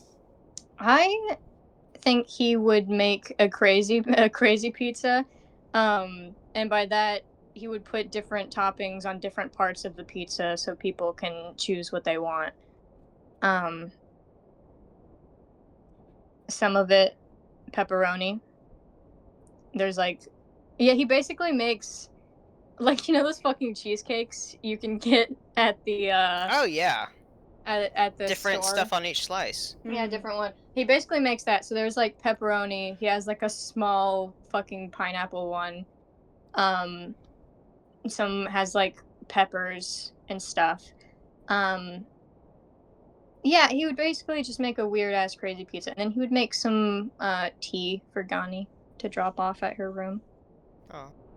She doesn't get Drive-by pizza. tea. Yeah, he'd be like, "I'm busy tonight, so here's some tea." But yeah, he makes his crazy burger pizza. And he would change into PJs. Okay. He for a changes into sleepover, PJ. which is just sweatpants and no shirt now. Good for him. Mm-hmm. And he would bring the pizza to you. Cool. Delos is overwhelmed by this pizza. There's a lot going on in it. I feel like Synthesis is also overwhelmed by the pizza. For some reason, it comes out, and his first instinct is that he has to eat all of it. Oh my god. And he gets really scared by the daunting task. Delos is intimidated because he's had nothing but like plain bread for 6 years, and now there's apparently crazy pizza. I think Scrivener would actually cut out the slice of cheese pizza and put it on like a paper plate, and offer it to Delos and be like, I thought this one could be easy. Oh. He's a lot less intimidated by this cheese pizza. Yeah, I'll eat that slice. Do you have a second slice of easy pizza?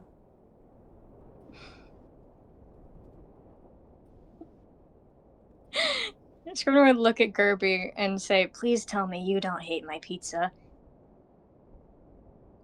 I like this a lot. I've never tried some of these kinds of pizzas before, but I'm gonna eat it. This is exciting. Thank you, God. He would just try to find one that just has like olives or whatever on it, just like black olives and cheese, and he would hand it to Synthis and he would say, you can take the olives off. Well, that would just make me feel bad. For the olives? For hating your olives. I don't feel hated. Would you please take the olives off of my pizza, Synthis? Well, for me? Now you want me to take the... I want it so bad, please. What's happening?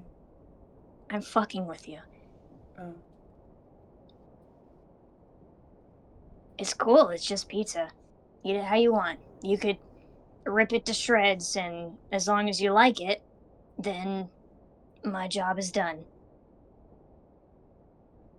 Synthis looks at it, and he tries a bite without taking the olives off. He makes a face, and then he says, that's good. Scrivener would look very genuinely happy. Yeah, this is so nice. Gerby's hair is all messy. Like she's been running her hands through it over and over. Aww. Scrivener feels sexy as fuck. Yeah, it also put a lot of layers in his hair, so it's easy to be spiky. And he would tell him, like, what product to use in it. Yeah. No, he's like, I'm hot boying hard right now. Do you want to send that picture of Billy Idol? Oh yeah, we've talked about this before, and I said I would want him to look like Billy Idol, because I find that man so like weird looking but so fine, and I think that's what Scrivener is. I was like, he's kind of weird, but I like it. Nice. Yeah, I like that. That's so crazy. Mm-hmm. Yeah, so that's the hair. Wow. Mm-hmm. Synthis is eating pizza with both hands. Oh. I'm gonna roll a Constitution. It's not like puke. It's so flavorful, he can't handle it. Well, Or he didn't maybe, Yeah. eat cheese pizza. or maybe. I rolled a 10. That's a pass. Yeah. Wait, my constitution. Okay, It's a -1. minus. Yeah, a 10. A 10. A 10. Okay. Because I rolled an 11. Mm. If you rolled a 1, you're lactose intolerant now. No. Oh. No, he manages. Oh. Scrivener, I imagine they're all on like the floor, like cross-legged. Aw. So I think Scrivener would fucking slither to Delos. Slither? He'd crawl up, but he has like a tail, so it's like animal. Okay. You know, like animal. Yeah, like animal. Animal slithers. And he has a big sweat drop, and he says, "Do you like it?" It's, you know, all I've eaten is sort of. I've been on a mainly bread and cheese and vegetable diet, and this is, I mean, this is if you just put it all together, so it's a quite a nice transition. That is to say, yes, I do like it. Okay. And if you're feeling brave, you can have another one, but He kind of eyes him up and down, and he says, I don't know how much. You might be full after this.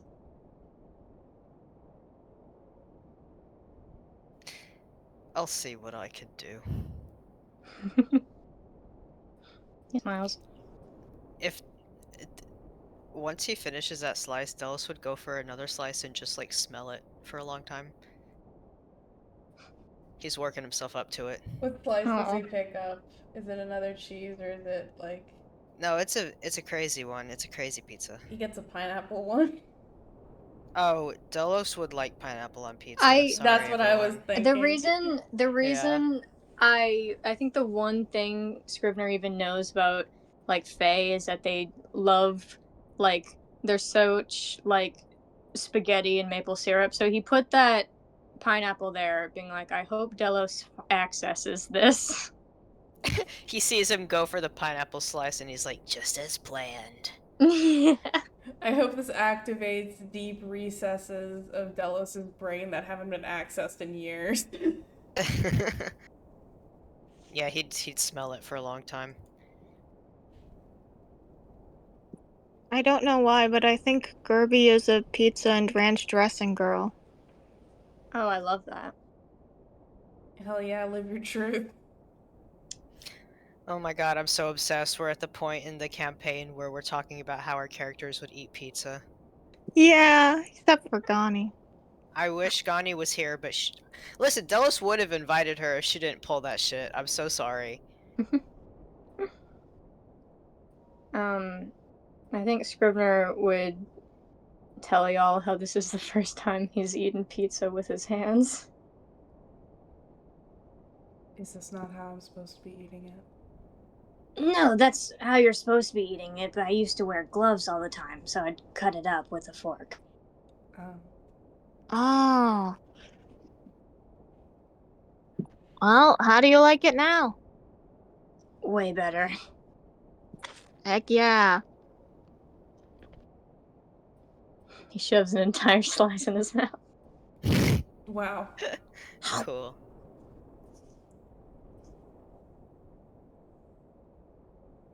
Synthesis is continuously amazed by how the different ingredients on the pizza taste different. He's just like, Yeah. he's just like, wow. Every new ingredient changes the flavor entirely. I think, Scrivener would tell Synthis, like, I make food like every night if you want some.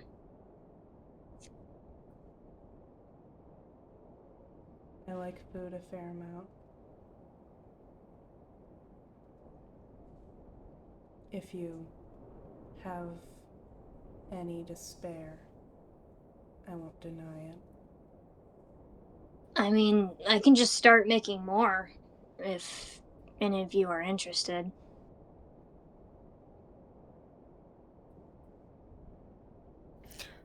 I think it would be good for me to eat more than just bread. Yeah, I don't know how you've been surviving just off of that, honestly. Well, I also have enough. I've had just enough, of all the main food staples to keep me alive, and that's all I needed.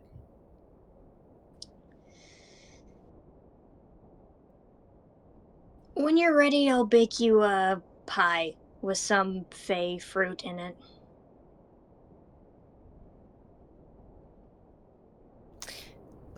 That's very kind of you. Put some, like, vanilla flavored whipped cream on top. And, I don't know, you're fey. Put, like, a bowl of maple syrup on the side. Whatever you want. I don't see how those two things are related. Well, you guys, like... Hold on. Find your anti-racist, Scrivener. I'm sorry for my assumption.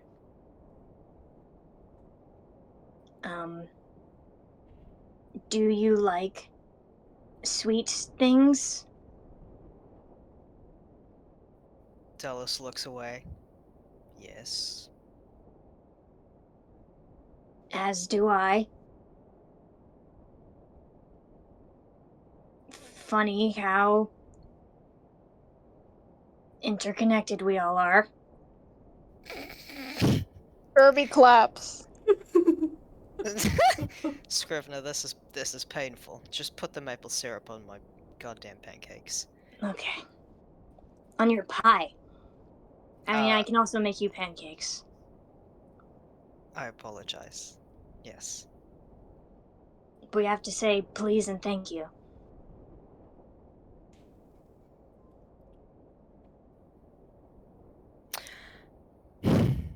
All right.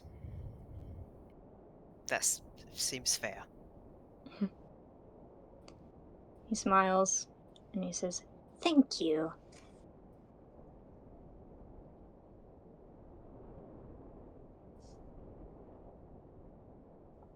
What's Gani doing? I think she took the tea and went to go read about Feywild stuff in the library. Ooh. Sweet. You want to roll for that? Yeah. Also, I wanted to ask, is this lunch pizza or dinner pizza? This feels like dinner pizza very much. Okay. Yeah, it feels like sleepover pizza. That's sleepover pizza, baby. Scrivener put his PJs on. What Dinner are his pizza. PJs? I said We said- sweatpants and no shirt. Sweatpants Yeah. and no shirt. Okay. He's like, I'm a hot boy now. Delos's PJs is nothing but his fluffy legs. Kirby sleeps in the nude, so we won't be able to see hers. And see, Gerby sleeps in the nude, but unlike Delos, she doesn't have fluffy legs to cover everything up. It's just out there. Mm-hmm.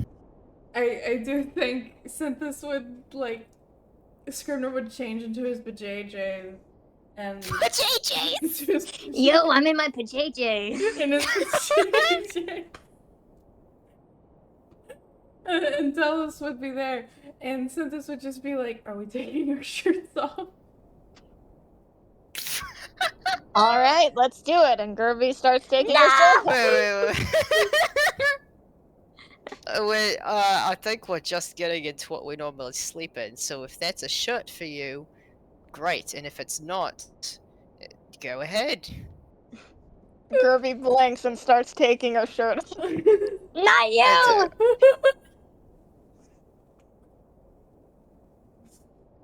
Come on, Synthis, show us the goods. Oh, and don't. God. He looks at Synthis and says, "You weren't kidding." He says, "Scrivener, let's not." I thought we learned a lesson about coercing people to do things. Is that coercion? I'm just requesting. I didn't say, hey, Synthis, do it or else. But you did say do it. Okay, Synthis, will you please? Begging him. What's his problem? Dude, you're like really invested in this. I'm not. I'm gonna go into my room and get my clothes done. I'll miss you. What is he doing? Is he drunk? I will say my laughter is so fucking candid. He's fucking kind of losing his mind a little bit. Oh my it's fucking God. funny. Yeah, Synthis goes into his room and he comes out and he's in a loose t-shirt and loose t-shirt and shorts. Obviously not stuff he would wear like out. Obviously pajamas. Oh, nice. What? What do you mean? Ugh, nice. Was that you or was that Scrivener? That was me. that was just me going like, good for him. Cool. There's underlying pain there, and that's Scrivener being like, oh, good. That's Scrivener fucking still laughing so hard that it makes no sound, like his face just pressed into the floor. Still by the time he gets back. Yeah, Synthis fucking walks into the room, sees this, and just like looks at Delos like. Delos gives him a look. This goes, I don't know. Synthis sits down where he was before and just goes back to eating. Scrivener can calm down and just eat a fucking pizza. Jesus. Oh yeah, to not get his hair in the pizza, Delos would put his hair up. Nice. So cute. Did Gani roll to learn about Feywilds? Oh yeah. Can we scooch over to that? We can. Yeah. What What am I rolling for? What are you looking for? Gani's trying to just really get prepared for what to expect going in. Like, looking for both information on, like, actually using the crossing and what it's like there and what to expect, really. Okay. Yeah, that would probably be an investigation, although I'd argue for something else, as always. 19. Alright, 19 on investigation. Is that plus modifiers, or 4? Yeah. That's with modifiers? Yeah. Okay. Yeah, with a 19, Gani can, pretty effectively find a book that's just like Traveler's Guide to the Feywilds, and it talks about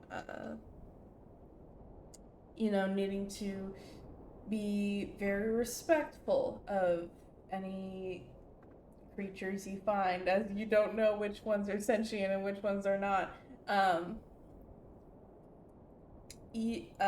And like doing something to disrespect somebody in the Feywilds could spell literal death. It says that you should be cautious even when approaching a known Fey crossing, as very powerful ones can. The areas around them are known to harbor Fey creatures that have come in through the crossing. that it can be good to try to find a settlement or a village of Fae when you're in the Feywilds, as if they're friendly, they can give you very valuable information about where you are and what you need to, more clearly look out for. However, do also be very wary of places that are not openly welcoming to travelers, or just generally look out for your best interest and try not to get fucking, like, tricked into giving away your free will or something, which is a thing that happens.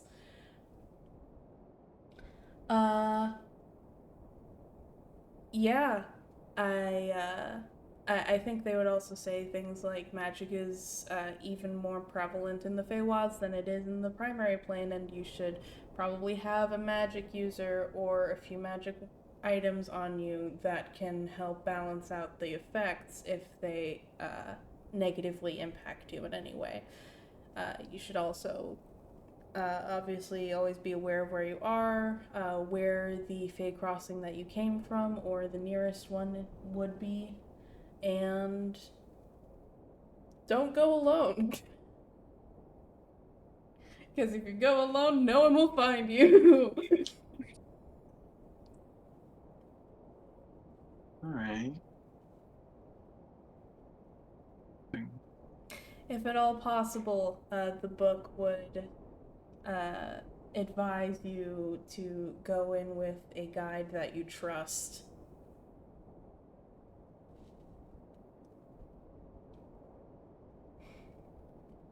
Which would, of course, be Delos for Gani, of course. Yeah. She trusts that man with her life. Yeah. Who's this book written by? They still alive? They still alive. They would be still alive. That's the guide I trust. What? That's so funny. Welcome, funny. new party member Volothamp from Volo's Guide to Monsters. Yes. Welcome. Gani, since you are in the library, while you're there, Jenny would be there. Oh my god. However, Jenny does not know Gani very well, so from Gani's perspective, what probably happened is that she met Jenny's eyes once. He very quickly looked away as if he didn't see her, and then she turned around and she went about her day. Unbeknownst to her, Jenny then looked back and tried to say hi, and then noticed that she wasn't looking at him anymore, and then just turned her back around and pretended that didn't happen. Oh, my fucking god. Yeah. Sounds about right. Love that guy.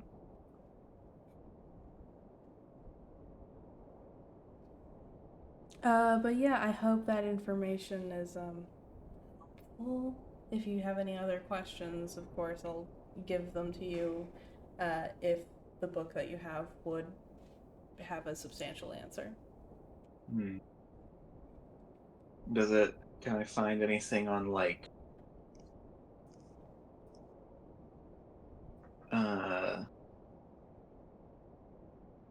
customs for, like, I don't know, like, am I need to do anything when I enter in? Do I have to talk to the nearest chieftain? No, you don't. Gani wants to know. No, you don't. As far as what the book would say that you should keep in mind, be respectful.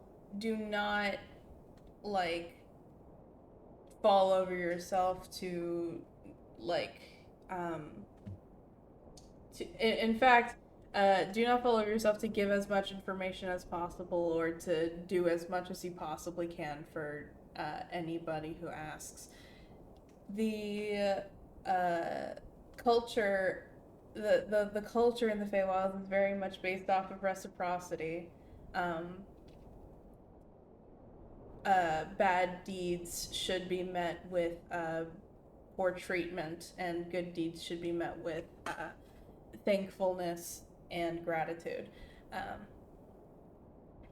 That being said, it is also very prevalent in the Feywilds to try and get as much as you can out of somebody that you're interacting with. So when interacting with Fae, you should very much be looking out for, like, okay, this person just asked me to do something. Will doing this hurt me in any way? Could they gain something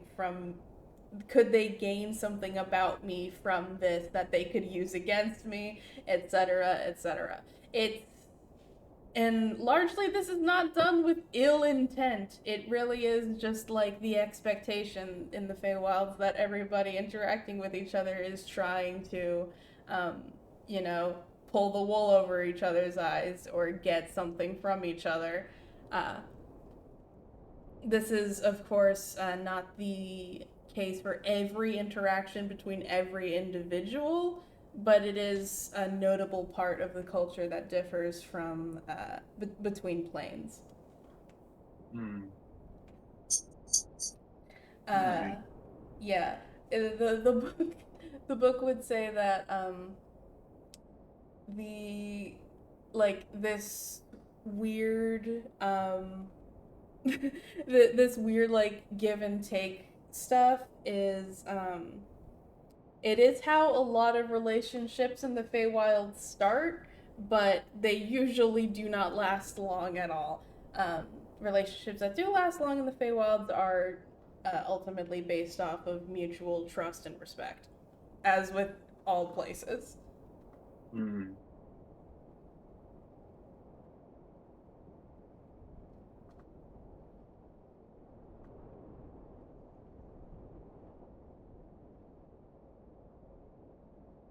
Just as an example of how it's how the exception proves the rule, to justify that little tidbit's relevance.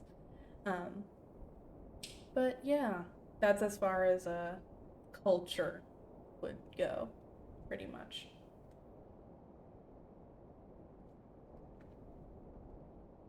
All right.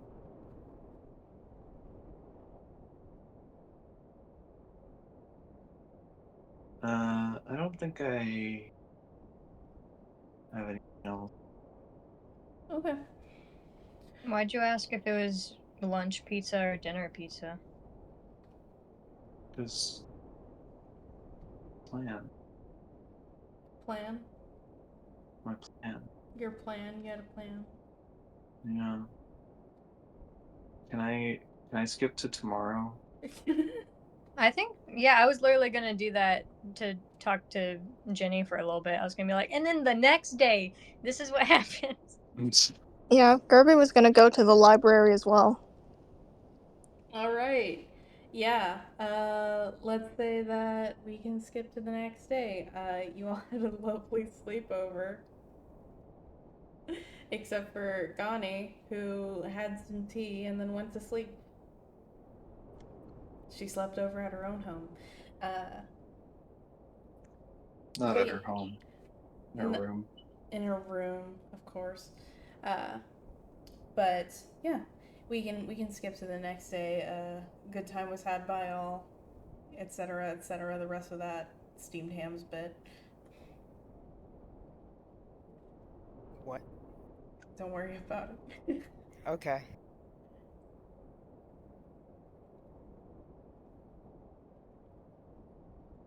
Mine's gonna be later at night, so if you want to do your library thing first, you can.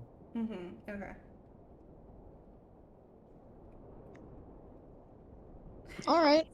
If Scrivener and Kirby both wanted to go to the library, then it might just be like, all right, let's keep this party going to the library.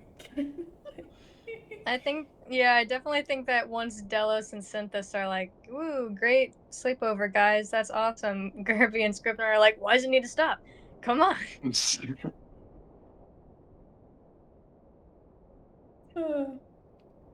That's funny. Yeah, what are you guys going to the library for? Scrivener's just going to see Jenny? Yeah. What's Gerby going to do? Same thing? That, and also, I mentioned at the beginning of the session, are there books about Baiju? Yep. Yes. We can interact with Jenny first while you decide how deep into the lore do you want to weave this guy. Okay, yeah, for sure. Alright, cool. Me OC, S2 OC. Yeah, okay. Would Synthesis go with you guys to the library? I think he has something that he wants to do, um, but would, of course, would say, he had fun, and would hope you guys, have a cool time talking to Jenny. But he would go.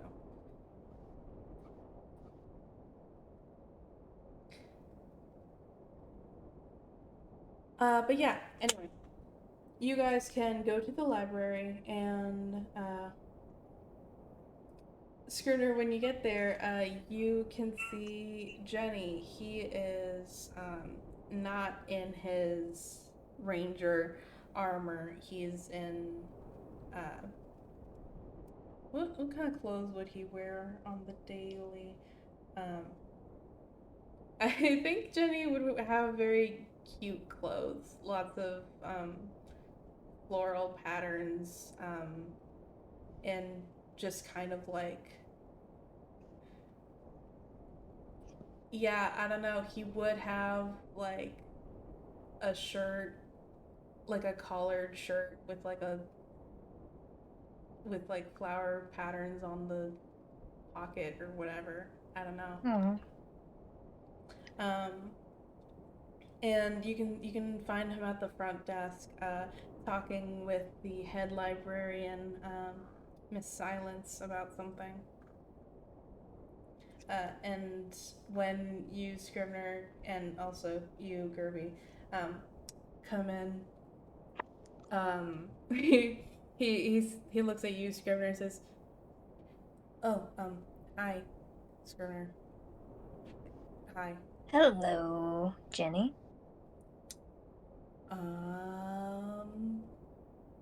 I work here now. I'm, well, sorry. You took my advice? Kind of. I, I mainly took Tony's advice. She said that I could find a lot of resources here, and that, it might be good to start doing my own research, and so I'm, I'm working as an assistant here to make money while I study to get a degree. A degree? Yeah, I, just a general arcane sciences degree.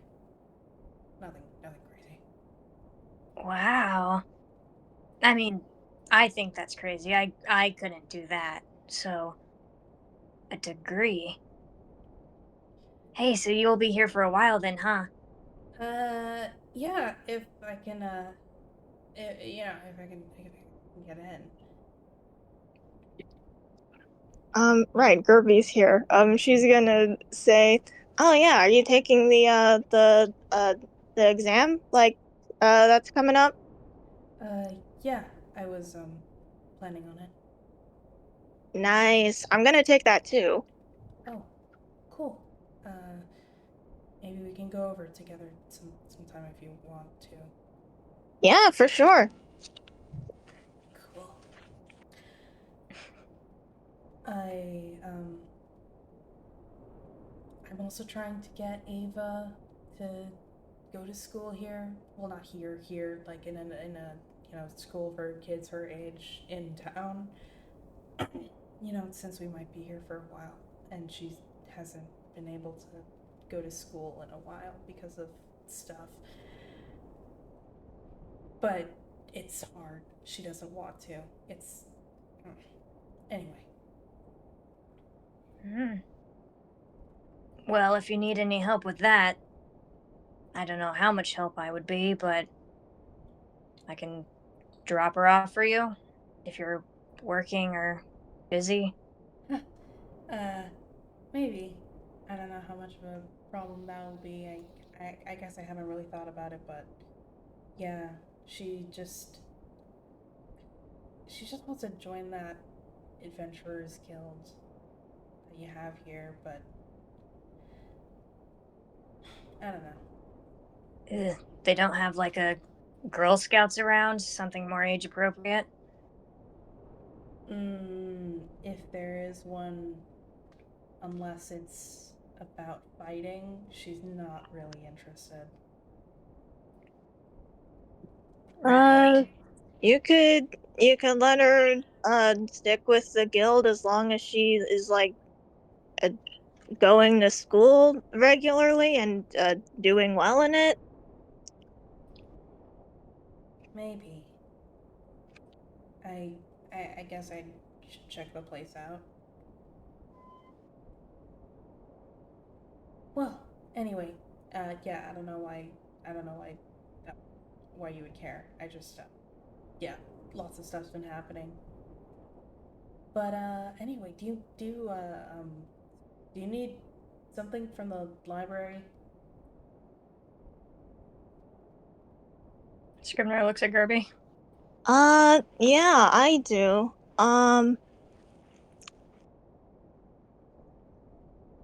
Wait, okay, so let me pull up my note. Oh, I actually forgot to take notes for the entire session because I was thinking so hard about roleplay. So, sorry of that entire like moment when Gerby was having her dream. So I have no notes about that. Okay, what am I gonna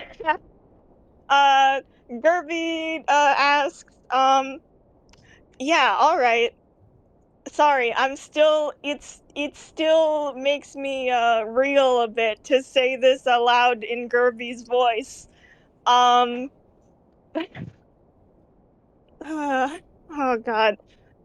Yeah, okay, she's going to ask about if they have any like books on if they have any books on like gods of life and death. Okay.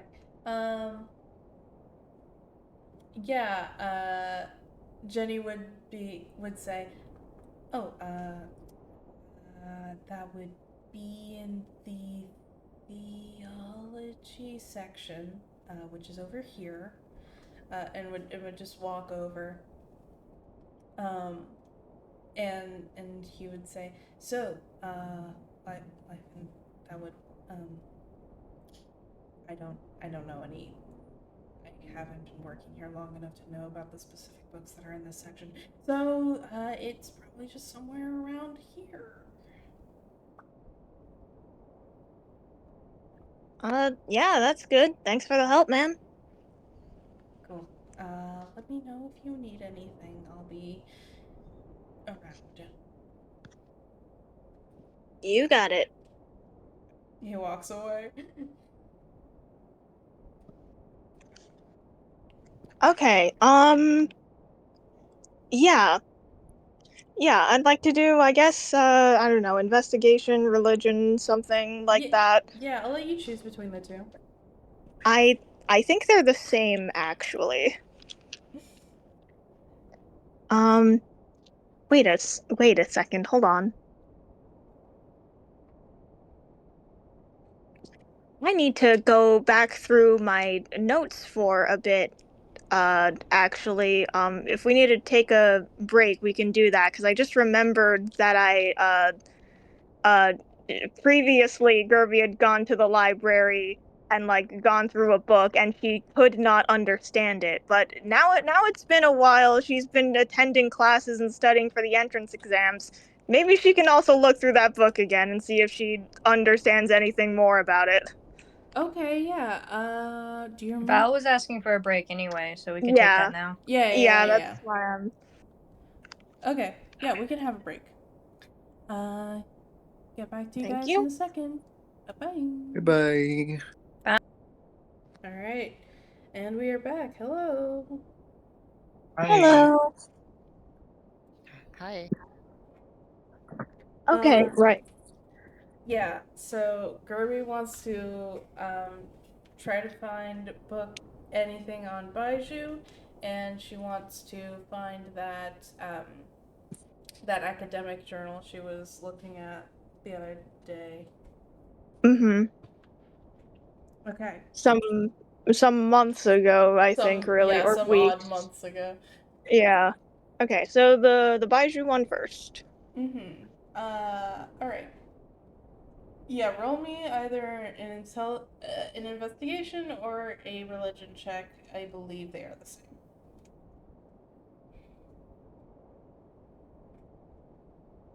I'm gonna break out my doc dice for this because you know that guy.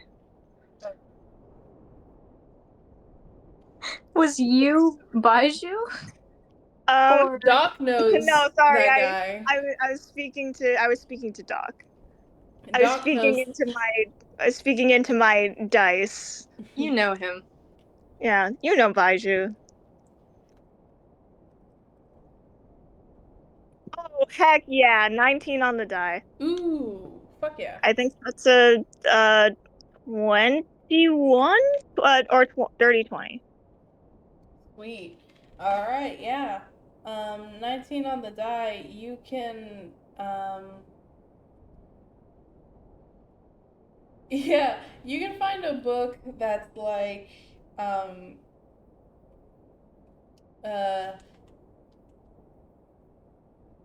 what would the title be like? It would be like something,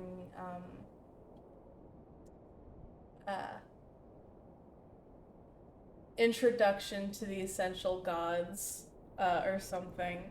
And it would, and this book is interesting because it's not about, like, the most popular gods or anything, but it is about gods that are very essential to like the way that the world is. So you've got like the god of magic, the god of like you've got the god of magic, you've got the god of like light, all of these like abstract but very essential concepts. In there, Gerby can find Baiju, um, a god of life and death. However, the book does make a distinction between what they mean by life. Baiju does not have a ton of dominion over like what is traditionally thought of as life. Um, for example, Baiju is not very commonly known to patronize healers or or farmers or anything that you would associate with a god like Yandala, who is very much associated with like fertility and life in that sort of sense. Baiju is associated with the essential part of being that uh, can be likened to the concept of life and in a similar way the nebulous state of being that can be defined as death. Baiju seems to be a very old god, and a very a very old god and a very what's the word? Like a very nebulous god, a lot like his domain. He is not known for his presence, although his work is very important and very valuable, and as much as shown by how many people do follow him. There is, it seems to be very based off of like, he does not ask for a lot in traditional offerings as other gods might. Instead, clerics and like devotional paladins and whatnot seem to find the most of his patronage when just kind of carrying out their responsibilities diligently. Again, there's it's not an incredibly popular, he's not an incredibly popular god, but the purpose of the book is kind of to shine light on these very essential but not very flashy gods that are responsible for the workings of the world around you. And yeah, Baiju is also associated with dreams very heavily. A lot of people find that this could be a potential link between the goings on of the subconscious mind and the the state of being that you enter upon death. There is much like in the real world a lot of association between sleep and death, and a lot of people can point to Baiju and find these same connections. A lot of clerics and people who follow Baiju can find that the powers bestowed upon them work very well in conjunction with dream magic and dream weaving in particular,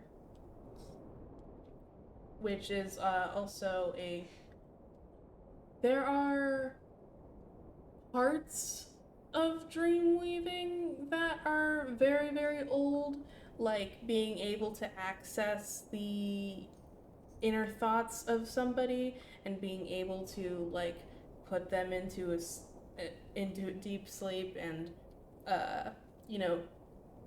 etc., etc., all these individual parts.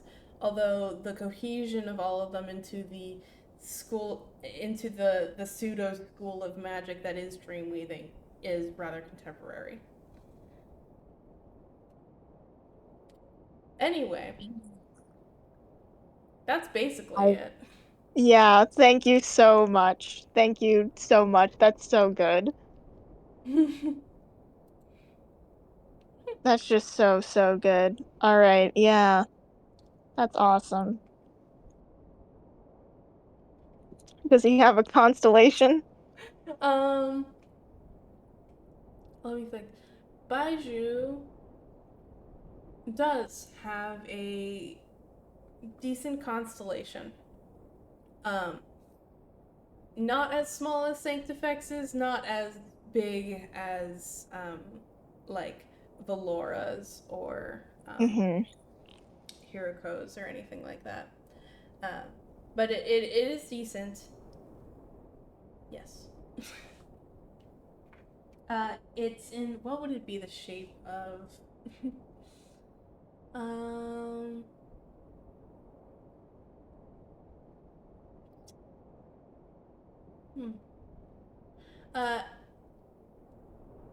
What the fuck would it be the shape of? Baiju is a freak. He doesn't have any imagery. I don't know. Haley, what would it be in the shape Haley, of? what would it be in the shape of? I do imagine it would. I mean, Baiju has like cloud tattoos. So I imagine it Right. would be a cloud or like a swirl. Yeah, I was also thinking that, but I was like, how the fuck would that be recognizable as a constellation like at all? Um, but yeah, that can work. Baiju's constellation is much like his aspect, very nebulous.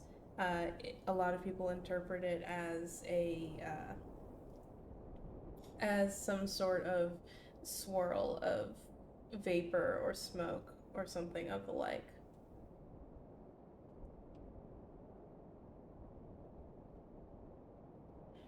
There's lots of Alright. speculation on like what that could mean. A popular one is that it symbolizes the fleeting nature of life and of death, and it's like maybe, or maybe he was just an air genasi in his past life. Who knows?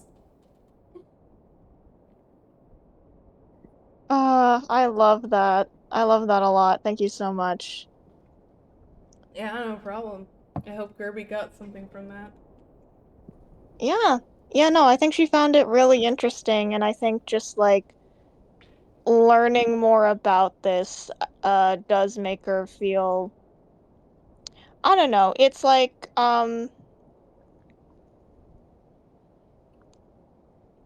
yeah, I don't know. She just likes learning more about this stuff, and especially having it like confirmed to her that there are, other options out there of like there's so much stuff out there in the world to see and to explore. Yeah. And speaking of which, the other thing Gerby wants to get into is in the Welcome to Astglow episode session, Gerby was looking through star charts in order to hopefully see if anyone else had recorded the strange movement, the strange patterns of the stars in the Dragon constellation. The fact that they are moving sort of out of place. And she did find the star charts, and there was a lot of academic jargon that she could not really wrap her head around, so she couldn't tell if anyone was coming to the same conclusion as her or not. Mm-hmm. Yeah. Um, I think she can definitely roll an investigation. Um, I'll say with advantage now. Okay, yay. Yeah, she's taking a couple classes on it now. Or she sat in on classes anyway. Mm-hmm.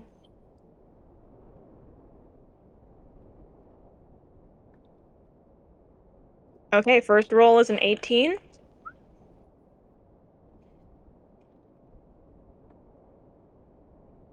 Second roll is a 14. All right. That's an 18 plus something, or just 18 out. Plus 1. All right, 19.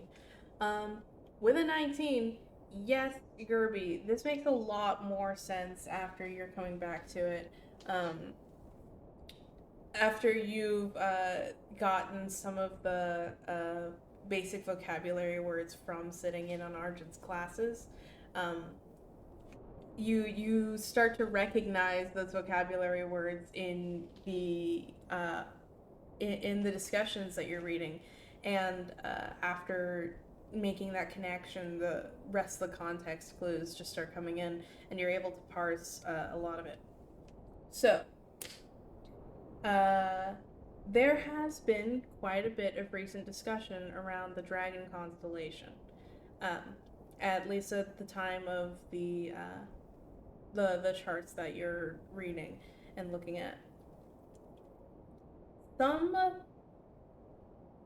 some academics are convinced that, well, first of all, the stars do move. This is normal. They move in response to uh, how the gods that they represent are treated, or like any goings on the planes. So if on the material plane a certain church becomes very popular, that god, the god that church is in the name of, their constellation may become larger or more detailed, and the stars will slowly move to accommodate that constellation that is normal. Just in the same way, if like a god were to die, which can happen, if a god in the celestial plane happens to die somehow, which has happened in recorded history, it is known that their constellation will very slowly dissipate or change shape if that power vacuum is filled. This is also normal. The reason that the Dragon constellation is a topic of debate is because its shifting is happening very rapidly. And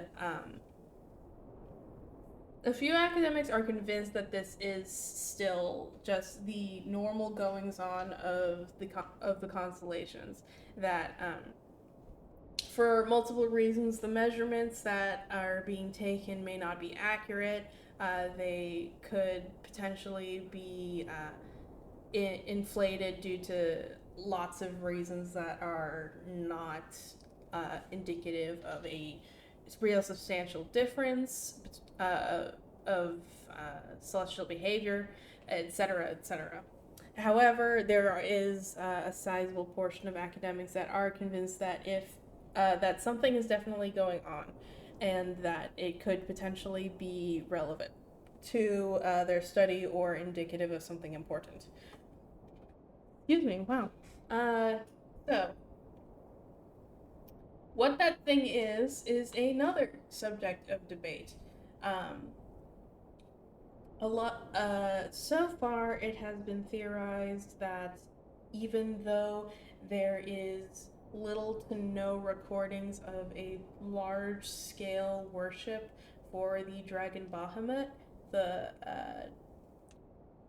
quote unquote god that the constellation represents, it has been believed that the dragons of the material plane constitute the base that would have to exist to support such a large constellation.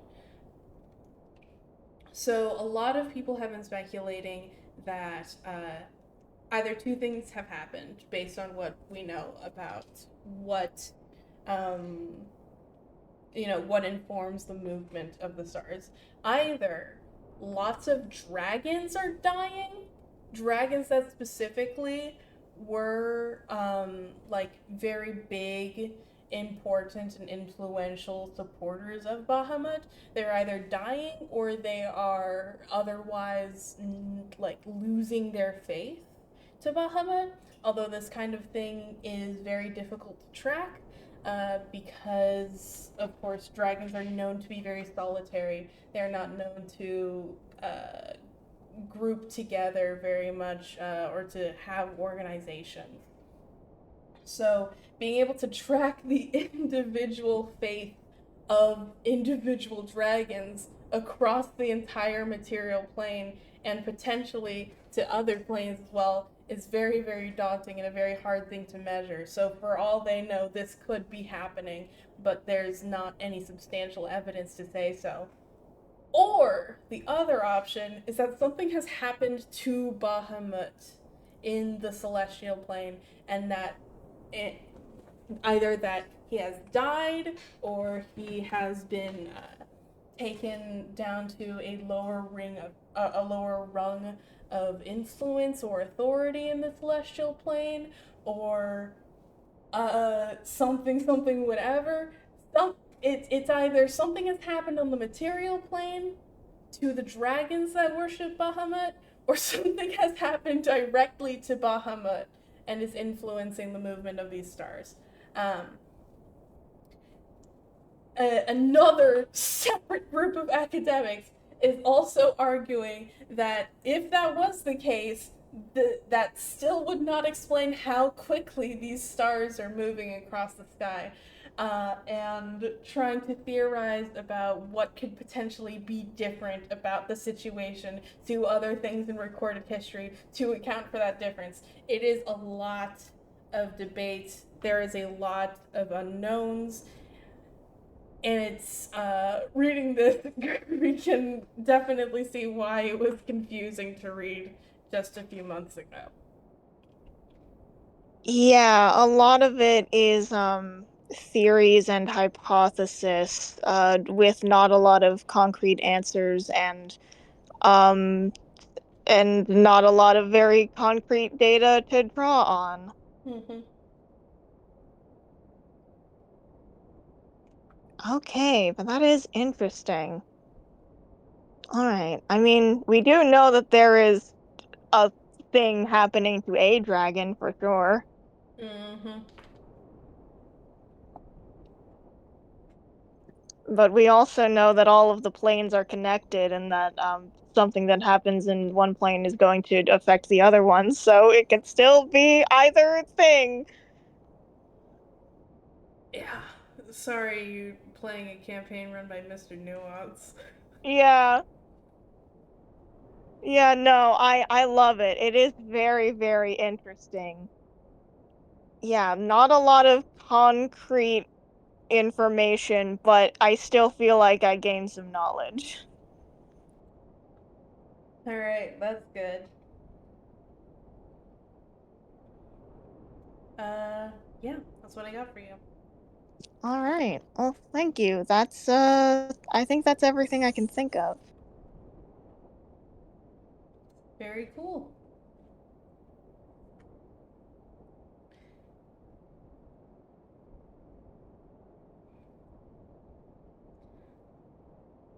Alright, does anybody have anything else they'd like to do?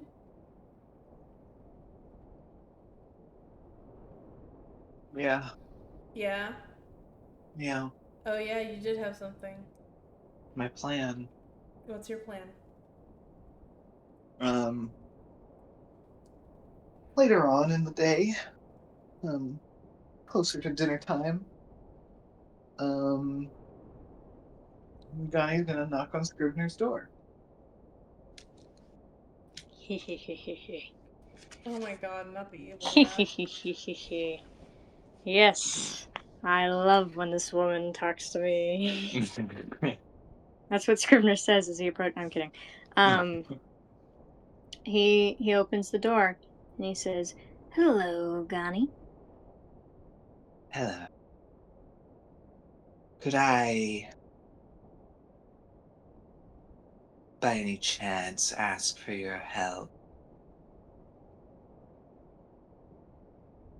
Of course, ma'am. With what? I would like to make some food.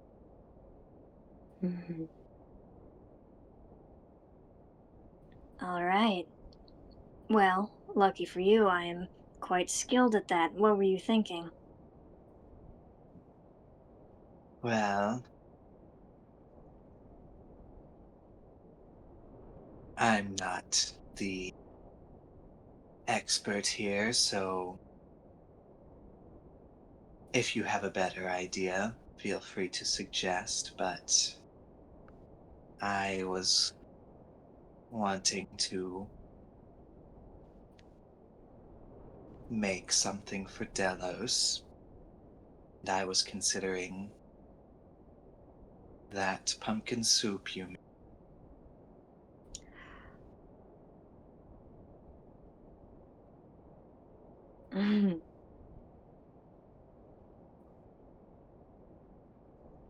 I think that would go over quite nicely. You don't think it would be too exotic for his palate?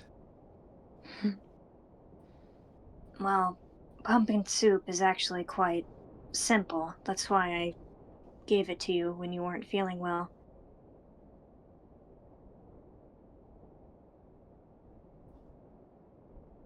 It sounds like that will do.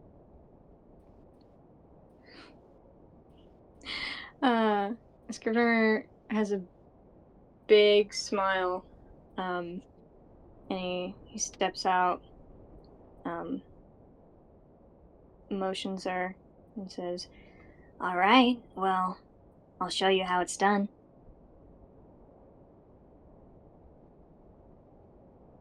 lead the way.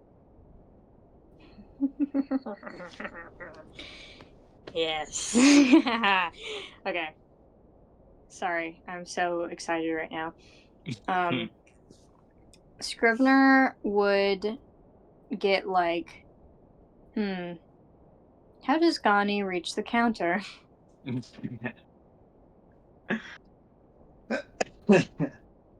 I think he would get a chair, and if that's not tall enough, he would put a stool on top of the chair and make it sturdy. So Gani can reach the counter, and he'd put an apron on, stuff like that. And I think he would just give her like a step by step.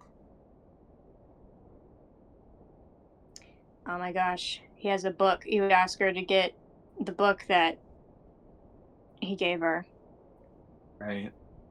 And he would walk her through step by step, and yeah. If would she have any difficulties or questions?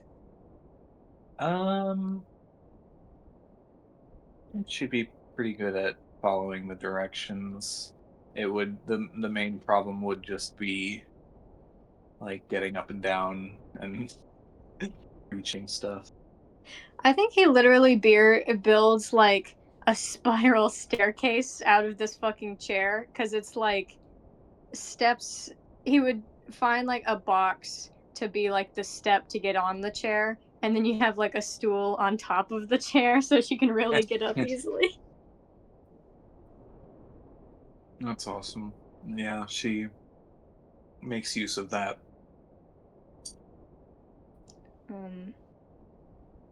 I think Scrivener's favorite moment would be when the soup is coming together. He'd get it like a little spoonful of it, and kind of hold it out to like her mouth, basically, and say, and we have to taste it to make sure we're doing it right. Right. And she'd have a slurp.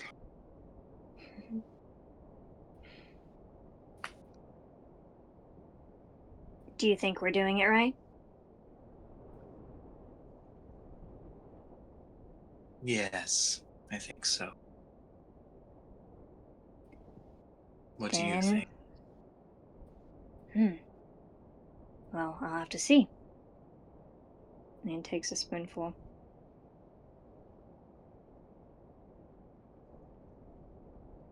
Oh yeah, this'll definitely work.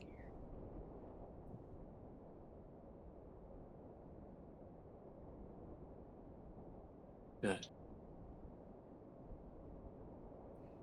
Are you going to present this to him yourself, or do you want me to come with you?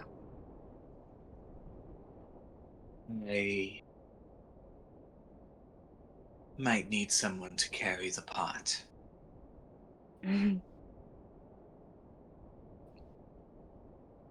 All right. Any talking? What? Sorry. Just Scrivener. Okay. Alright. I just fucking heard Jord laughing out there. I forgot that that's a joke. Sometimes he does. He says "all right" probably the least out of all the characters, but he fucked up this time. He says, All right. and he he says, But any of the talking, you'll have to do by yourself. Right. If I mess up, you can let me know. I would like you there.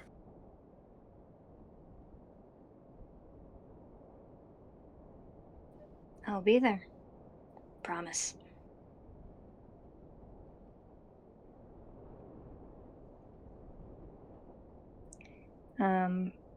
He would ladle some soup in a bowl, and once the pot kind of cools off, he'd pick it up and he'd look at her.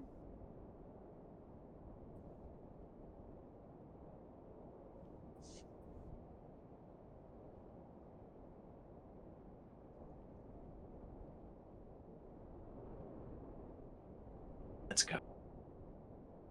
And then we'd go to Delos' room. All right.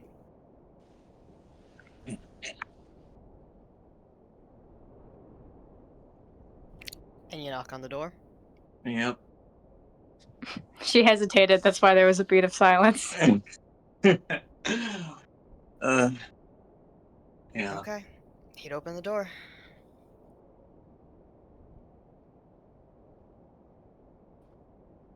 You are greeted with Bounty and Scrivener holding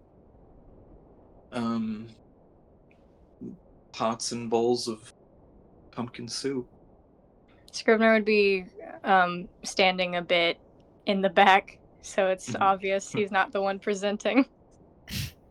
Delos opens the door, sees you, and then he crosses his arms and leans against the door frame and says, "They make you do this?" No. I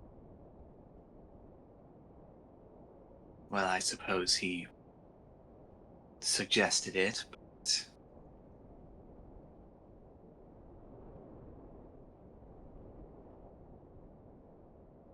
I wanted to talk.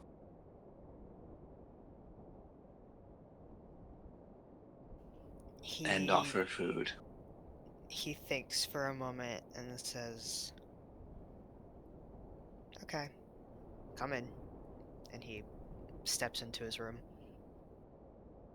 Alright. Follow in and put the bowl down. He'd sit on his bed and kind of cross his arms again and be like, "All right, what do you need?"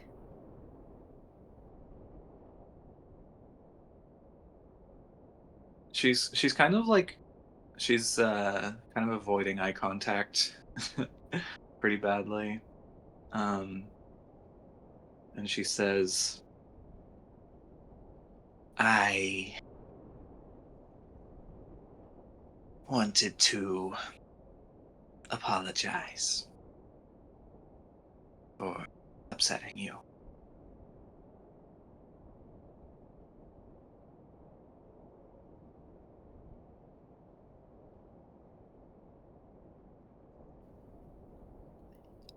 I'm listening.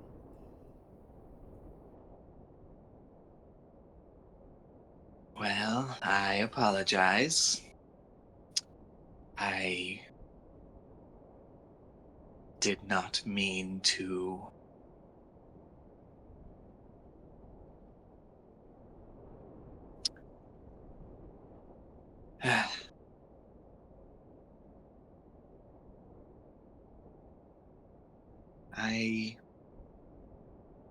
it was not my intention to insinuate the things I did.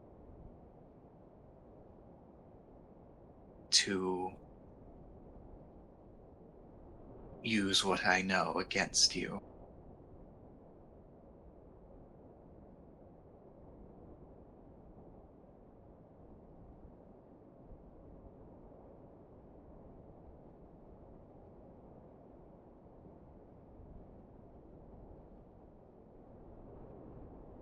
I want to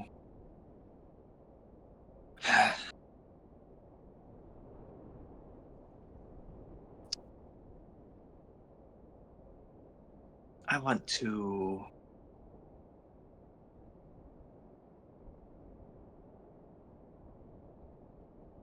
have a more beneficial relationship,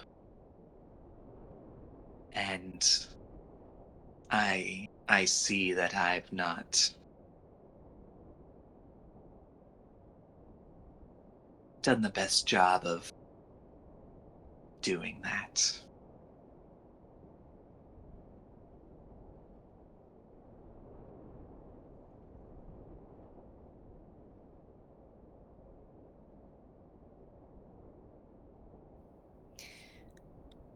Okay. And what will change?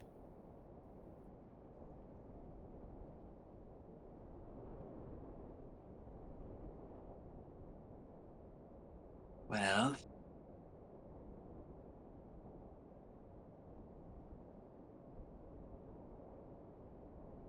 I want to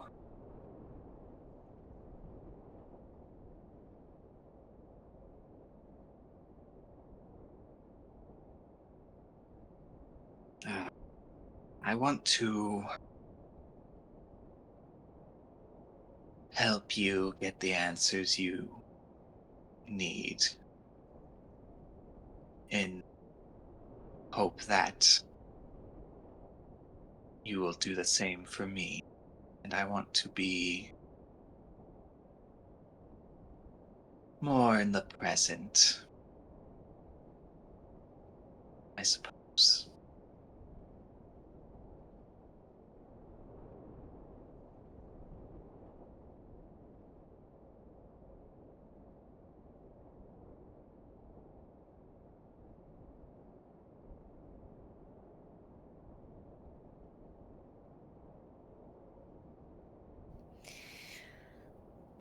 Let me think.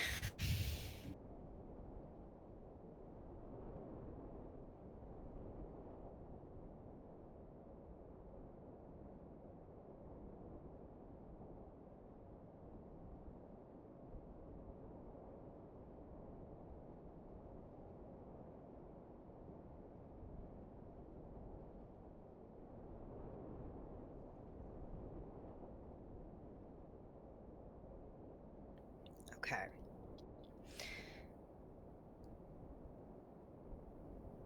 Delos looks at you. I don't know if Gani's looking at him, but he looks at her. And he says,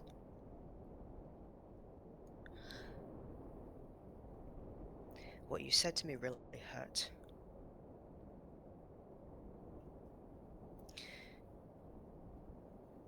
It was cruel. But I know that people usually don't lash out at each other for no reason. And I can't help but find it in myself to sympathize with you. As I've said over and over again, I believe that we are similar.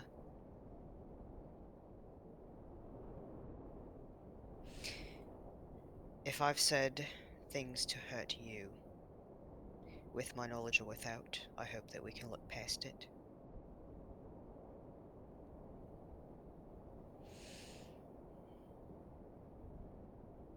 And I...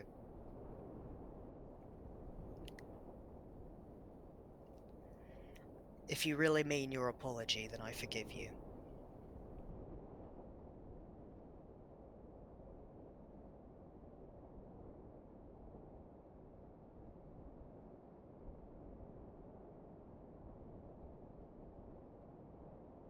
I do. I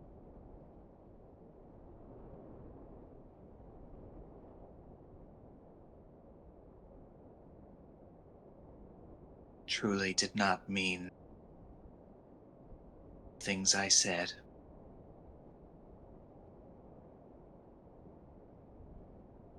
So I'm sorry.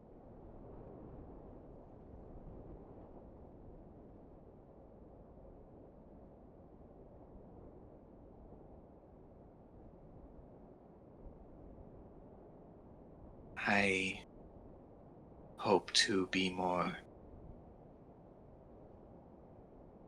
open in the future.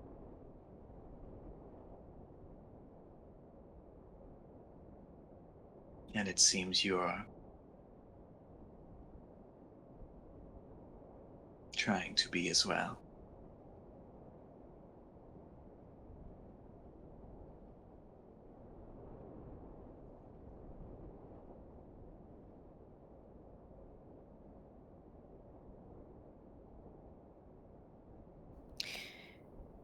Well, then it's settled.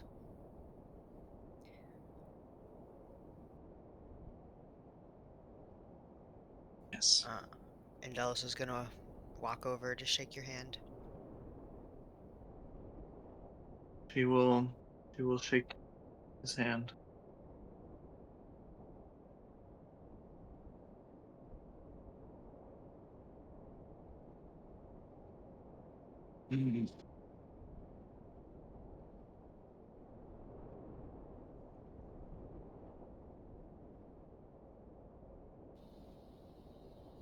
Well, now what? Now we eat.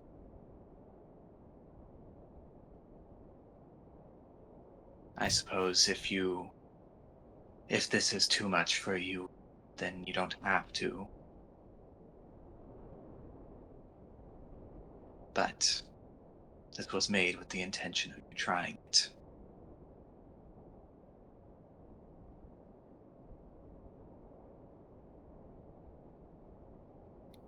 Yeah, Dallas smells it, looks at it.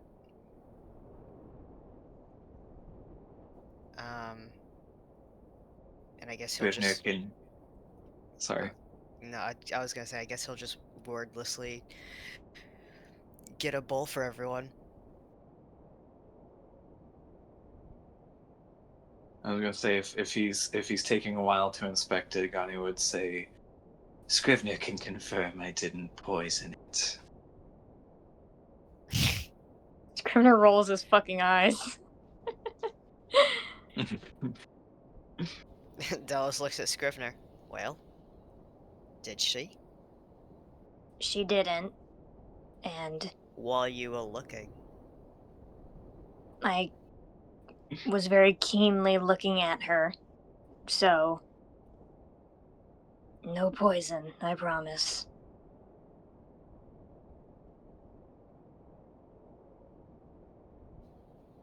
Alright, fine. But Scrivener, you're taking the first bite. Alright. Poison test. He takes a spoonful, eats it. and then dies. I secretly did poison it. I was gonna say he goes, oh God, this is it. I'm Stop kidding. it. I'm sorry. She smiles. It's just soup.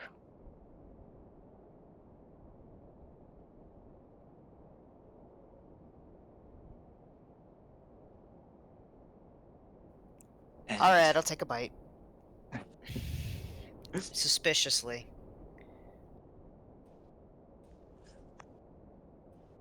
She looks at him very expectant.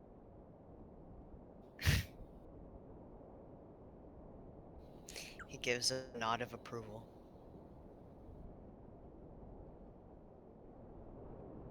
Excellent. And she'll start eating hers as well. Excellent. I love her. The deal has been struck.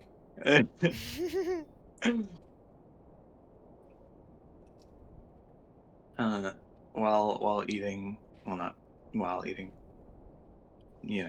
during the time, she'll say, As I said, I want to be more open in the future, so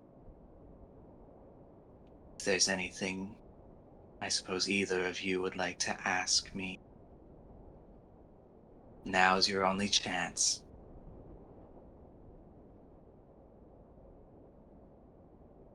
I'm kidding. That was my Ask me only later. chance. I'm just kidding. Oh, Gonnie's got jokes. Alright, well, if you want to ask me anything, now's also your only chance.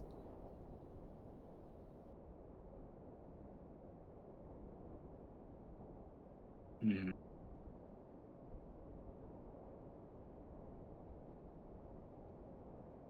Why are you so invested in this mission?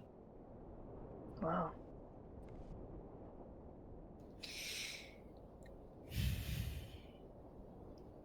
Well, as you piece together, I had a fiance who's no longer with us. The horrible part is the first time that I experienced memory loss is when he died.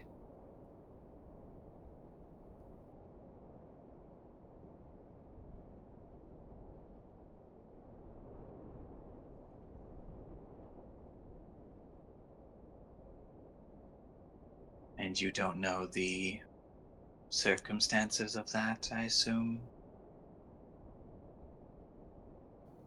I only know the outcome.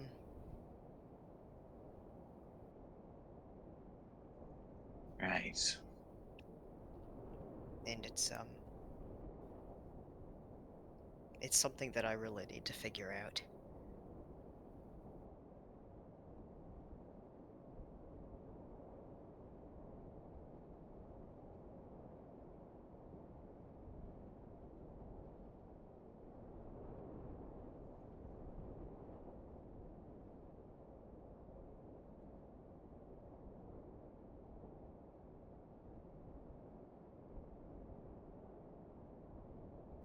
And what about yourself?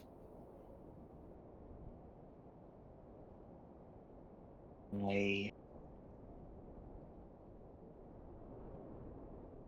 believe I've mentioned before my hometown was attacked, and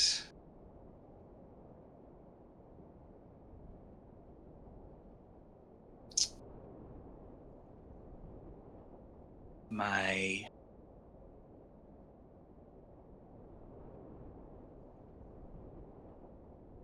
our Lord Marduk was attacked,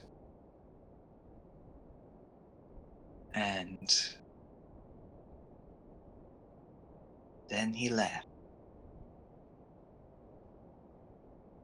and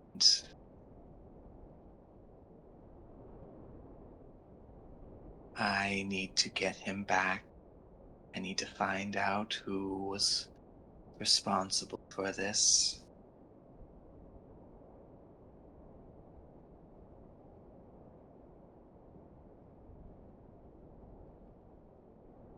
So they can be put to justice.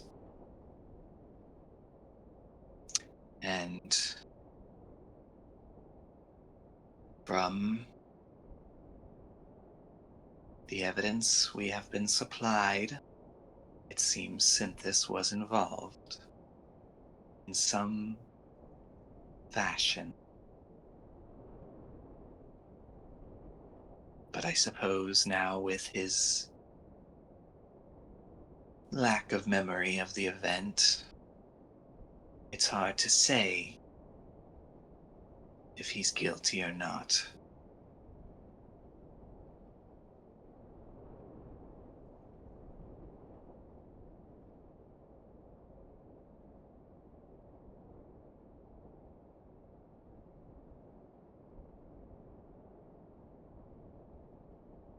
So I'm looking for my god, basically.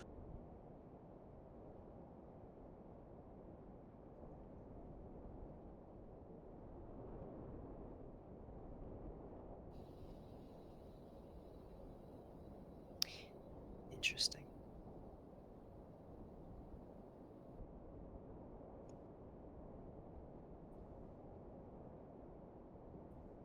What happened to your arm?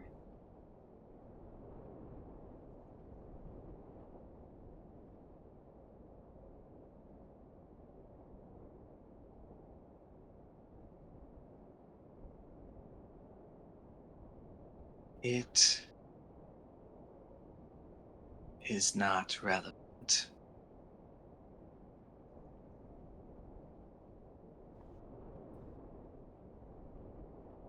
I know that's what I say about everything.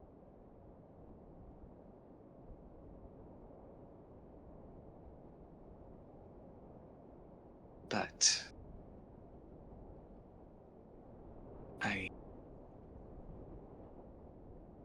shouldn't talk about it.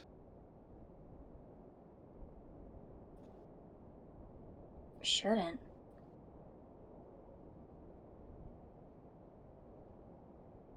Uh, can't, won't. I won't talk about it.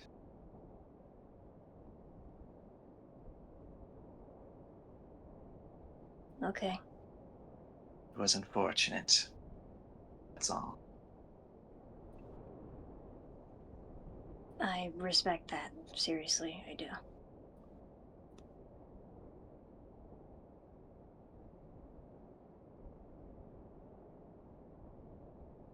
He looks over at Delos and says, I hope the lack of that answer won't increase the divide between us.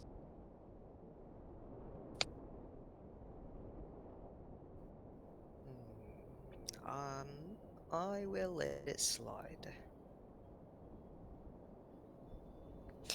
I am curious though. Who was this guy that Okabe mentioned with you?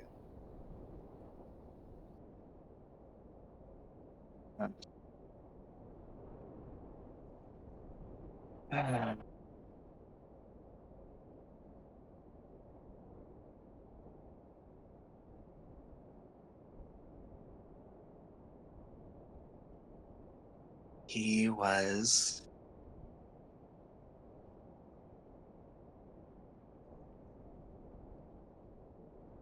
someone from my hometown. I guess he is.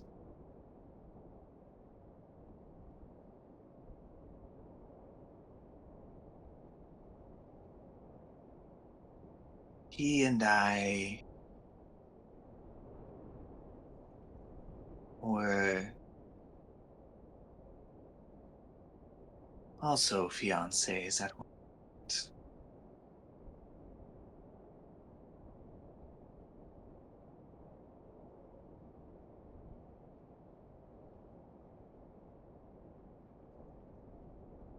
But we'll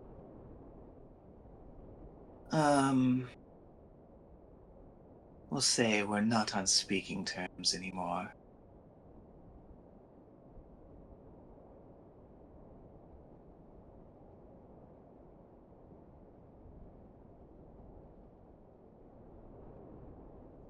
Okubi really has no business bringing him up.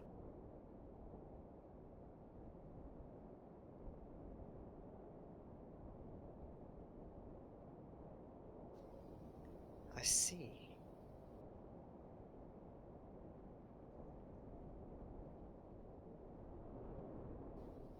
So we really are more similar than you think.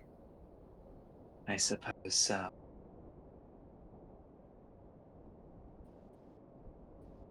You're both cats.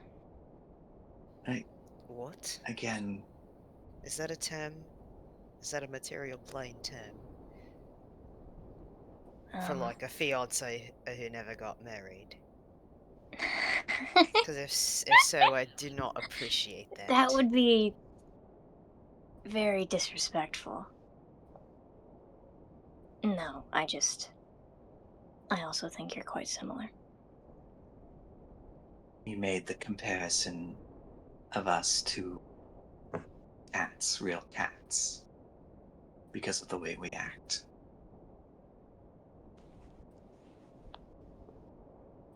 Scrivener looks embarrassed.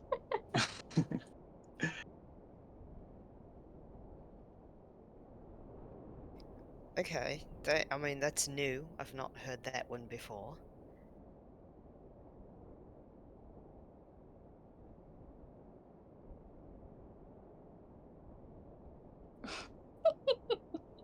Well, now you have.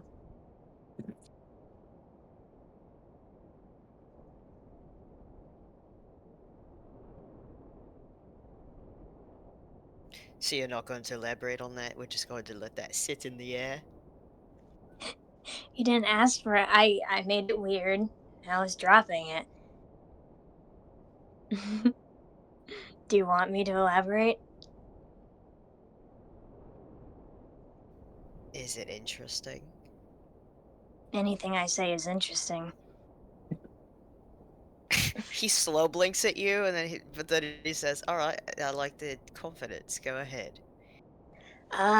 You're both like cats, because if you take an aggressive approach and try to get really close really quickly, then you'll both scratch your hand. But if you take your time and you're intentional and sweet, then you can get through to them. You're both like cats.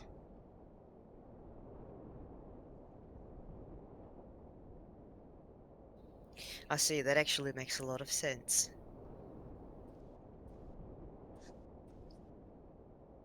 I know. It looks dumb on the surface, but actually has a lot of meaning.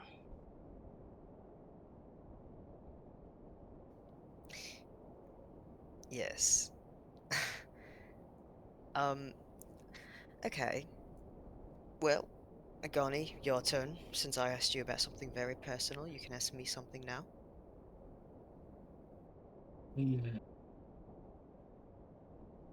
Or Scrivener, you as well. Feel free. Why did you...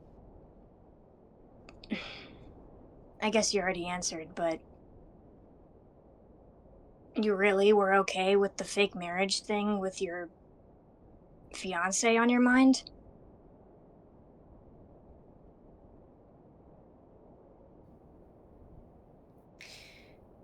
I don't know if I would say I was okay with it.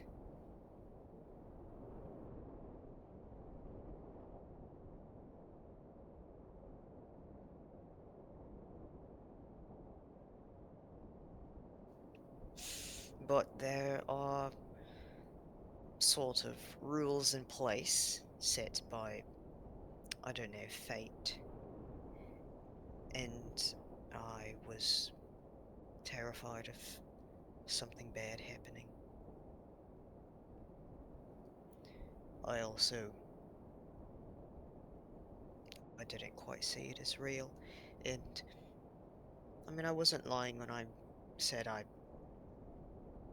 never gotten to be married before. I didn't think that we'd be seeing each other for more than a week. Me neither.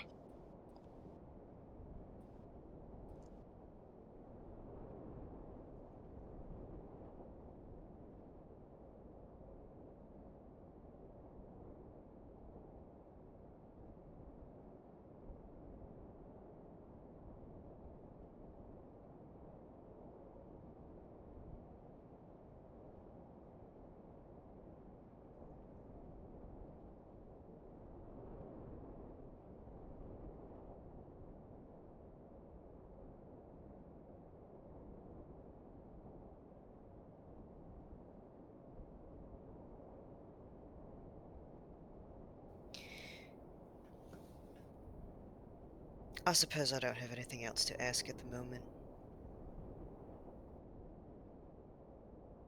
Yes, I can't think of anything else either. Scrivener, do you have anything? No, ma'am. Oh, I do have a question. Yes.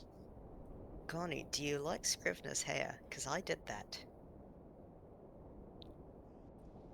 Scrivener looks at Gani with big eyes.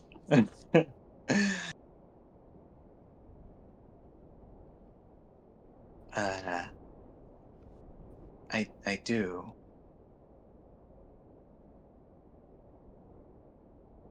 Shows off your horns better.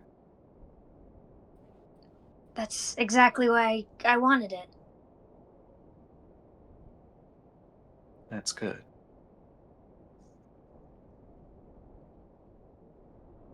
I also see what you did to Gerby.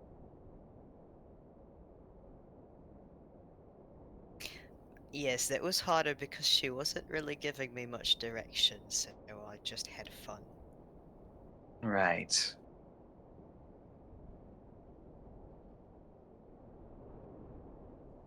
Definitely looks like you had fun.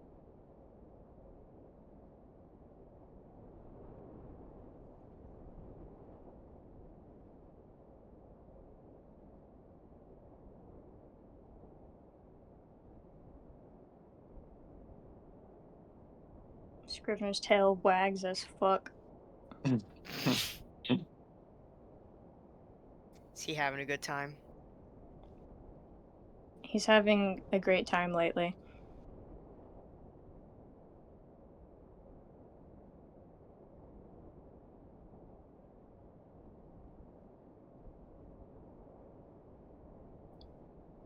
Can I get a question directed at me?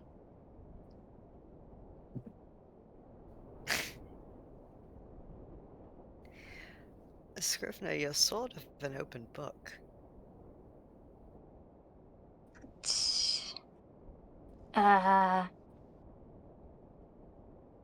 Yeah. Alright, here's one. Why did you ask me to marry you after knowing you for, I think, less than a week? I thought you were hot. Honey's really focused on her soup. Delos's face is the face that someone makes when they've just been, like, hit in the face.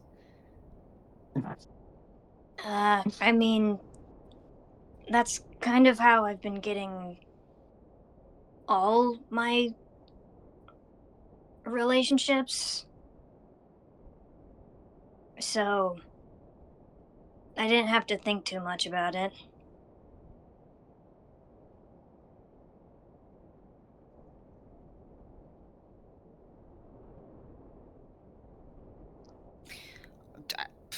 Asked then answered. I also thought that, you could benefit from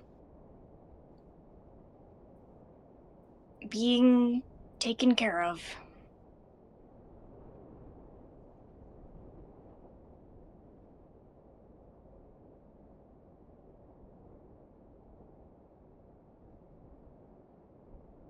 Are you going to be doing this anymore? No. Never again. Yeah, we've made sure of that. When I divorced him, that is. Uh-huh.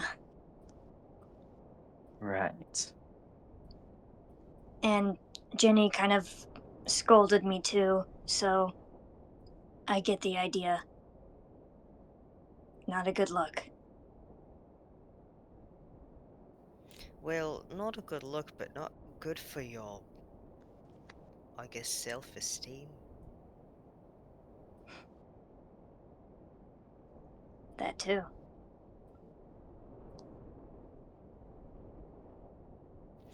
Is you're really quite a catch. I don't think that you need to be using underhanded tactics to form meaningful relationships with people.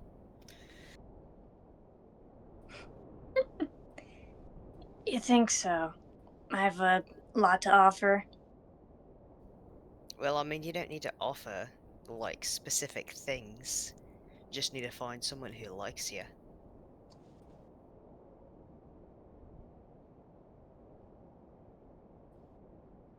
Right.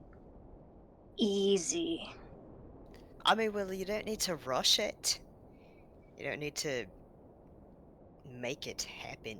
It just sort of happens.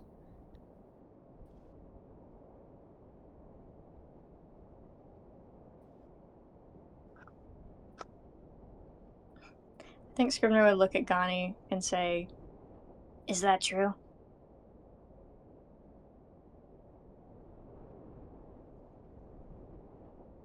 Sorry, what did Delos last say?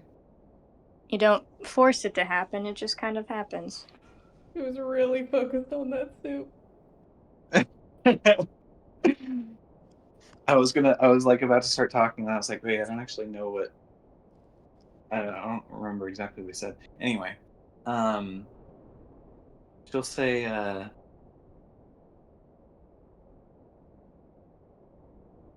Yes, you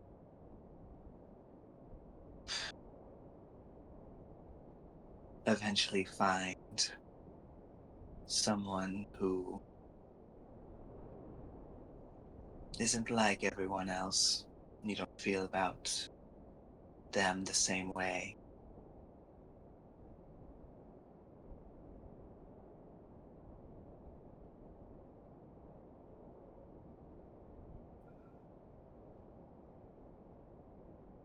Okay. Cool. You guys know more about that than me.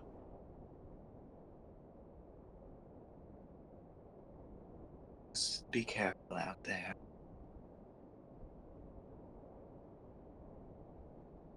I promise to, I promise. I will.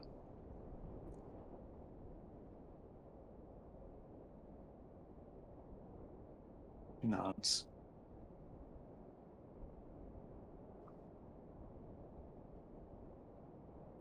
Well, thank you for the question, Delos. I feel so included now. I'm glad.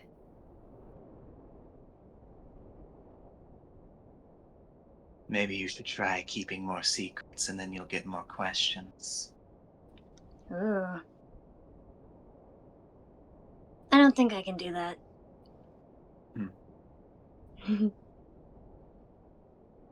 I'm a nice contrast to all of the mysterious people I hang around.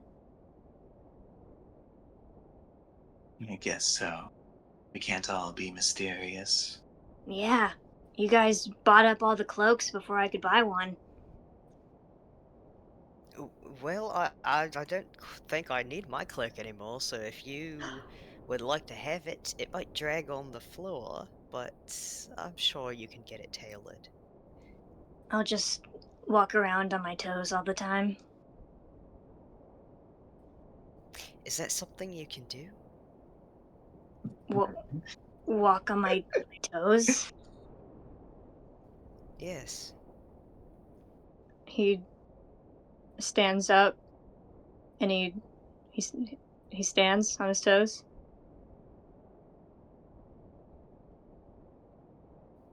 Wow. Why don't you all do that? It would make you taller. Well, it's a bit of physical strain. I'm sure that medically it's not very good for you at length. Oh. Also, when you kind of pull the muscle in your foot, it has this like weird tingly feeling that's like hellish. Ew.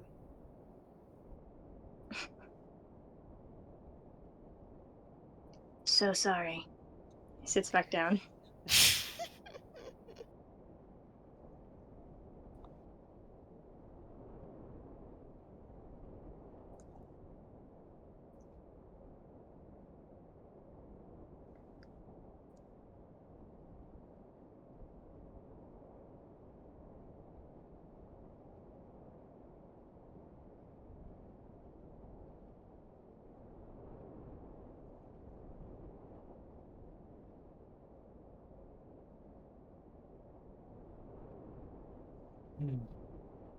Well, Slaps my knees. Yeah. Donnie slaps her knee. Her knee.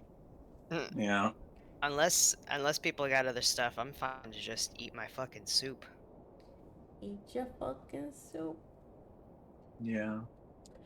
I like the vibe. Alright, well then. You guys can finish eating your soup. Say goodnight for the night. Connie slaps her left knee and then her right knee.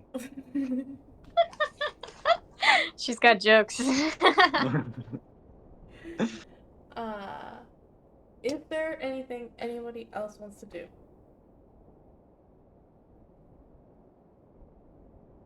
I can't think of anything.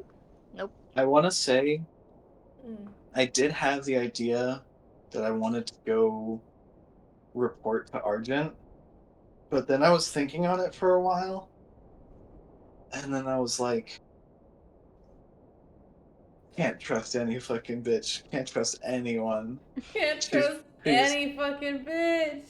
What if Can't she's trust- Bahamut? She's literally gonna be Bahamut. Tony, your mom has been replaced. See, the good thing about the fact that Ghani is suspicious of literally everyone is that it means that sometimes, on occasion, when Broken there's clock. a character who's acting a bit strangely and a bit differently from how they normally act, Ghani won't talk to them. She is thinking about how Tony was mentioning, or how the whole fucking debacle went down of giving away too much information.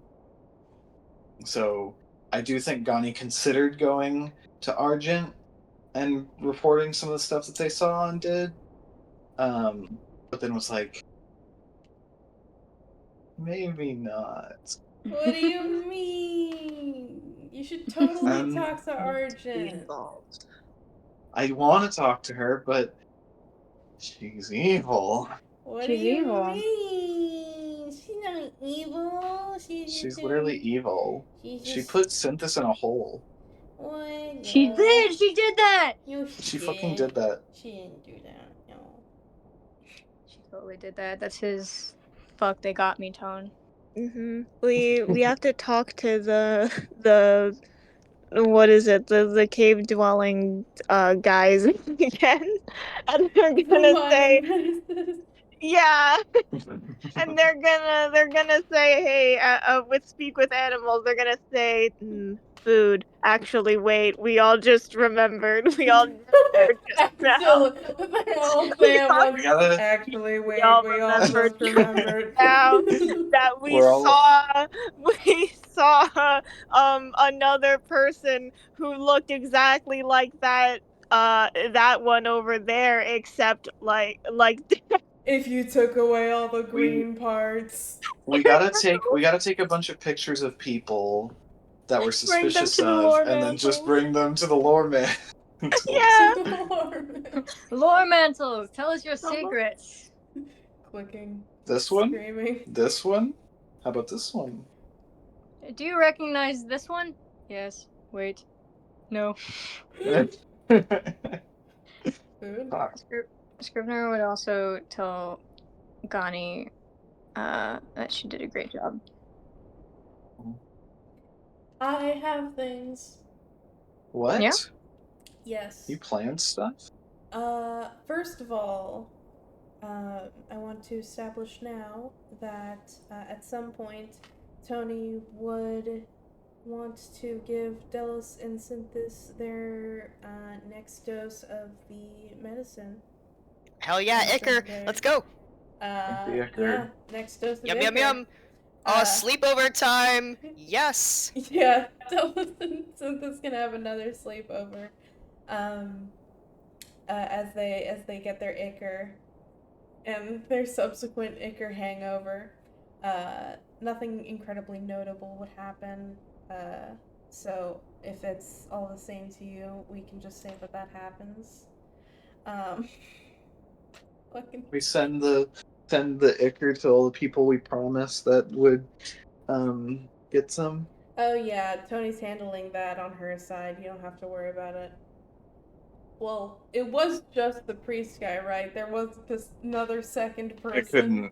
I couldn't remember. I think it was just him. Were we still going to? Did we still have to send stuff to Bosco and his kid, or was there only the one thing? That has been done already, so That's been done already. Okay. yeah.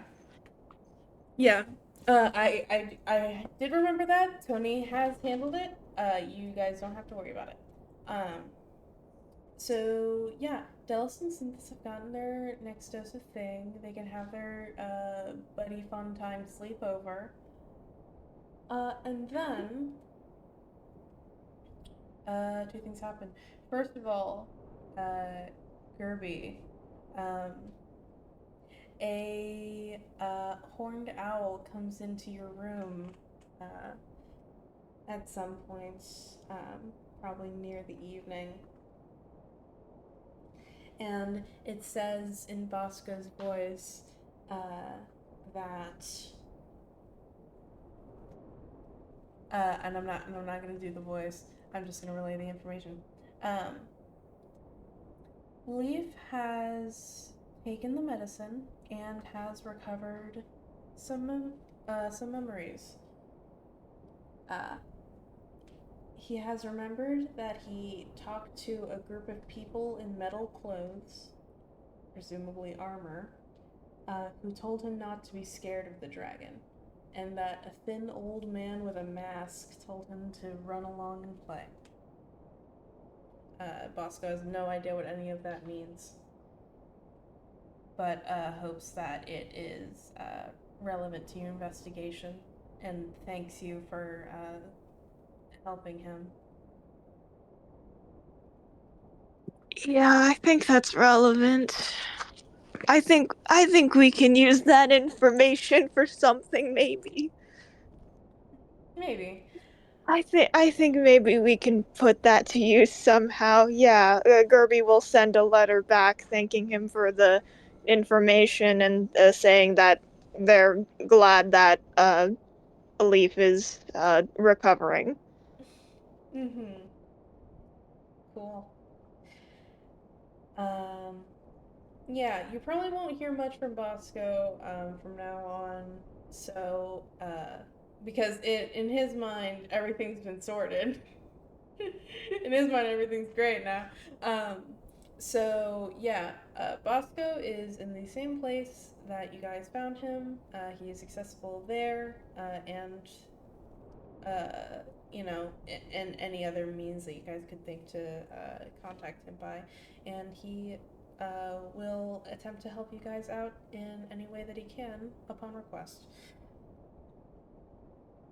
So, that's what happens on that end.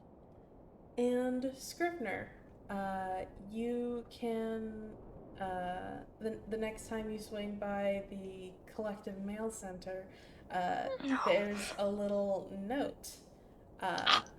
It reads, apologies for the delay, and there's a little cartoon sketch of a rabbit doing a salute.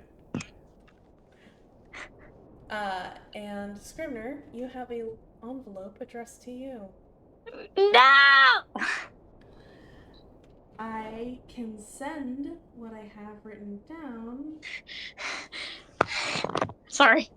I'm sure it'll be fine. Yeah, I'm sure Sorry. it's fine. I'm sure it's just Amy being No. like, "Hey, your sheep's good." Yeah, I'm sure. Hope your quest is going great. Love I you. get it. Miss I- ya from I us get in it. Bushfirth.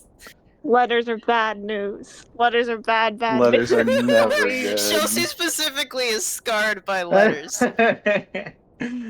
Yeah. Oh boy. No! Really? Oh. Whoa. I will read it out loud. To Colin, I have not forgotten you. You say you are well behaved now, yet you apologize for being gay. If you haven't forgotten everything your father and I tried to teach you, you should know that the only forgiveness that truly matters is God's work. If you've abandoned him, there is nothing I can say to save you. Why are you in Astva? What does that place have for you? surely nothing good for your soul. Your father was simply frustrated when you left. He did not intend to push you into sin. He is older now, less prone to anger, and I am older too. We have the patience to care for you again, but even so you must leave all of these frivolities behind if you don't intend to succumb to your worst self. I believe I taught you better than to send an unsigned letter. With hope, Mom. Lynn? What'd you Scrivener, say, just Val?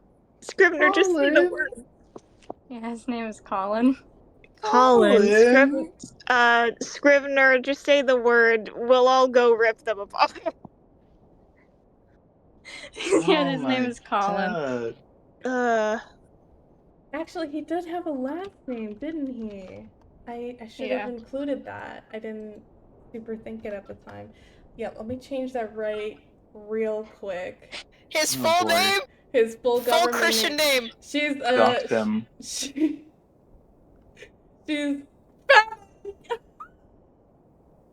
yeah, editing it in real time. Oh, I'm gonna barf. I'm gonna barf. Colin Mom. Quinn? Yeah. Oh my god. Colin Quinn. Wow, Did he sign his letter with Scrivener? He did No. not sign it with anything. That's why she said Okay. I would think I taught you was better wondering than if she was like willfully ignoring it or something. wow. What's with all our characters like secret names? Everyone's got a secret name except me. I'm left out. The only one that's not out yet is Gerby. Yeah. Well, I mean, we already know it. It's Joan. Yeah. Joan. Joan. Anyway, Drop sorry. a letter. Dropping Skirter's full government name, but Lily is a formal woman. She would address her own son by his entire government name. Jesus. The wire mother rears her ugly head. Wire mother, no! I'm imagining Scrivener reads this and just like goes and starts ripping it apart with his teeth. No, We have the patience to care for you again? Ew. Ugh. Ew. Yucky. I think Scrivener cries in the fucking mail house. You know what I think this letter deserves? Ew. Yeah. Yeah.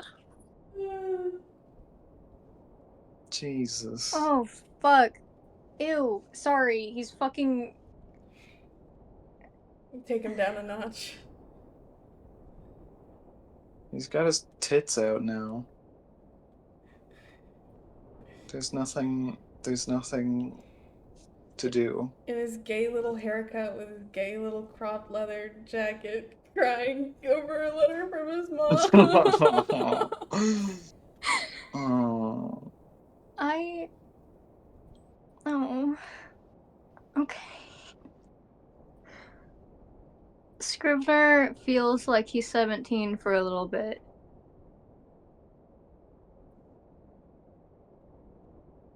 And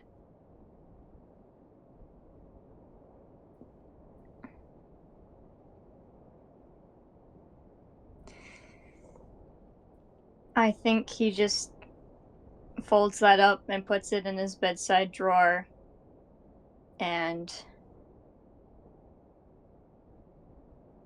doesn't think about it. Alright. Well, I think that's a great note to end off today's session. Wait, I checked my mail slot. You have no fucking mail. You have no friends. Hey, it's me, You have no Marduk! Oh. I've missed you! There's a It's me, your ex-fiance. I want you back. And Gunny's like, oh joy, I can abandon these fuckers now. Time to go. Bye-bye. Bye. Yeah, there's a letter in there and it's from Marduk and it says, "Does it matter?" What? That's what you kept fucking repeating last stream. Does it matter? Oh. Jesus. Anyway. Yep, I think that's a great place to end off the episode. I hope you all Oh my God. had fun, and look forward to the next one after a short break. Yippee. Oh yeah. No. Yes. No, next week. No D&D next week. I'm doing tulip shit because I'm turning 21 and I'll have to drink about this. I have to give you something to drink about. You know what? No, okay. He does. I know what he does. Mm. I fucking grab the Porky Pig who's like, that. I'm like, shh, not yet. I know what he does. He writes a letter to Amy. And in that letter, he's like, hey Amy, I've gone through a lot of changes. Oh my God. I'm gay and I'm a tiefling, and I was a tiefling the whole time, and I'm so sorry for freaking everyone out for like a decade. I promise I'll be cool. Thank you for being kind to me. This is how I am. And he sends that. That's what he fucking does. I was a tiefling the whole time. I'm so... He would describe it a bit more, like, I think that's like the rough draft he writes in like anger, and then he writes another one that's like, when we met.